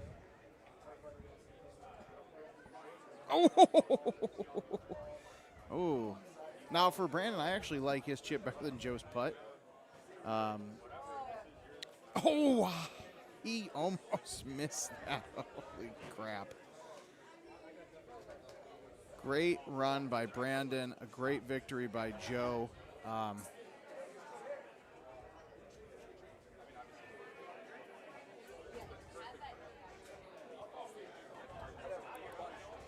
unfortunately for Brandon, being down 2 strokes, you know, you really, even if Joe would have missed that, not much you could do there. But beautiful, beautiful run for him. And frankly, I think Brandon's going to put a little bit of pressure on himself going into Top Gun, because he's going to get a nice big point bump there. PEGTtour.com. You want to check out the brackets. Mr. Lociavo sitting here with me. You want to give us the update on the purple bracket? You seem to be yeah, hello. I didn't want to interrupt. I didn't want to interrupt the end of that game. Excited for Brandon. He's playing so good. JoJo's great. Yeah, purple bracket. I am currently king of the hill. I'm sorry. You say current, like, when you say currently king of the hill, like, what do you mean by that? Because what changes you being king of the hill here at this Well, when I win my next match, I'll be purple bracket champion. Right. So I'm currently king of the hill. Oh, okay. I will, in an hour or so, I will be a champion of the purple bracket. Okay. When you say it like that, it makes sense. I just want to make sure. Yeah, I think we all knew what I was talking about. I don't think so. Wow, I look fat as hell. Oh my god. That's why I'm sitting on the side and sucking in a little bit. I'm leaning forward. Should we stand up here? I'm doing one of these. Straight. That's so our bad. Phones down and just. Oh man, I got a bunch of cameras on me right here. Yeah, holy that's crap! Problem. But So I believe it is Paul Sane and Robert Washburn playing. The Currently. winner of that plays Nate Webb. Yep. The winner of that plays you. Yep. The winner of the match after that plays you, and then there's a new champion. You're making a huge error in your logic. My bracket math. I would say I'm unbeatable, but if you look at the scores, I have been totally beatable, and it just sometimes it works out. You know, you make one less mistake than the other person, and that's what's happened today. And you know, sometimes you just got to ride that wave. I mean, honestly, with courses like Alaska and Gunnison, you will see a lot of that, I think, in this, season of tournaments with these courses of, if you capitalize on the mistakes they're making and you're holding down and not making any or as many as you might normally. And I haven't kept track, at least 4 Gunnisons today. Okay. Yeah, so almost everyone has been a Gunnison. I played a Hawkeye. I think I've only played Gunnison and Hawkeye today. So did you start 2-0 last night? Yeah. So I was 2-0. Well, yeah, because I haven't lost a match, so I had to have started 2-0. Oh, well, see. Thank you. Thank you for going. Come on, you've done this before. A few times. You've gotten 4th place in the main. You know how it is to make a run. And then it'll be the last run I make probably for another 7 or 8 years. I don't think so. I think you're. I mean, after I win Top Gun tonight. You're always there. I mean, after watching your 6-hole previews, I didn't think there was a chance you would make another main again because those were really sad. Well, that's why. I mean, they were. I can't believe you didn't. I took 33rd. I can't believe you didn't re-record those. Well, you know what? Honestly, sometimes. No, it's good. You should show the common man that they can also. I mean, there was a couple of gentlemen I had a conversation with Thursday who said, "I love that you don't re-record them. I love that you give yourself shit." Like you should. No. I'm giving you. I can shoot a 29, or I could shoot a 2 and a 9. Like I'm giving you shit, but I mean, obviously, you have all the skill to do it. I think we're in a similar boat where we need a. We're not these guys, right? We're not Barack. We're not JoJo. We need a little kind of things to go our way. We need a good hearty breakfast or something.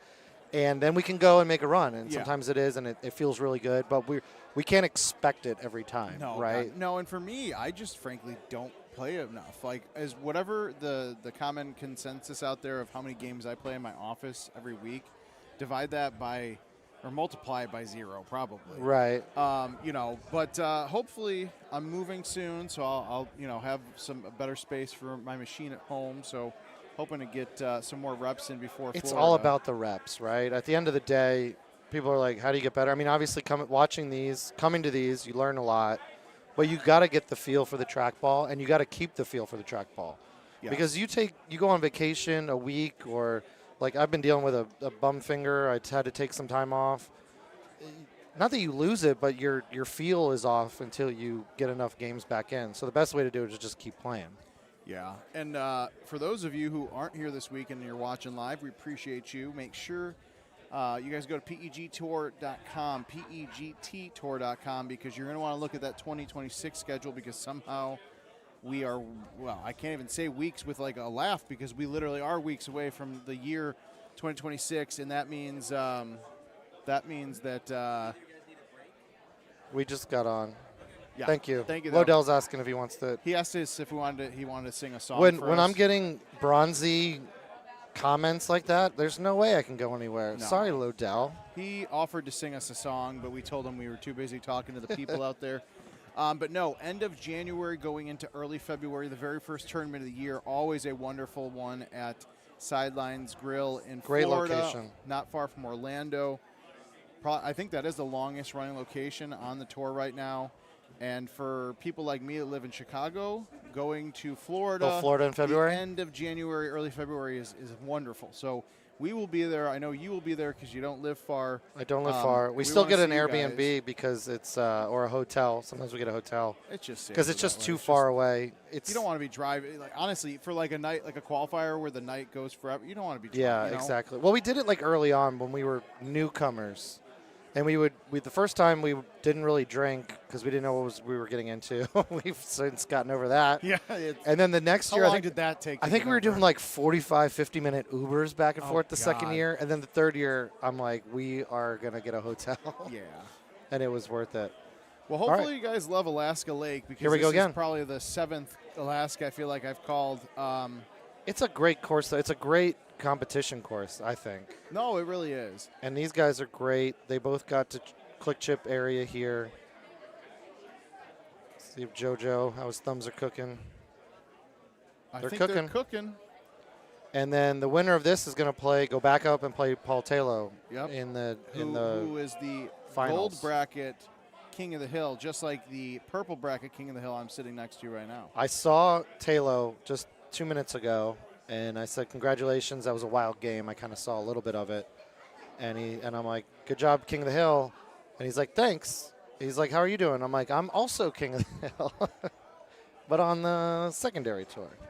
You're just going for that world champ pass. I'm not going to lie, I would love the World's Pass. I mean, I'm in the hunt for both commercial and home edition, so I'm not afraid of getting it, like that I won't get it. But it would You're be. not banking on money shot.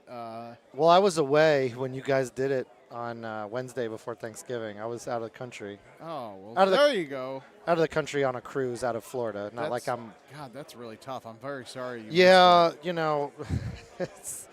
But if I was in town, I probably would have won the money shot. Of course. And then who knows? Then I wouldn't even have cared about playing today. You would have just had a good time. The whole day would have been different. All right, 2 click chips to be 2 up after 1. Brock coming off of a tough loss to Taylor on this course, but he's thankfully going to get a fresh setup here. What's your preference if you're going back-to-back matches and you just lost? Do you want to play the course you just lost on to kind of conquer it, or do you want something fresh because not that the memory's too painful, like this is a sad country song, but you're just like, screw that course, I don't want to see it again. It's such a tough question because you just played it, so you're used to it, which there's some familiarity that kind of works in. I think these guys are champions and they can let any of that go. If it's not I don't think they're really thinking about it each time, whether it's, oh, I just lost this. Well, you never know. You never know what nerves will come into play during it. People are like, oh, what course do you not want? What do you want to avoid? And I'm like, I'll play whatever's there. I trust in the Golden Tee gods to put me in the place that I should be in. And if I don't trust them, then they can't trust me and help me get W's. That's true. So I never go against the Golden Tee gods. They are all-knowing, all-seeing. They giveth and they taketh away. That was a little short. Now, one of the things with that Rachel and I were talking about in the last go-around here with Brock, he takes time. He takes his time when he's setting up shots, especially when he was down a couple strokes on Taylor. And Joe is very fast-paced. So, it'll be interesting to see, again, Joe is Joe. Joe can play it at whatever pace. But it just makes me wonder when you have such different play styles like these guys on a course like this, what may happen there. I think, obviously, Joe is one of the best players in the game right now. But I also know that, or I believe that the slow play, while it's not going to ruin him, he doesn't love it, well, I would guess. I could tell you he qualified next to me yesterday, and he was with a brand-new player who was brand new to tournaments. Yeah. And was stock, no tees. Oh, fun. And it's Joe, so he still shot well, but, you could tell, he was getting a little antsy, and I was getting antsy for him, When you're, when Barack was on 18, I mean, he took an exceedingly long time, more than even what I would consider slow players. It didn't work out for him, but a lot of times it does. He's visioning what the shot is, and he's usually able to replicate it. So I get what he's doing, and unless we add a shot clock, that's just part of the game, is being able to handle whatever pace your opponent is doing. Oh, John qualified with a guy who shot 17 over. Yeah, that's tough. That used to get in my head more. I've gotten better at that. You just kind of grow as a tournament player over time. I like it. And I remember being with players who were not as good. Not that I was killing it, but if I wasn't with a good player, it would affect my game. And those are just things you have to get over. You just have to learn, or you're going to pay for it.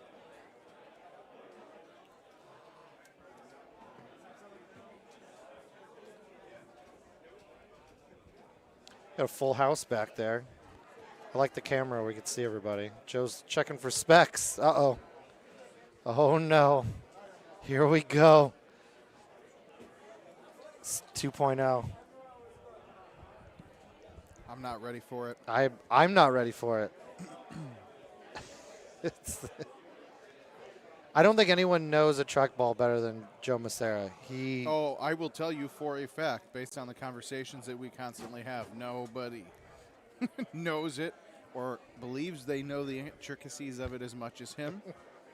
And I say that as Joe is a super smart guy, but sometimes I think Joe gets in his head when it comes to his theories and things, you know? He does. He was asking me the way I click chip now, where I set my thumb, and he was asking me all these questions about why I did it and how I thought it worked and what my ratio is of good pullbacks to bad pullbacks. And he's just a scholar of the game.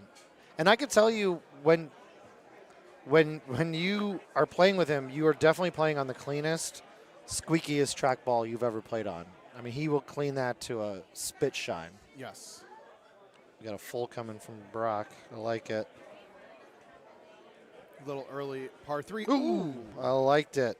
I definitely liked it. I might have put bite on it. Not that he knows more than I do, but it felt like a bite. But he was close there.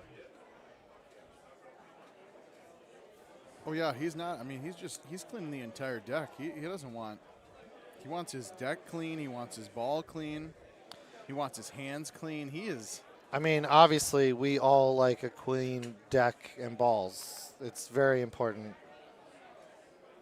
to just make sure that your deck and your balls are getting the proper care and maintenance that they deserve. Right, and if you're not checking your ball or your balls, you should go and do that. Yeah, so, or get some help. Sometimes you need a little help. Because men's health matters. It is. I don't know what you're talking about. I thought we were talking about Golden Tee, but. Well, because if the trackball's dirty, you're going to get germs, and then your family's going to get sick. Like, come on. Can we talk about some of the posts with people, like, they find the most disgusting trackballs? I've seen some on vacations in different cities. I can't imagine what goes on in some of those locations. And they're like updated machines sometimes, too. Yeah.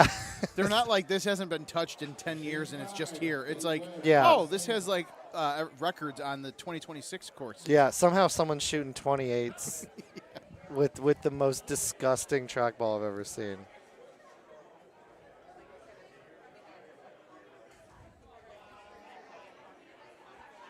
Perfect. All right, so we are 20 likes away on YouTube from 200 likes for today's stream.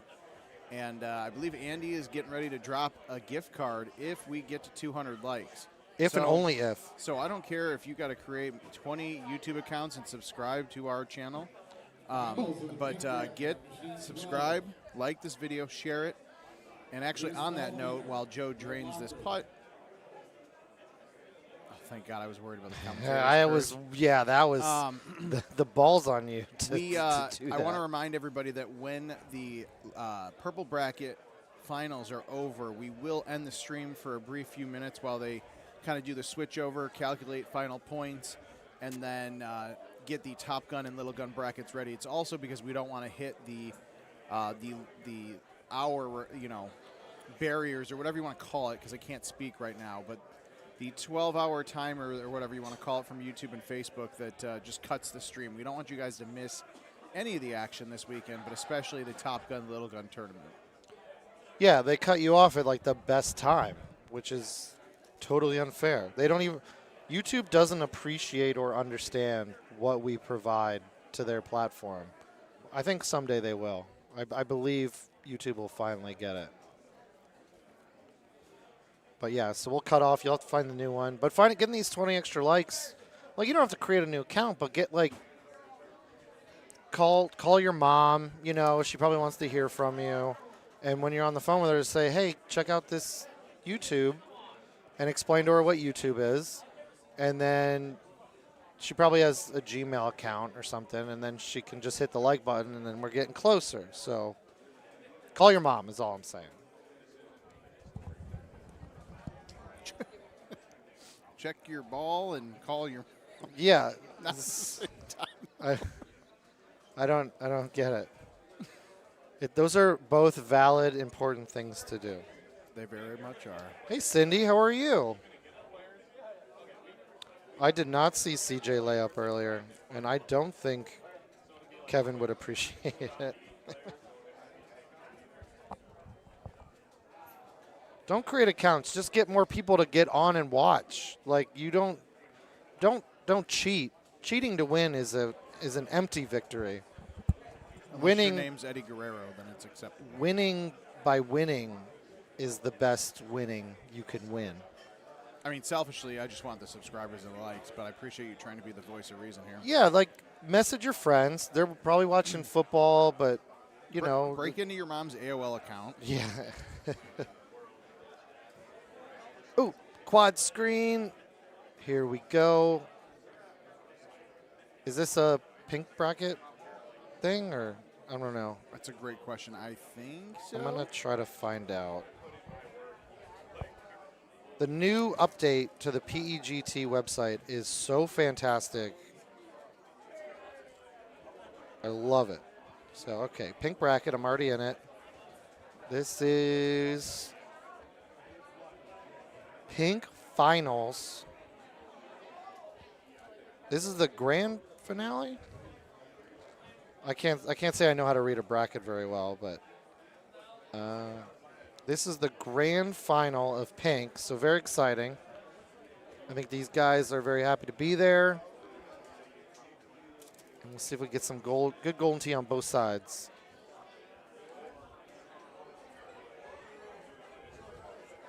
Okay, so wait, that doesn't make sense. Lockridge couldn't have been.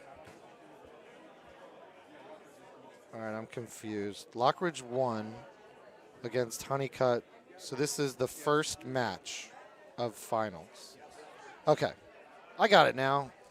I'm slow, but eventually I figured it out. So Lockridge is king of the hill. He has to win one time, and Reese has to win twice if he wants to take down the pink bracket. I figured it out. Now, the problem is I do not know either of these two gentlemen, so I could not tell you who is who. This is Lockridge, and Walt, I can't say his last name, that's why I always say Reese, is the other guy. Oh, well, then as long as you know, Yeah. that's all that matters. As someone who has a last name that's unpronounceable, I feel for him. But two good players, two good guys. And then on the left side, we got main bracket, loser's side finals.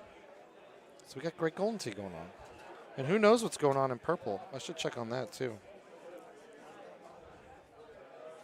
Wait, Locke came out of the loser's side? Now I'm confused. I thought he didn't. No, he won. He's king of the hill. Reese came from loser's side. Yeah, you're wrong. Whoever that was. I'm looking at the bracket. Oh, was that somebody in comments? Yeah, someone in comments has no idea what they're talking about. Is that Lurch? Starkey, that's uncalled for. All right, we're just going to end the stream if everyone's going to be rude. No gift cards, no nothing. Don't tell Andy Kuhlman twice. Yeah, he'll be gone. He'll be on the first plane out of here. This is a tough look here for hole 9 for Massara Tamel on Alaska. This is one of the tougher looks on this hole. I would just lay up. And it would pay off. Thank you. It would pay off. The one time you've ever said that. I did give you a hard time. It absolutely paid off. I still don't agree with the choice, but the results speak for themselves. You know what? I appreciate that. Yeah. I mean, what are you going to do? You can't take that victory away from me. Nice.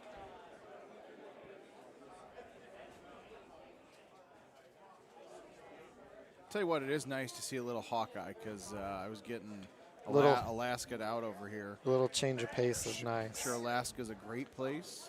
It's beautiful, but too much of it. And you can't get enough corn. The band or the food? The food. Good choice. I like corn, fresh corn, summer corn. Elote? Shoot, you're speaking my language. Elote corn is absolutely my jam. So I'm looking at the purple bracket. Nate Webb and Paul Same, who are like thick as thieves best friends, played earlier. And they are now they playing played in the handicap too, didn't they, or something like that? I didn't see that, but they're now playing again in the losers final. So That's beautiful. These boys, they don't get enough of each other. but it's tough when you pay like a really close friend, and now they're yeah. playing for the second time for the opportunity to play me. I'm going to put you on the spot here. Who are you more worried about putting up a fight against you? Not worried about anybody. Okay, but work with me here. I'm not worried at all. I would play JoJo or Brock right now. I'm not worried. I'm so confident. That's good. Who would you rather play between Nate and Paul? It doesn't matter. Honestly, like I said, Who I looks better to you? Jesus, give me a I name. like Give me something here. Like I said, the Golden Tee Do you Gods. like Nate's beard? Do you like Paul's beard?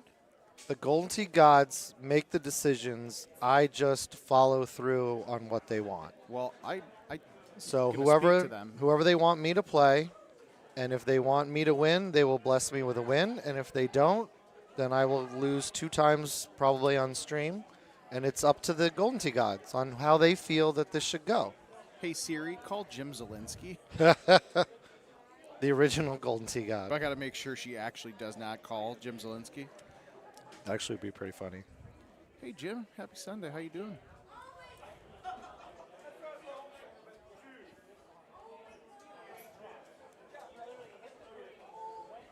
Nope, Kins is on. Really would love for the Bears to get their heads out of their ass. Dub Bears.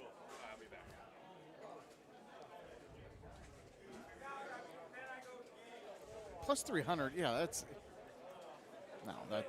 outrageous. I don't blame you, Andy.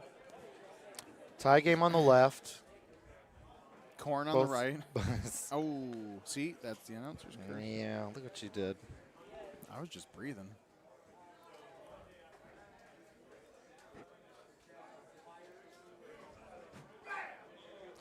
We get the pin on Alaska here that's not tucked up right against the fringe. Which one of you? Champions adjust. Which man. one of you put the pin a foot from the fringe there? Well, as much as everyone likes to think I'm responsible for all the bad and none of the good, I did not build the course. So it's going to be your guy, Jim Zielinski, and the course team. I think Jim and the course team does a great job at creating courses. I will officially go on the record for that. And these courses this year, I've been saying it gives me the feel of like that 2011 to 13 kind of era where you really got to make your shots. It does. These, I'm not saying I wouldn't rather them be a little easier, but from a competitive standpoint and just the shot types and there's so many holes in these courses that as tough as they are, you can approach them in multiple ways. Ooh, and good shot there by Reese. Very nice. I am very interested on the next set of tees for some of these holes. Like Machu 17. Is it going up on that big top on the other side? Are we going to get an easier look from the left? There's a few holes where I'm very interested on what the new tee boxes are going to be. I know we got a little ways for that, right? Is that will it be before Florida? Oh, it'll be before Florida. It's like 2 weeks before Florida. Or no, a week before Florida. And what January courses 19th. come out before Florida as well? Kings Canyon comes out on the 19th, the remastered 4 course, and then it is the reteed courses. Yeah, Ken said his phone tried to call Jim Z. He said his Siri tried to do it. That's hilarious. That's actually beautiful. Now mine's trying to listen to me. Why is Ken's phone recognizing my voice and giving it commands? Yeah.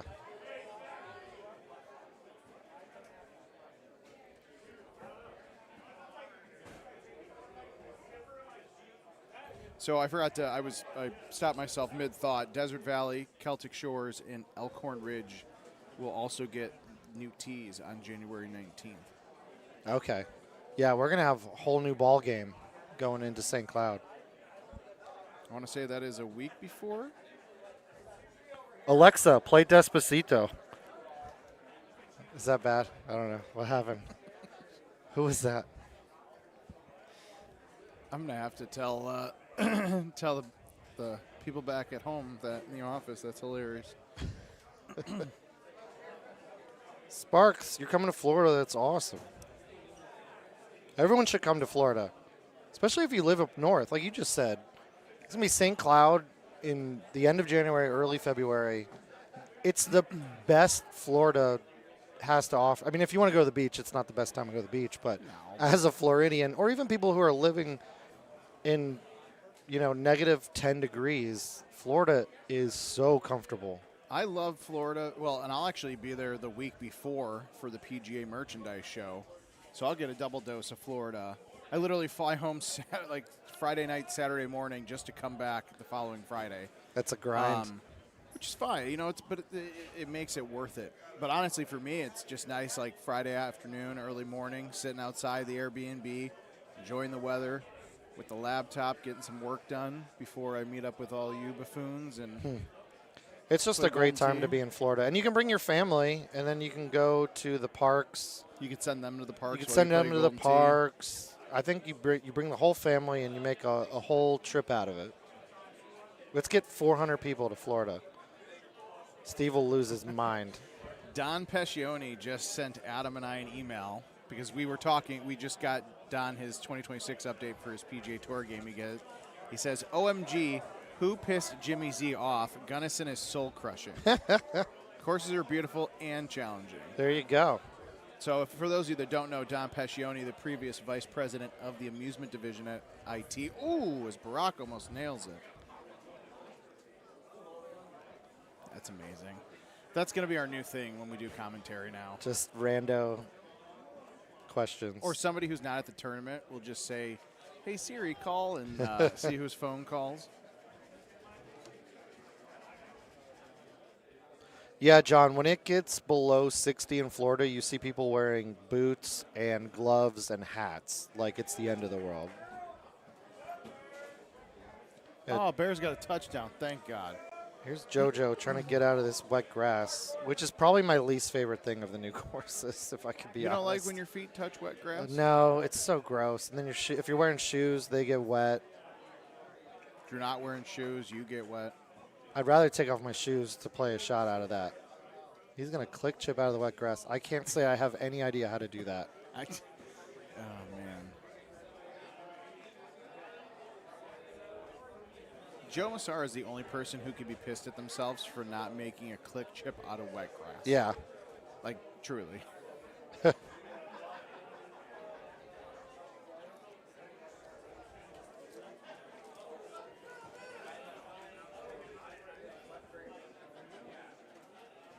All right, no harm, no foul there. Still tied. They're both not happy, which true champions, right? If you don't hole out everything. And two players that if they don't like that shot, you will see it on their face. Yeah, for sure. Very openly. This is a great stout look. I don't know what it is for Cosmo players. Probably a high 10.5 with backspin.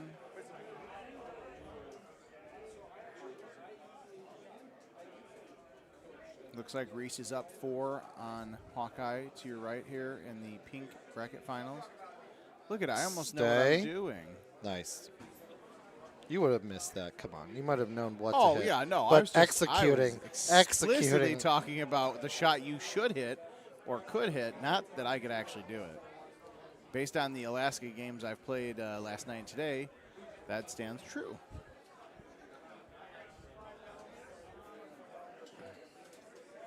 Going to get a good Barack lineup here. It's going to do the math.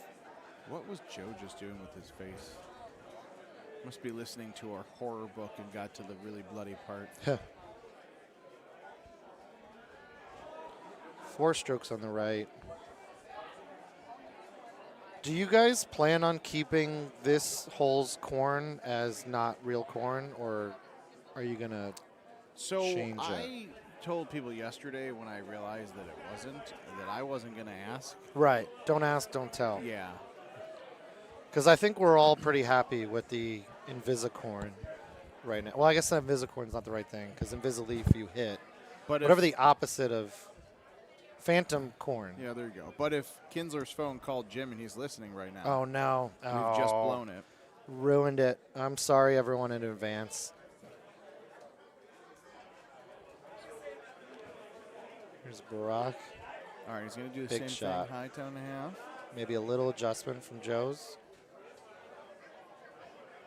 Looks good. Got himself a little putt. JoJo will probably click chip, I imagine. Probably hit a full click chip, 4 clicks to the right. Punch, click chip. That's a great shot by Very nice. Mr. Lockridge there. This is going to be a very telling moment right here. Boom. You missed that. It's a bad day. Well, and it looked like it was a little gopher on the right-hand side of that cup. I can't say I have the stones to plow something in that hard.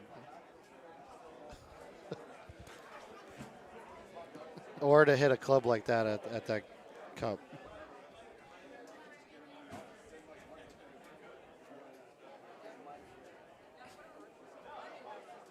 Oh, Ken Callis is listening. He gave me a little private shout out. Love you, brother. Wish you were here. Wow.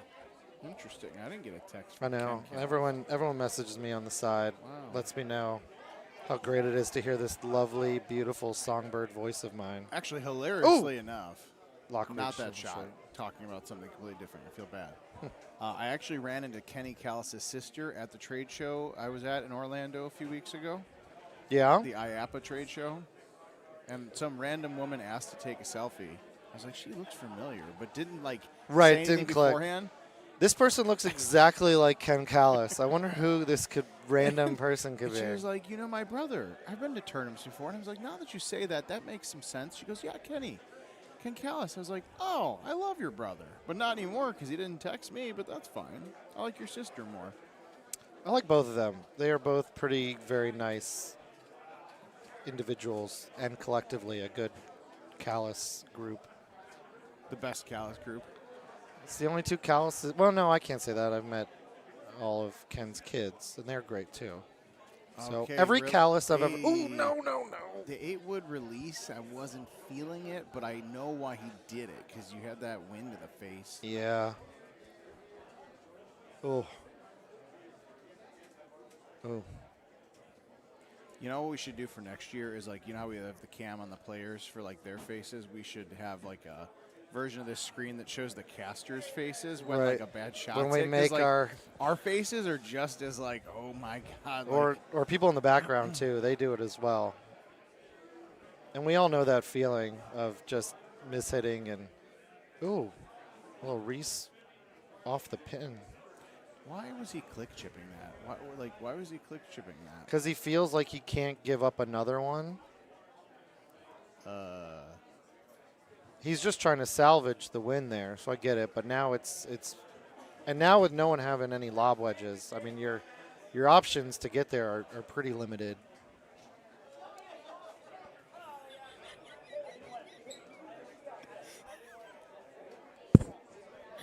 Okay, you guys saw nothing.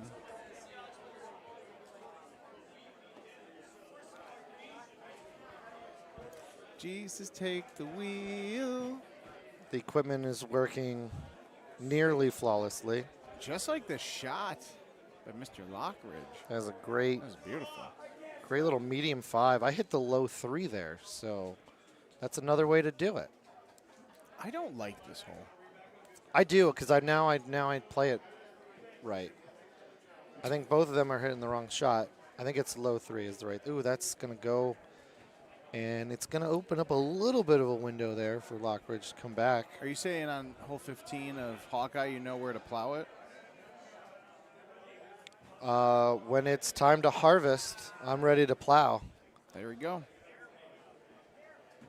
That's a common saying, right? Yeah. About If you're in Iowa. about farming. All right, so Barack has got a lot of work to do, unfortunately, in the next couple holes. And while they are rough setups potentially head, this is Joe Massara we're talking about. You don't want to give any of these guys a lead because they know how to keep a lead in general. Absolutely. And that's a great shot. But they are running out of holes to gain some there. You know who I like more than Ken Callis right now? Todd Clark. 'Cause he texted both of us. Oh, did he? I'm on Do Not Disturb because I was playing matches, so I have to go back and see. Oh, nice. Very nice. Looking forward to seeing you guys. Did you get a Richard Swindell? I don't think so. I did. Oh. I think I did. I'm like Pokemon. I'm trying to collect all these texts from people. I feel like. Yes, he did text me. He Oh, texted okay. me like 30 minutes ago. So all suck right. it. Okay. I was like, I swear to God, I just talked to him, unless I'm randomly thinking about him. And for the record, people do not need to privately text me. It's fine. I'm not asking for it. Let's go ahead and read out that phone number for Jason here. Yeah. 555 PLOW. Yeah, it's. Uh-oh. 3 likes away from a gift card. I do have other accounts I could log into, but I want this to be on you guys because I can't do anything with that Golden Tee gift card. Phone a friend. Get them to watch. Don't even get them to watch. Like, allow them to see experience the enjoyment of a Golden Tee live stream. You know what you should start doing? People should be take a nice brisk walk out and see if their neighbor's Wi-Fi is open by any chance, connect to it, and then send the stream to their TV. Now you're talking. Doesn't get us the likes we need, but it's just a fun prank you could play on your neighbors. And then print to their printer the URL link to the stream. The gift card code? Yeah. Oh, good times at Bay Ridge High. I hate the fact that the wind always seems to be like at the 8 o'clock and like 15 to 20 on this hole. I love this hole. That's a beautiful shot for Brock, and That's I say that because great. he has not had real good luck on that hole today. Gift card. Getting close, guys. Let's go. Learn to hit that like button. If you haven't talked to your mom's sister's cousin's husband lately, now's a good time to reach out. Get him to create not even create a YouTube account, but get him to like. Maybe we have more gift cards later if you all behave. I think that's your second cousin. I was trying to do the math. I was trying to do the math. What did I that. even say? Can somebody play back the Your tape? mom's sister, who's your aunt, husband's. Oh no, so that was husband's brother. I lost it. Somebody out there will put it in the chat. Damn it, Green Bay scored again. Ugh. Classic Bears. I mean, we're still going to win the Super Bowl. Stay up. Oh. And that'll do it. There's no way on 18 he can just lay up. Has Joe Massara ever laid up, though? I think he will. I don't see why you wouldn't. If you're up 4 stroke. If you're up 4, I mean, why put the risk in? Ooh, Lockridge going around the water.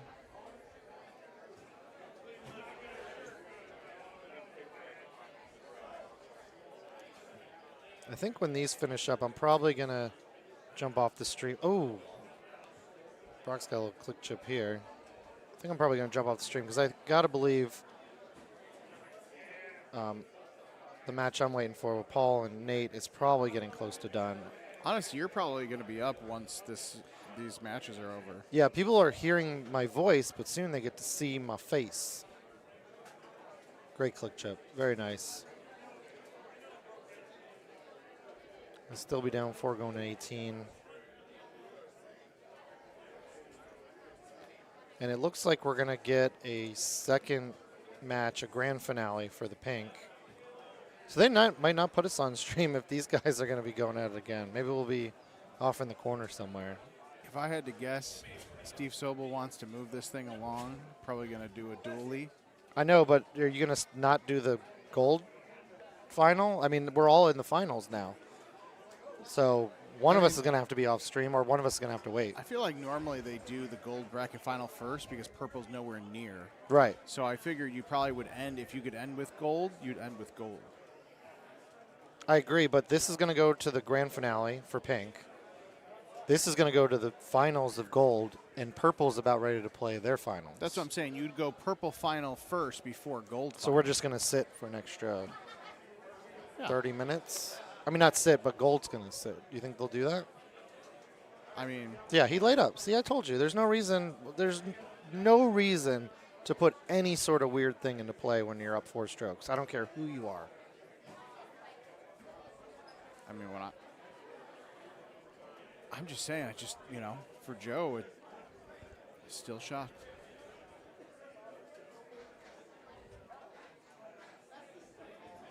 I will say, Joe Massara, Paul Taylor, sounds like a real fun time, as long as it's not Alaska again.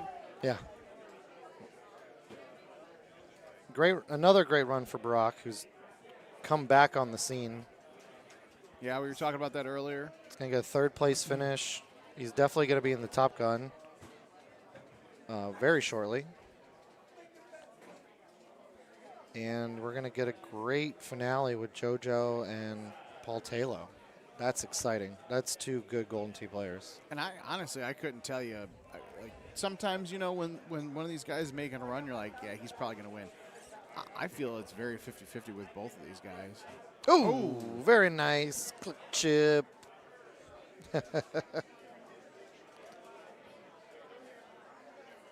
Unbelievable. Oh, my God. How rude. He did that on purpose. You could tell. Good sport.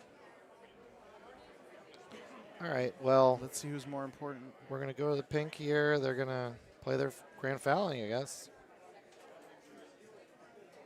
I am going to jump off because I feel like I'm going to be playing very shortly. And before I do, for Cindy, because she asked for it, Alexa, play Taylor Swift, max volume. Hope you're getting paid for that. And you all have a good enjoyment of finals. We'll see you back here for Player of the Year, I'm sure. I think I'm secured for Top Gun, so I'll be playing. And I'll see you later. And you'll be doing commentaries. Yeah, I'll be when I go 0-2. I'll be back up here. We'll both be 0-2, and we'll be right back here. Yeah. So. All right. See you all later. Thank you, Mr. Luciavo.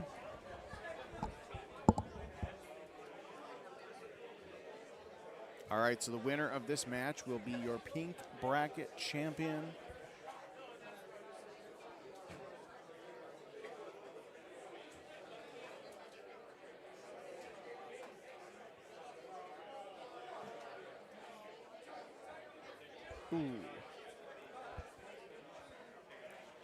PEGTtour.com. Check out those brackets as we are getting down. All right. Apparently we're going finals of the gold bracket first. Wonder if those purple bracket guys are not ready yet, or if they're still playing.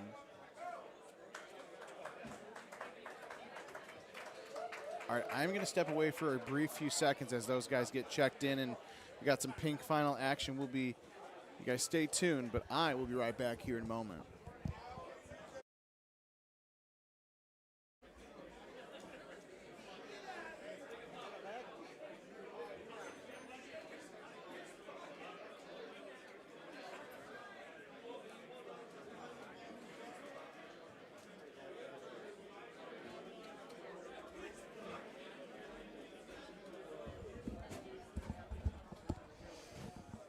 Hello. Hello. Pennsylvania's back. What do we have here? Pink finals? And that's Reese Walthinger and I don't know Lockridge's first name.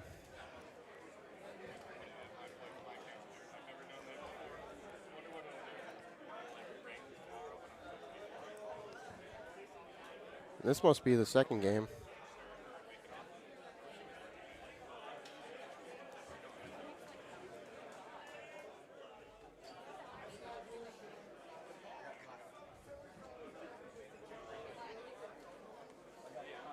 Ooh, almost put that in. We got the main bracket finals starting soon. I think they're logging in right now. So we'll go back to quad screen as soon as they get going. They're spinning for course right now.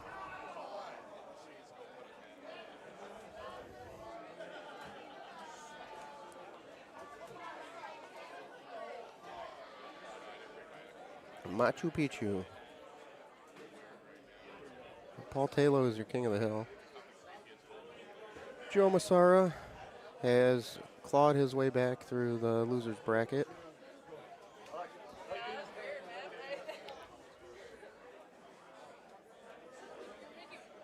Let me pull up the chat to see who we got here.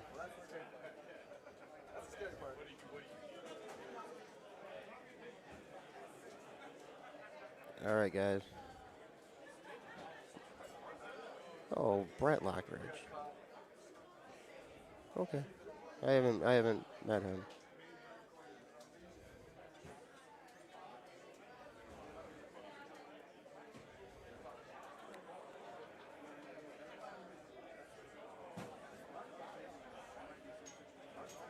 We got 218 likes, 238 watching. Hit that like button, guys.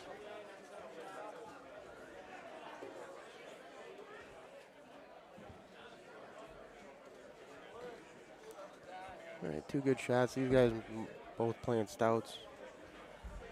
All right. Kevin's back.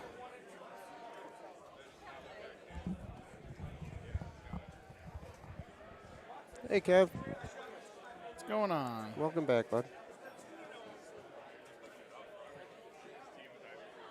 How's your weekend going so far? Well, qualified 33rd, went 2-2 in purple, but at least I'll be 13, 14, 15 in Top Gun, so far so good. Nice, nice. Good. I just missed the Top Gun. I needed a podium in the purple. I went 4-2, so, you know, I clawed my way back after that first loss last night. That is always so tough to do that. Yeah. Lost both my matches in extras. So I played quite a bit of Golden Tee today. Ooh, that was a unforced error there.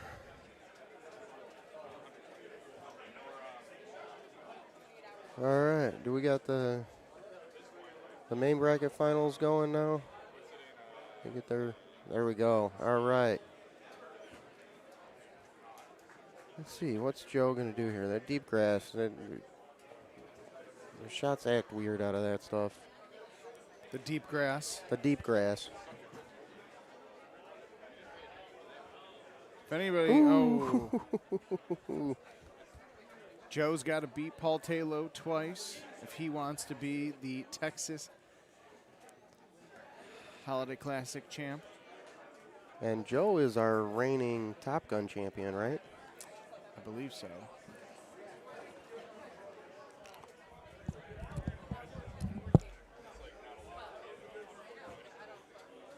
Yeah, Joe won the Top Gun last year. Beat Andy Haas in the finals. I know Andy's itching to get back into match play here shortly after these matches wrap up.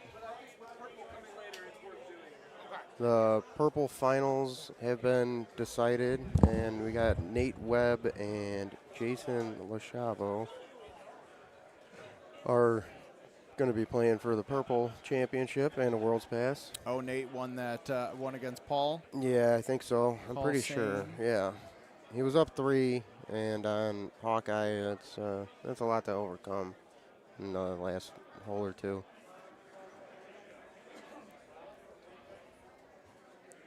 Yeah, I barely snuck into purple bracket. That was the 94th qualifier. Oh, really? Yeah, David Key was like, this is not fair that I have to play you first round. This is not fair. I qualified 3rd in purple, and I have to play you. That's how it happens sometimes. Yeah, I had a terrible qualifying, and any of you guys were watching yesterday, you guys all saw my be like that sometimes. My but- max penalty misses. Shot a 31 to get into purple. Wow. Coma had 31. That's impressive. Yeah. At least you didn't get top. Did you get top on that course? No. Well, that's Yeah. Course winner. Yeah. probably for the best. Didn't a couple people have been course winners and made purple bracket in the last couple tournaments, I think. Yeah. It's a lot more commonplace now than it used to be, especially with the amount of talent and the just all the talent. Yeah, I mean, I've been saying all weekend, 85 of the top 100 Golden Tee players in the country are here right now. And, you know, anybody can make any of them can be in the main and make the main, but there's only room for 32. So the purple bracket had a lot of talent in it, as it always does.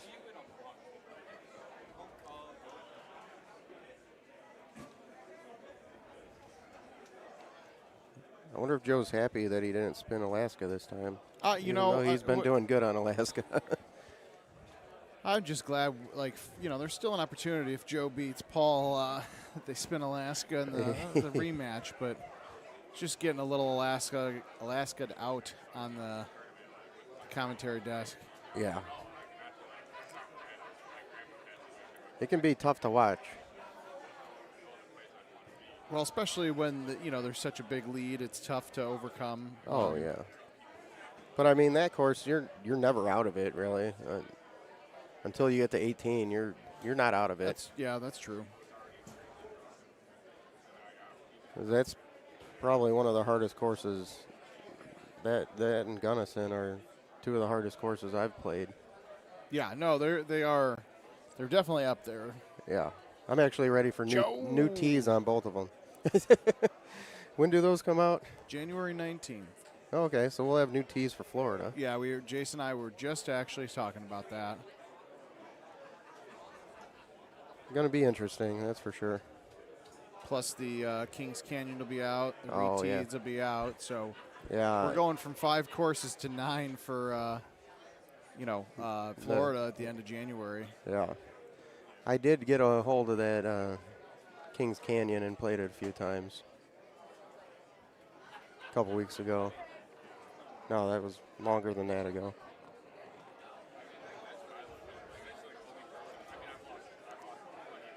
It's going to be a fun course.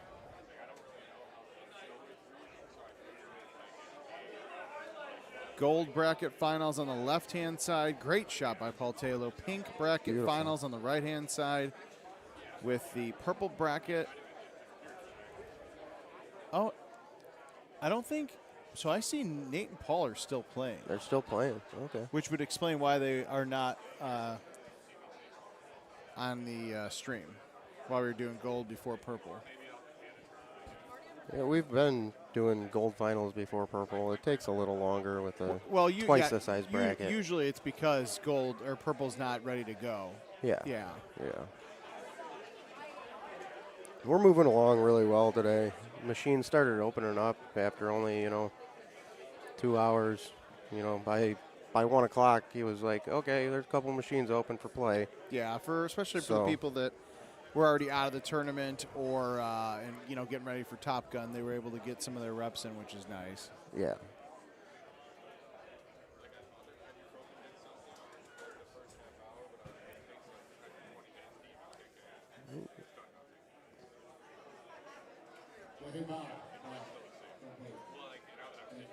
Okay.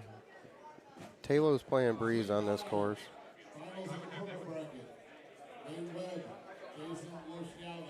Okay, there we go. Announcing the purple bracket. We're not going to see it on the stream.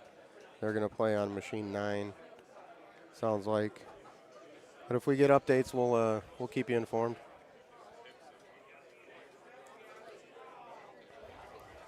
Yeah, that's interesting. I get it, though, because it's already 6 o'clock. You have another 64, 2 32-man brackets you got to get through. Mm-hmm. And as somebody who has a 5 a.m. Uber pickup for getting to the airport, I don't hate it. yeah. Yeah, I think we were headed to the airport around 7 something. Our flight's not till 10, so.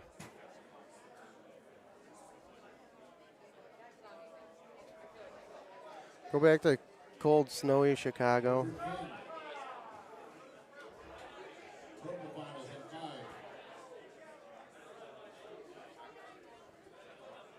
And then back to work on Tuesday.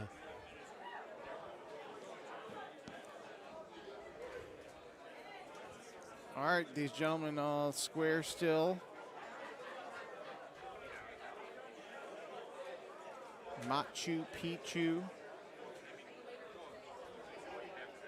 Little par 3 action. They're both going to put this one real close.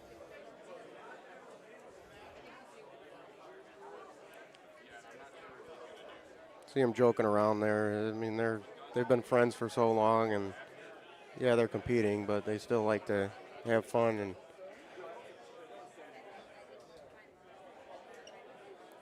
that's what it's all about.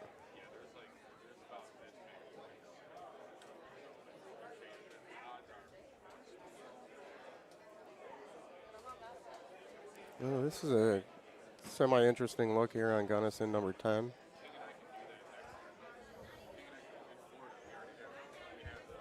Oh, be good. Great shot from Reese.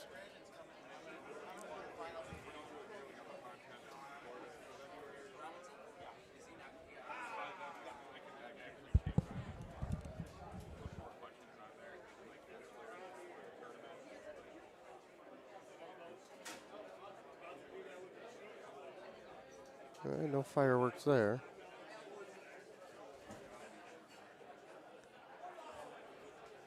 Cut a little bit. A good shot for Brett there.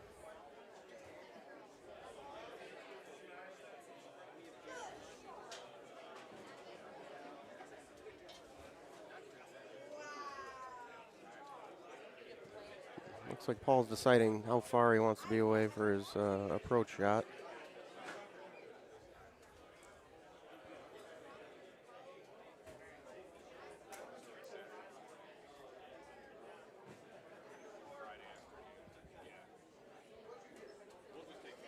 And he puts it as far as he can down the fairway. Yeah, this is one of those holes that I'll be interested to see on how the new tees, like, you know, some of these holes are going to become drivable. I feel like all these courses have a lot of opportunities, but Machu is I think Machu can be a real fun one. Oh, yeah.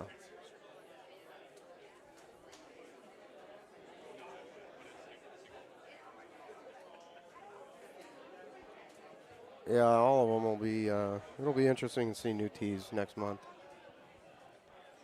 Yeah, I think there's about a week or week and a half before Florida. Oh, okay.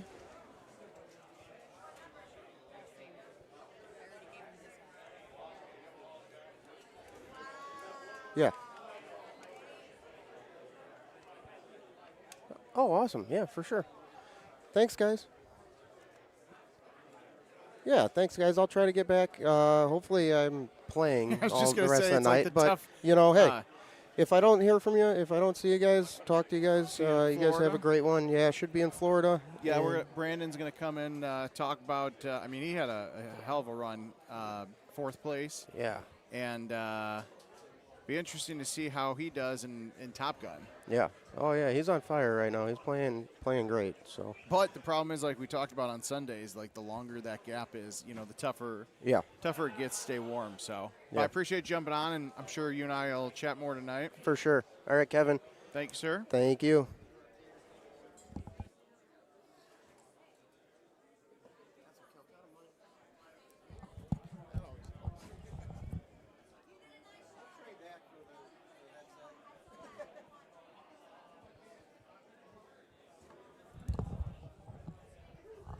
All right, well, I said Brandon said he was coming. I'm sure he got intercepted by somebody. But he'd be a good one to talk to, especially during this grand finale finals of gold bracket. Pink bracket finals on the right. We'll try to get some updates from the field for purple bracket as well.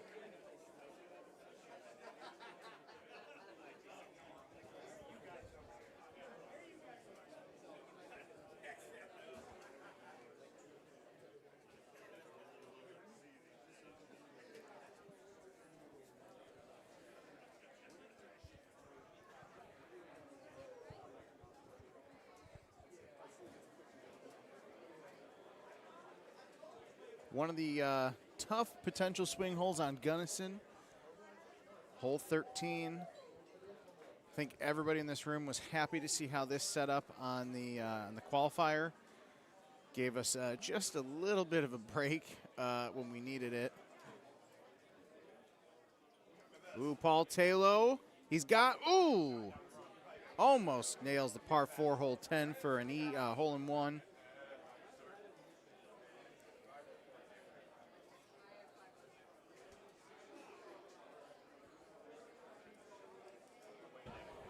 All right, let's go. Hey, man. Hey, Hell of a buddy. run. Thank you. I'm doing better now that you had a great run.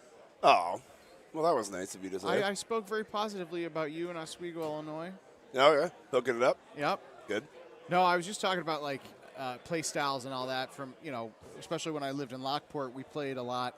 Mhm. And although it goes farther than that, the home edition games, the 1 through 5. COVID? COVID 1 through 5. Like 2 ultimate cycles, I think we God, did. yeah, something like I had to stop keeping track of it at some Well, point. you had a spreadsheet. I did, and it was horrible. Thank God for AI. I could just probably spit it all in there and be like, please do the math. Yeah.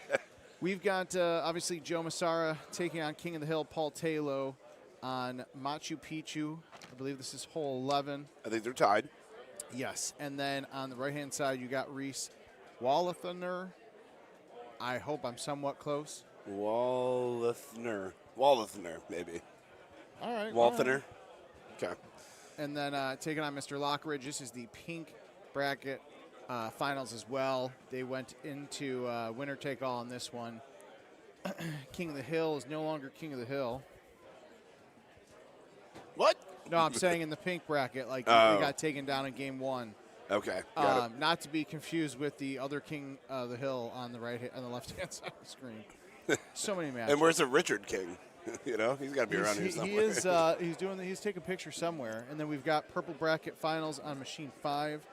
Yeah, it's LaChavo and Nate Webb. Yep. Saw that. And normally we would have them up on the stream, but because we've got a whole nother tournament that needs to get run, got to keep it moving. You got to keep it moving. You can't be mad at Steve for that. Absolutely not. It's a long 2 days anyways, right? Yeah, I want to say, Rachel said her and Paul got out of here at like 1 a.m. last night. Yeah, because I played Paul. Oh, okay. Yeah, it was like, I think we started our match at like 12:30, 12:20. I was very happy, nestled in bed by like 11:15 because I went 1-1 in purple and was like, goodbye. See y'all tomorrow. Bye, Felicia. DoorDash an ice cream shake and. Ooh, that sounds pretty good right now. Right? I'm sorry, Andy. It's a true story. I'll get you one tonight too if you want for when you get home at 4. You take it to the airport. Ooh, pretty good shot. I was talking to Jason Losiavo earlier, and I was saying, I don't know. Normally, like in the gold bracket finals, you could look and say, okay, so and so's been doing really well. Like I think they got it. I can't tell you who I think is going to win here because both these guys play so exceptionally well in such weird, interesting, unique, methodical play styles that just work. Yeah. Now, as somebody who played, these guys in the gold bracket, a little bit, what are you thinking? Well, I can tell you this. JoJo is who knocked me out. He chipped in on the first hole of Machu and did not make a mistake. And he burned about 6 cups at least. So, I feel like Barat kind of gave the match to Taylor, right? if I'm not mistaken. Yeah, there was a couple of bad, unfortunate mistakes there. So is it JoJo? I don't know, because Paul has been exceptionally well, and I don't know the last time Paul has been king of the hill. So, like, if Joe was king of the hill, it'd be one thing, but Paul being king of the hill makes me go, I don't know. Him and his damn chipping wedge. I know. Never touched that thing in my life, by the way. No. For the record. Ever. And he's just draining 60-yard chips with it like it's church on a Sunday. Oh, I knew that was going to be close. Right. I mean, it is Sunday. It is, yes, thank God it is Sunday. Said no one ever. Well. Except for you, Andy. Yeah. Travis. I got a long week ahead and a move coming up, so I need as much time back as I could get. Because I was talking with Jason, we're talking about, Florida and end of January. I was like, well, it's only a few weeks until 2026. And it's like, oh, wait, no, it really is. No, only like a few weeks. Yeah, yeah. There's no joke there. There's no punchline. The No. punchline is 2025 is almost over. It's kind of crazy to think. I can't believe it. I also can't believe it's not butter. I can't believe the Bears are still losing to the Packers. Last I saw it was 14-3. And I can't believe that nobody's holding out. And I yet. can't believe. See, that's exactly. They've been doing that. Packers are up 21-14 on the Bears. I kind of thought the Bears were going to lose because it's Lambeau. But I think they'll win the game at home, though, in 2 weeks. Yeah, I mean, we're still going to win the Super Bowl, so. Don't sleep on my boys, all right? That's all I'm going to tell you. Okay, well, I have a horrible memory, and also I wasn't there. So Kenny just told me that Taylor was king of the hill at the last tournament. Oh, well, good but information. That's okay. I wasn't there, and I was there, and I forgot. Yeah, so that's worse on you than me. Well, you know how it is. Like, once you get knocked out, you kind of don't pay attention. Right, and I wasn't there to get knocked out, so. But you were here to be Bubble Boy this weekend. Sorry, buddy. Yeah. Too late. Where's Ben? Bring him back, baby. Ben. All right, hole 15. This is apparently a full setup. And he's oh my God. Almost got it. I'm telling you. Look at Joe. Like, when you get Joe Massar to stop and go, the hell?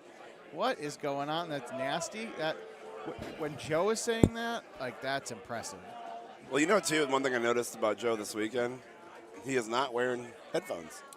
Yeah. That's a new thing for him, I believe. Yeah, and I don't know why. I think he was regretting that in the qualifier yesterday. Yeah, I heard he had a rough go. Not because of him or anything. Not a rough play. It was just very long. Yeah. Yeah, he was playing with a player that was brand new, played stock, never played in a tournament, which is good. Like, he learned a shit ton from Joe, but sure. When you're Joe and you're playing like that, we was talking about that earlier. Like, Joe plays so fast, Brock plays, more like slow and methodical. A little more methodical. Like it was like, how is it going to react to those? Yes, the Bears tied it up. No there you way. go, Andy. 21-21. Wowzer. Thank God. I will eat my words if that doesn't work. There's 8 minutes left in the fourth. Oh, boy, that's death. That is death. Oh, boy. I mean, he's losing one. Well, see what Joe does here. Joe's got to make sure he doesn't accidentally do the same or something weird. And this is not a fun win for this. It's going high. So I don't know this because I don't carry this club. I know Joe. I'm sure Joe does, but. Yep, right down the pipe. That's perfect. And the pink over here, I'm pretty sure other guy had a really nice tee shot, if I'm not mistaken. Oh, wait, no, never mind. It was the last hole.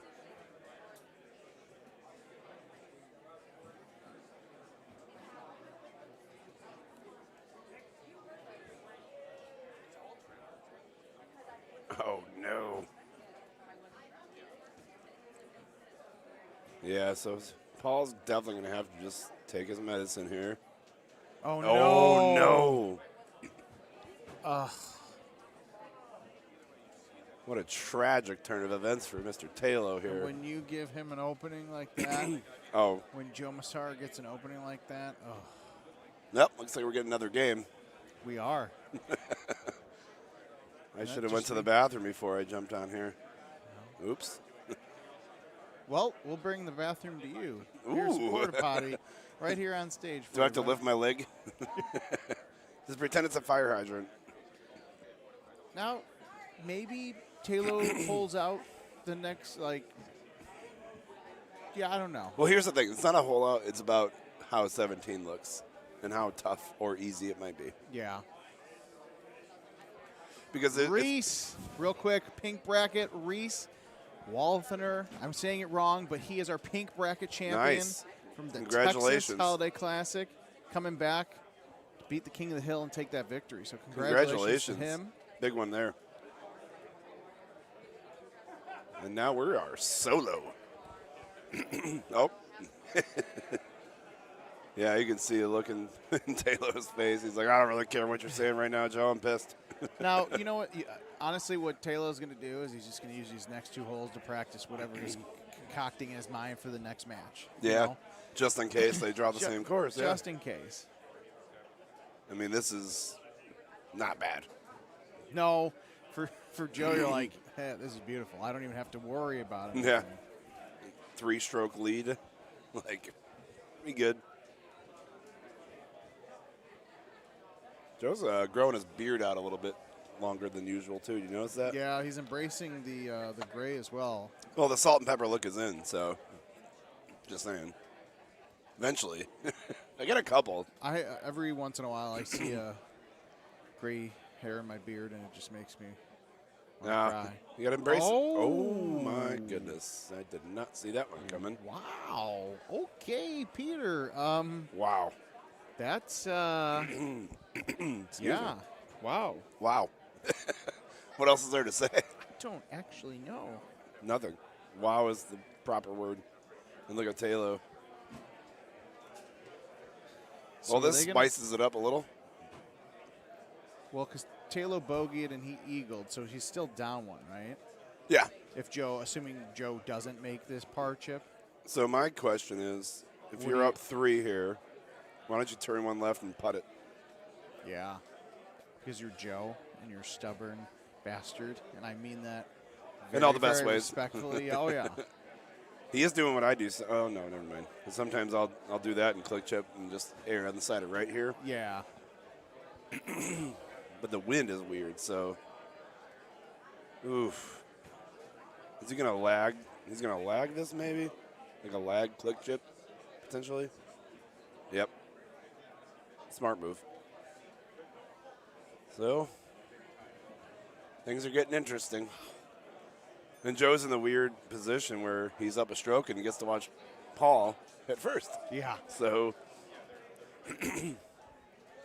thing is with Paul, though, it's like, he's going to play something weird, but so is Joe. So. And of course, Richard King doing his job there with the camera, and Joe turns around oh, shit. Not the part you want to see on the future documentary. This is too easy. Is it? This is Joe's game right here.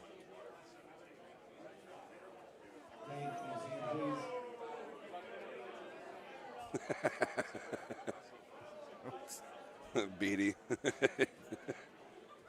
Wish he was here, but unfortunately the pup had a little problem the other day. And yeah. Best wishes to the pup for sure.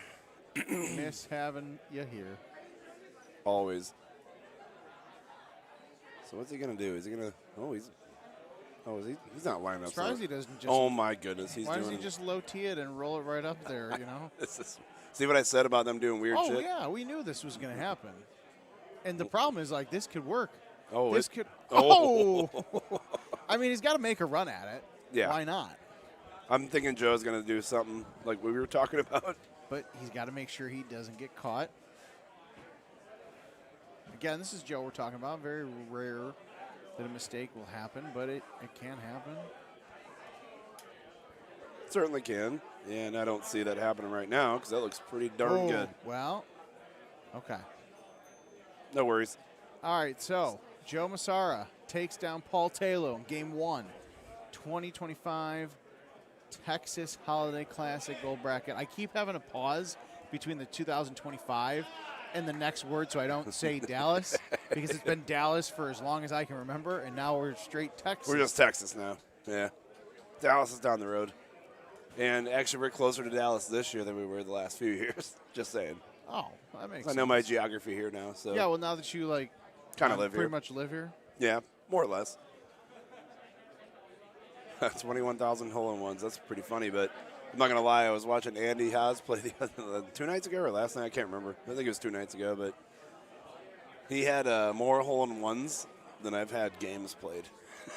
You know, pretty sure he was, like, live player number 6. I mean, I have like 39,000 something. He had 40,000 something hole-in-ones. Like, just insane.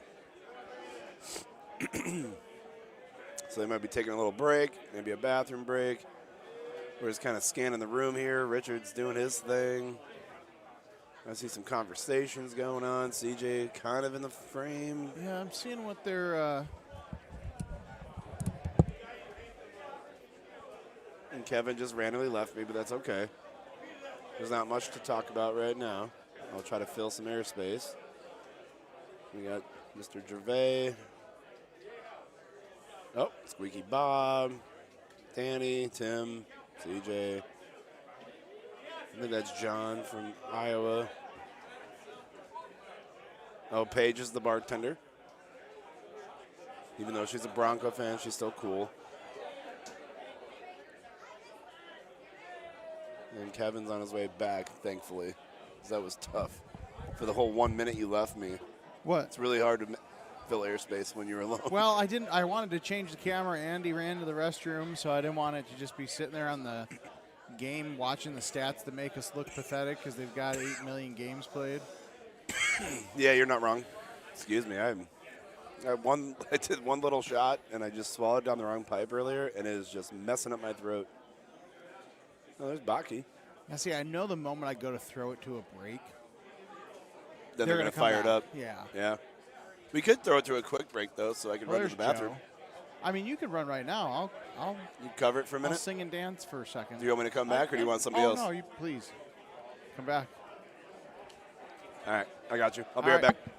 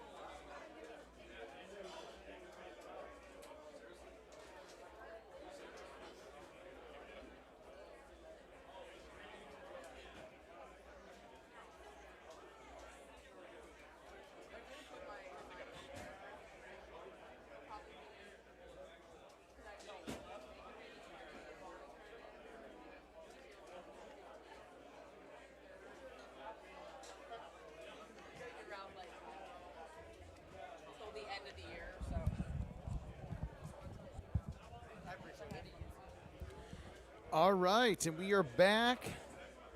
Gold bracket grand finals, as I'll call it. Back to our favorite course of this evening, Alaska Lakes. I don't know how these guys haven't actually run out of Alaska Lakes yet, because it feels like we've played so many of them. But Paul Taylor, King of the Hill, was taken down by Joe Massara in that last game. And you know what? To its credit, for determining our champion of the Texas Holiday Classic, you couldn't be mad at it being this course.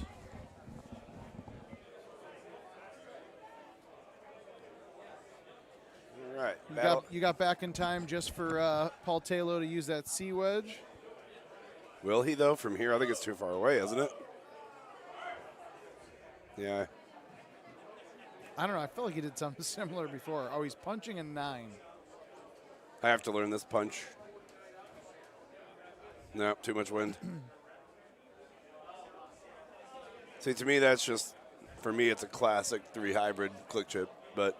See, for me, it's the classic 5 hybrid no click, just a regular old chip like we used to Oh, do you mean back in the day. like a long time ago? That was back when we weren't old enough to drink at the bar. That is true. Still not old enough to drink at the bar. I am 40 years old. Oh, my God. And I can go back and remember my first couple tournaments. I was not 21. That is impressive. That's right, Andy. Thank you. Until I take my hat off. I haven't shaved my head in like a week. Oh! He did the 8.5 there, too. That's pretty cool. I understand why he did that, for sure, but. I'm sorry, I was whatever got stuck in your throat apparently has. I transferred it. Sorry about that. Metaphorically, stuck in mine. My bad. Perfect. What I need for the end of the tournament. Well, that's why I got water. I needed to fix that. I thought that was throat. vodka. Oh, that'll be later when I celebrate my Top Gun win. There you go. I'll be celebrating with you because I took second place. My man. And without click chipping. Yeah, well, that's your own fault. Damn it, Green Bay's up 24-21. What do we got, 2-3 minutes? Nope. Nice, not I can't right read. update. That's fine. Thanks, Andy. Can't read that far away. With 3:30 left, we're all right, though. Just like Paul Taylor, the shot, it's going to be all right. All right, all right, all right. One of those is against me. Just saying, his history. So what's he going to do? I think he's going to do something pretty similar. But he's not going to go high. He's just going to ride it in there. Okay, that makes sense. Yep, just a little off in the left. Oh. What are we owing about over there? Said the Bears tied it up, but it was an old Google update, apparently. No.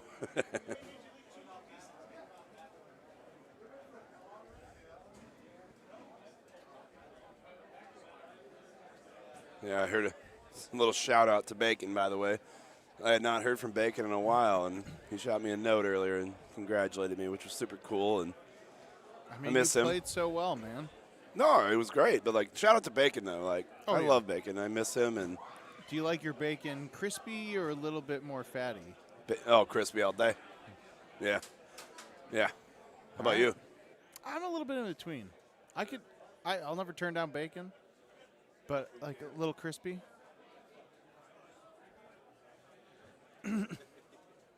So Andy must be a soggy, fatty bacon guy. That's not surprising. Aren't we all? Well, I mean, we are athletes, but just of a different variety. One of the girls last night said something about an athlete, and I chuckled. I'm like, oh, that was very nice of you to say. I think Jason may have won because he was up 1. He did. Jackie just ran up to him. Oh, I love that. So, big announcement here. Usually you drop this, but I might as well. Sorry we started, but Jason Lociavo or Lociavo or however the heck you want to say his name. And he didn't correct me. He never does. Well, he's too nice. I know. That's why he won. But he is a official World's Pass holder with a victory in the purple bracket today. So congratulations, Jason. Lociavo? Lociavo. I like Lociavo. And Joe Massara, meanwhile, in the gold bracket finals, just hitting fools out of the rough. Because why the hell not? Come on, down.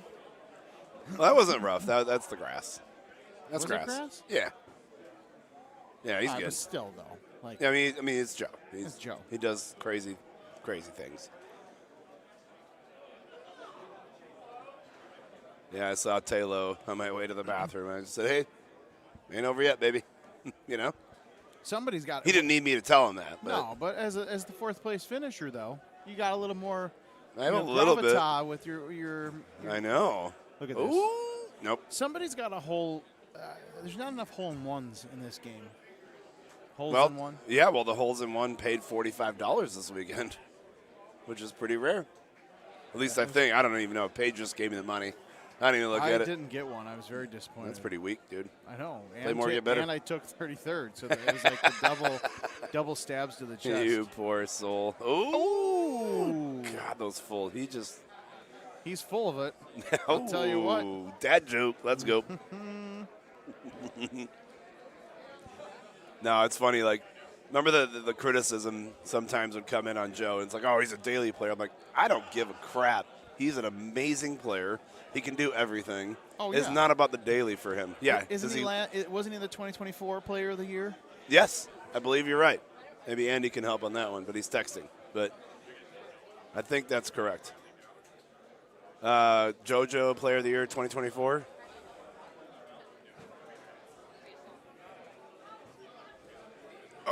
Oh, wow. Oh, okay. Year before, so 23. Same difference. And that was ridiculously, oh, my God. Oh, yeah. I had to look down because I was so, like, you know when you're watching a TV show and they're doing something embarrassing, you just like, oh, my God, I'm just crazy? Yep. That was me thinking, oh, God, is this going to drop in the water? Speaking of TV shows, I'm going to derail here for a second. That's much safer. Are you a Stranger Things guy? Oh, yeah. Have you caught up? Oh, yeah. Oh, I will not do a spoiler alert here, but I'm going to tell you guys, if anybody's listening that has not watched it, gear up. Oh, yeah. 'Cause There's only like 19 more hours left. I know. I binged it, too, the 4. I all on the same night. Separated it out. I couldn't do it. I wasn't planning to. Like, I didn't even turn it on until like 9:30 on Friday night after Thanksgiving. And I think I went to bed at like 2 a.m. And then you're like trying to go to sleep. no, well, I may have used a little something that's legal in Illinois as I watched and when I went to sleep. But, you know. Great show, though. I mean, I've watched some good ones over the years, like, you know, Boardwalk Empire, Breaking Bad, Better Call Saul, The Wire. Never saw The Wire. It's on Kevin, my you need to do that. I know. It's on my list. 24. I never watched that one. Oh, well, see, I'll watch The Wire when you watch 24. So we can make a deal? Yeah. That's what we'll do? Oh, yeah. How many seasons of The Wire are there? 5. Oh, perfect. There's like 6 or something of 24. All right. Fair enough. Well, give me something to watch on the plane. There you go. So I travel a lot, as you know. You're not going to watch back this hole out that Paul Taylor's about to get? I think this is a perfect little cut. You think he hung it out a little too far? Oh, no, he didn't. No. No. Okay, I thought he was going to pull back more. Okay. Understand why that happened. I was thinking the way I play, not the way Paul plays, so.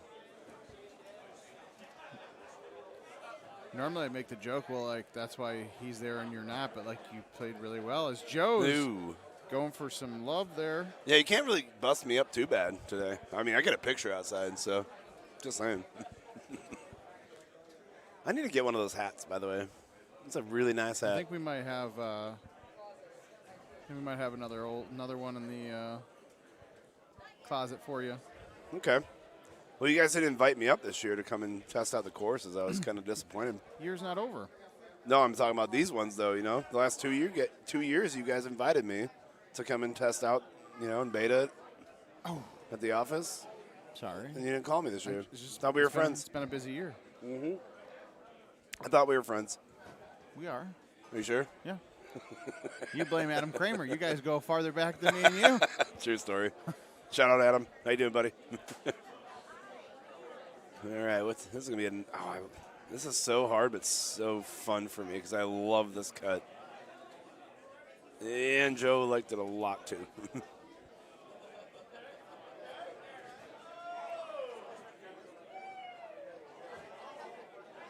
All right, we carry on, just like Queen says, "Carry on, carry on." I was thinking "Carry On My Wayward Son," but oh, Kansas, yeah, that works too. too. Ah! See what we did there. Okay, so do you go this way on here? With this setup, absolutely. I won't go that way. I'll just go between the trees, but the wind is going to be perfect. Every time I've been doing like just a big C3 around, just because I don't trust myself around trees. Yeah, I mean, I understand. Like, it's pretty easy though, either way. Yeah. Like, but that is absolutely like with the pin back there, and the wind is going to be relatively straight. Like, I think maybe Joe's going to. What's he going to do? Yeah, I think he's trying to figure out which way he wants to go between these trees. But you know what? Actually, I'll just shut up because it's Joe. Yeah, right. Yep, okay. He is setting up, I think. I don't know if I like that, but, I mean, distraction. GVK and Gervais watching.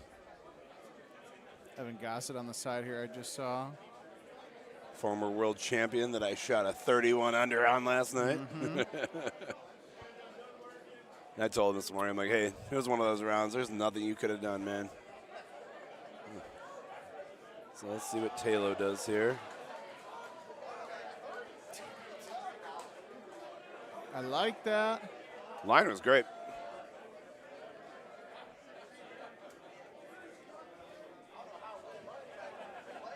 Ooh, update. Hot update for the Packer fans in the room or on the stream. I'm sure you guys are very happy people right now because they did what I expected them to do. Beat the Bears at Lambeau. Just saying.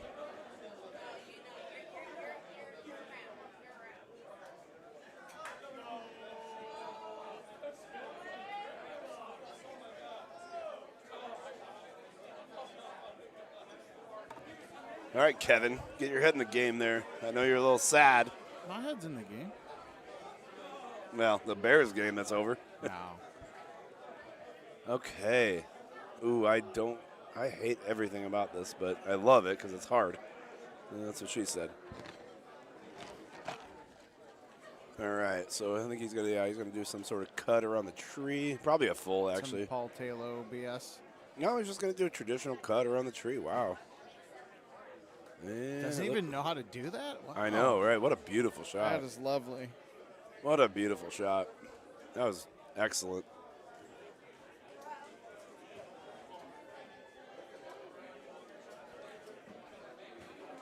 Now, I'm just really interested. Like, after Paul did that, it's like, okay, Joe. Here's the full that I thought. Full. That's the full I thought Taylor was going to do, to be honest. Something like that. I'm not good at it, but See, like every other person in this room would be thrilled with that shot, except Joe Massaro. Yeah, well. Like, it's not OT. He's got still got 9 more holes, but he's like, he beats himself up a little much, I think. Well, when you are a perfectionist, that's what happens. Yeah. When you're as good as he is, yeah, that's going to happen. And you're 14 and 14 at 9, so everything's going great for both of them. I think we're due for some fireworks here on the back 9. I would love that. Yeah.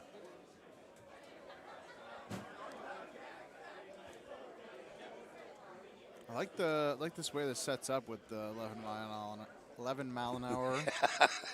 You want to say that again? I was speaking a different language. I couldn't tell you which one it was, but different language for sure. It was Lindsay language? Yeah. Talk about fireworks, though. I think we got a nice opportunity on this one. You're not wrong. You are not wrong. I expect at least one of these guys to point. Because they set themselves up exactly where they wanted. I'm sure of that. I don't shoot the 9.5. I've heard there's a value in that club this year, but it's not my thing. When did you get rid of the 9.5? Oh, look at that. Oh, not enough. Well, I said points, and he got 6 feet. But no, I got rid of that thing years ago, man. I haven't shot a 9.5 in at least 5 years. I don't change my club set anymore. Yeah, I don't either. that's the issue. And Little Joe. lengthy. Do I have to say it or No shotties there. I lengthy? said it for you. We didn't say that's what she said. You already got your. That's what she said about 5 minutes ago. I know, but I'm going to keep doing it every time you set me up. That's what I'm supposed to do. Did you notice I changed my name back this weekend, too? I appreciate that. I did see that. Yeah. I had to go back. It's the OG, man. 8 years. And it worked out. Yeah, actually, it worked out pretty well. Ooh, as a matter this of fact. is nice, especially for that plus. Yep, which I don't know that, but I know what it does. I just don't know how to do it. And I think he's going to be right. Yep. Great shot, but just a little right and short. So he's got the 7 hybrid. What she said? Ah, oh, man. Let's go. Proud of you, Kevin. Thank you. Oh, wow, a Oh, high 8 my iron gosh. with plus spin full with a 14 to the right. 118. This is ridiculous. So good. So good. Can I just say the words, do not compute? Because that does not compute for me. No. One damn bit. Are we doing a Calcutta? I think just Top Gun, so. though, right? Top Gun, yeah. Yeah, I remember that last year because I was Lil Gun. And there was no Calcutta, and I won the damn thing.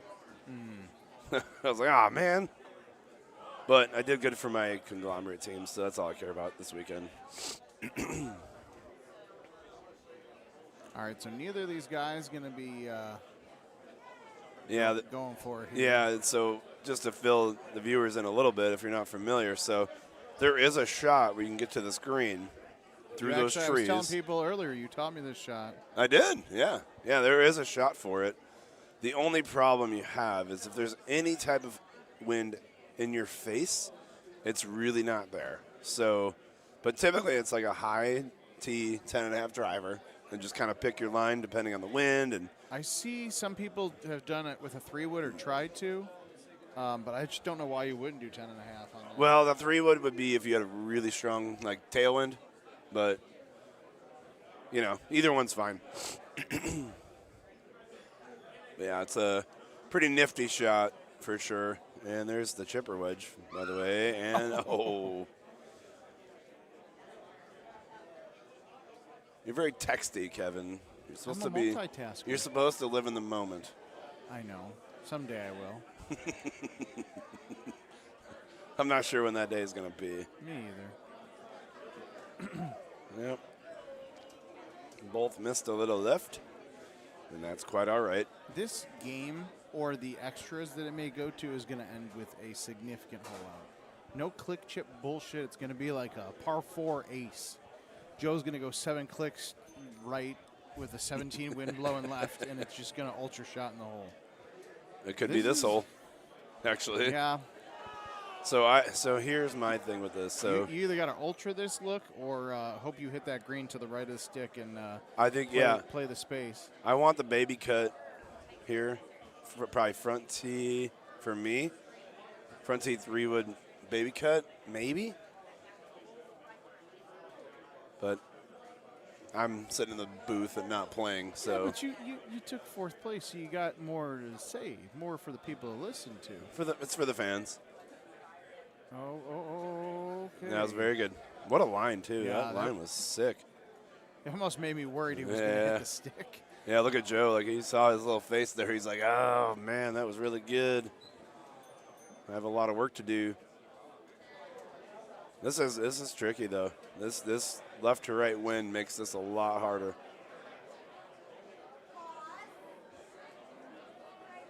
He's going to hit this like 140, 133.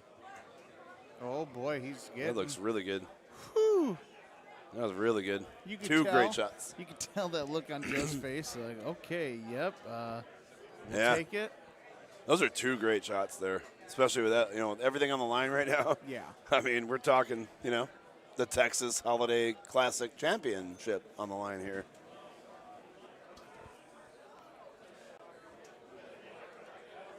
So here we carry on. This is what I call the gauntlet. Oh, sorry. This is what I call the gauntlet, by the way, 14 to 18. I consider this the gauntlet. I mean, honestly, you're spot on. I mean, it legit is a gauntlet. Even the par 3 here, like, this is okay. This plays into my strength, but, like, there are some other looks in this that are just horrendous. Like, Oh, is that okay? That's good. The camera was playing tricks on me. I was like, it didn't. I thought he was going short. You been drinking? No, I've literally stone cold sober. Ooh, I'm Stone Cold Steve Austin. I'm gonna drop some stunners on some people in the Top Gun. You are Top Gun. 15th or 13th. I have no idea what my number is. Do you have that bracket up? I do not, but I can pull it up. I don't really care too much, but I know I'm in there. You've actually removed your name from the database. Fine. We'll just go home and sleep then. Just kidding. I'll sleep tomorrow. I have to work no tomorrow. No sleep till Brooklyn. No sleep. Oh my goodness! Look at this! Look at this setup. That's juicy. Actually, I'm in 14th, and guess who's 15? Me? Yeah. No way. Yep. Wait, 15 plays 17, though, right? Yeah. Oh, we're so close. How many events did it take for you to get there? I was pretty much there after the 4th place in Florida. Yeah. So you had 3 or 4 events this year. Yeah. Whatever the max is. I think it's only they only calculate from 4, like your top 4. Yeah. Your best 4, yeah. Yeah. So they only have 3 total, but cool. The 4th helped, just like yours. Good. That's a great. Oh my goodness. Now is it gonna, stayed out of the crap. So that was a sick shot, though. I mean, this is a nasty look. Nasty. I wonder if Joe might try some sort of. I mean, I'm not a good full guy, but. Oh, cool. That's fine. Oh, that's not fair. I'm jealous. You? I'm jealous of that matchup. Is that good? Yeah, I mean, good for you, I feel. Okay. Compared to what I have. Are you kidding me? So I almost wonder if Joe's. No, okay, he's going to do that. I was going to say, I wonder if there's some sort of full. I'm not good at fulls. I'm getting better. I play with Jimmy Dugan a lot, and he's really good at fulls. Oh, yeah, from League of Their Own? Yeah, avoid the clap. Oh, no. That's a great shot. That is a great shot. He might be God putting. He had that 18-mile-an-hour wind. He used it to his advantage. Oh, and he missed the right, too, and he did all the hard work. So now Taylor was thinking, okay, like I wanted to make this anyway, but now the pressure is a little bit more on, I feel, because he can go up a stroke if he makes this chip. Oh, boy. He's going to think about this for a minute. For me, this is a 4-click sandwich bite all day. But I thumb my click chips. I'm not sure what I think Paul does too. 3. Okay, 3. See, for me, I would just pull the sandwich back and just toss it. Beauty. Done it. Beauty. Beautiful eagle putt or eagle chip there for Mr. Paul Taylor. Tough break for Joe. Yeah, he doesn't miss those putts.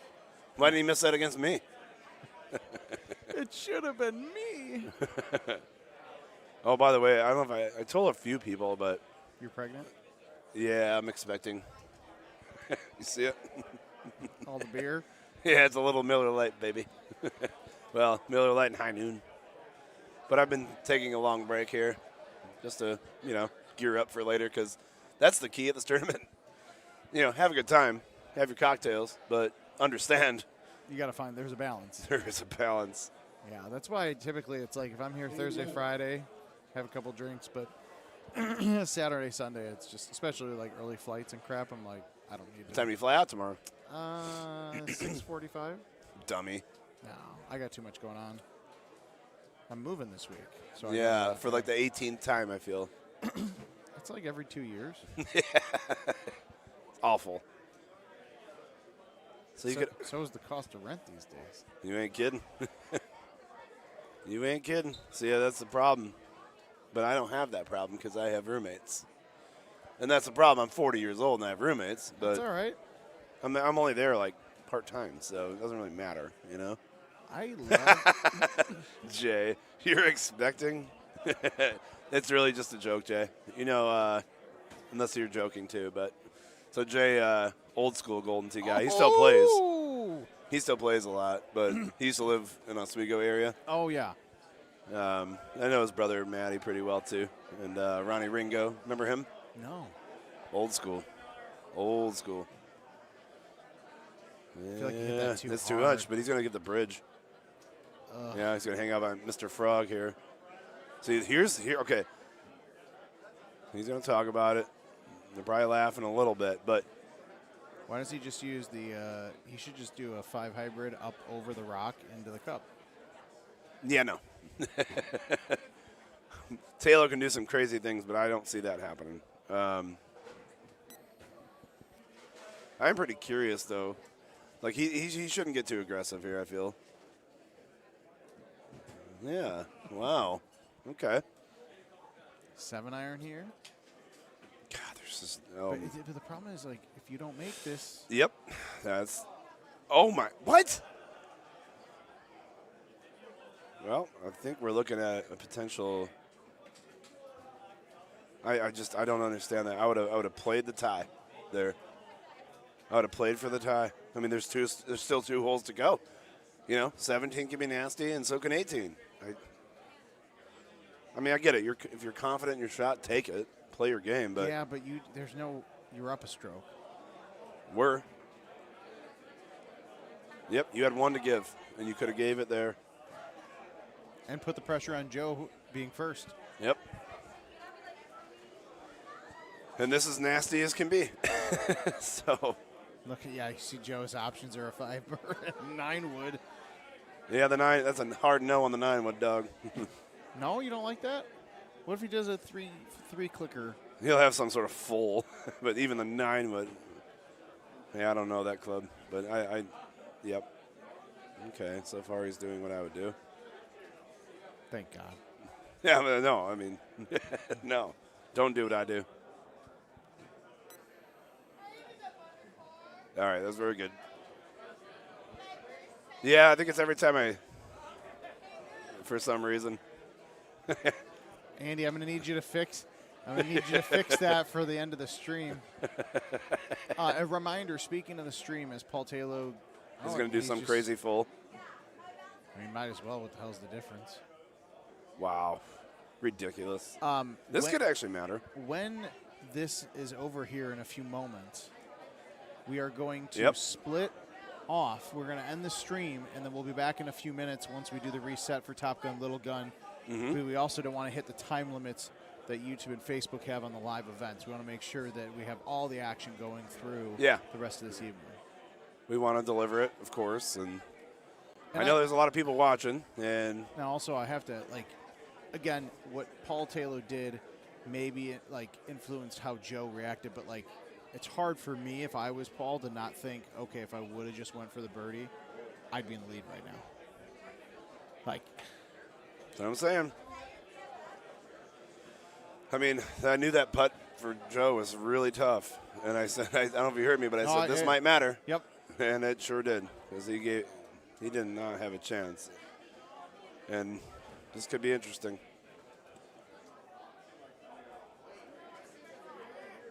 I guarantee he's doing something I don't know, but low fucking 7. Oh, I did it. Oh. Sorry. I am, but it's my stream. So no it's okay. drinks today, and he still did that. I'm just so excited. And he dumped it, I'm sure. Ugh, that wind is so nasty.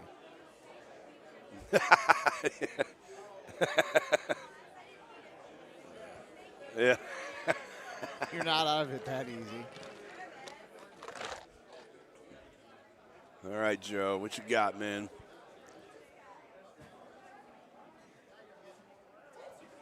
I mean, to me, it's just it's an A1. A1 steak sauce? Yep.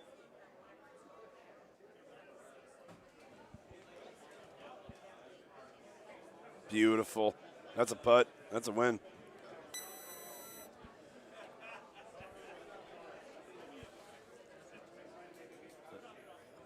Yeah, I guess so. It wasn't doing it before. But yeah, we're about to crown a champion here. Paul's going to do his thing anyway, which who wouldn't? Sounds about right. Oh, what a beautiful chip. Yep. Unfortunately, too little, too late. And we have a Joe champion. Massara, 2025 Texas Holiday Classic champion. Tough break for Paul Taylor, but still an amazing day for him. Yep, another podium, another tournament, another podium. And you know what? I think somebody on the chat just said you give Paul 501 odds, and he's always going for that on that chip on the par 5. No, and it's correct. I guess that's just the way I feel about it. You know, like the way I play it versus the way he plays it. No. I mean, two different guys, right? He's had way more podiums than I have, so I mean, world champion. What did he get? Second and third in the same tournament.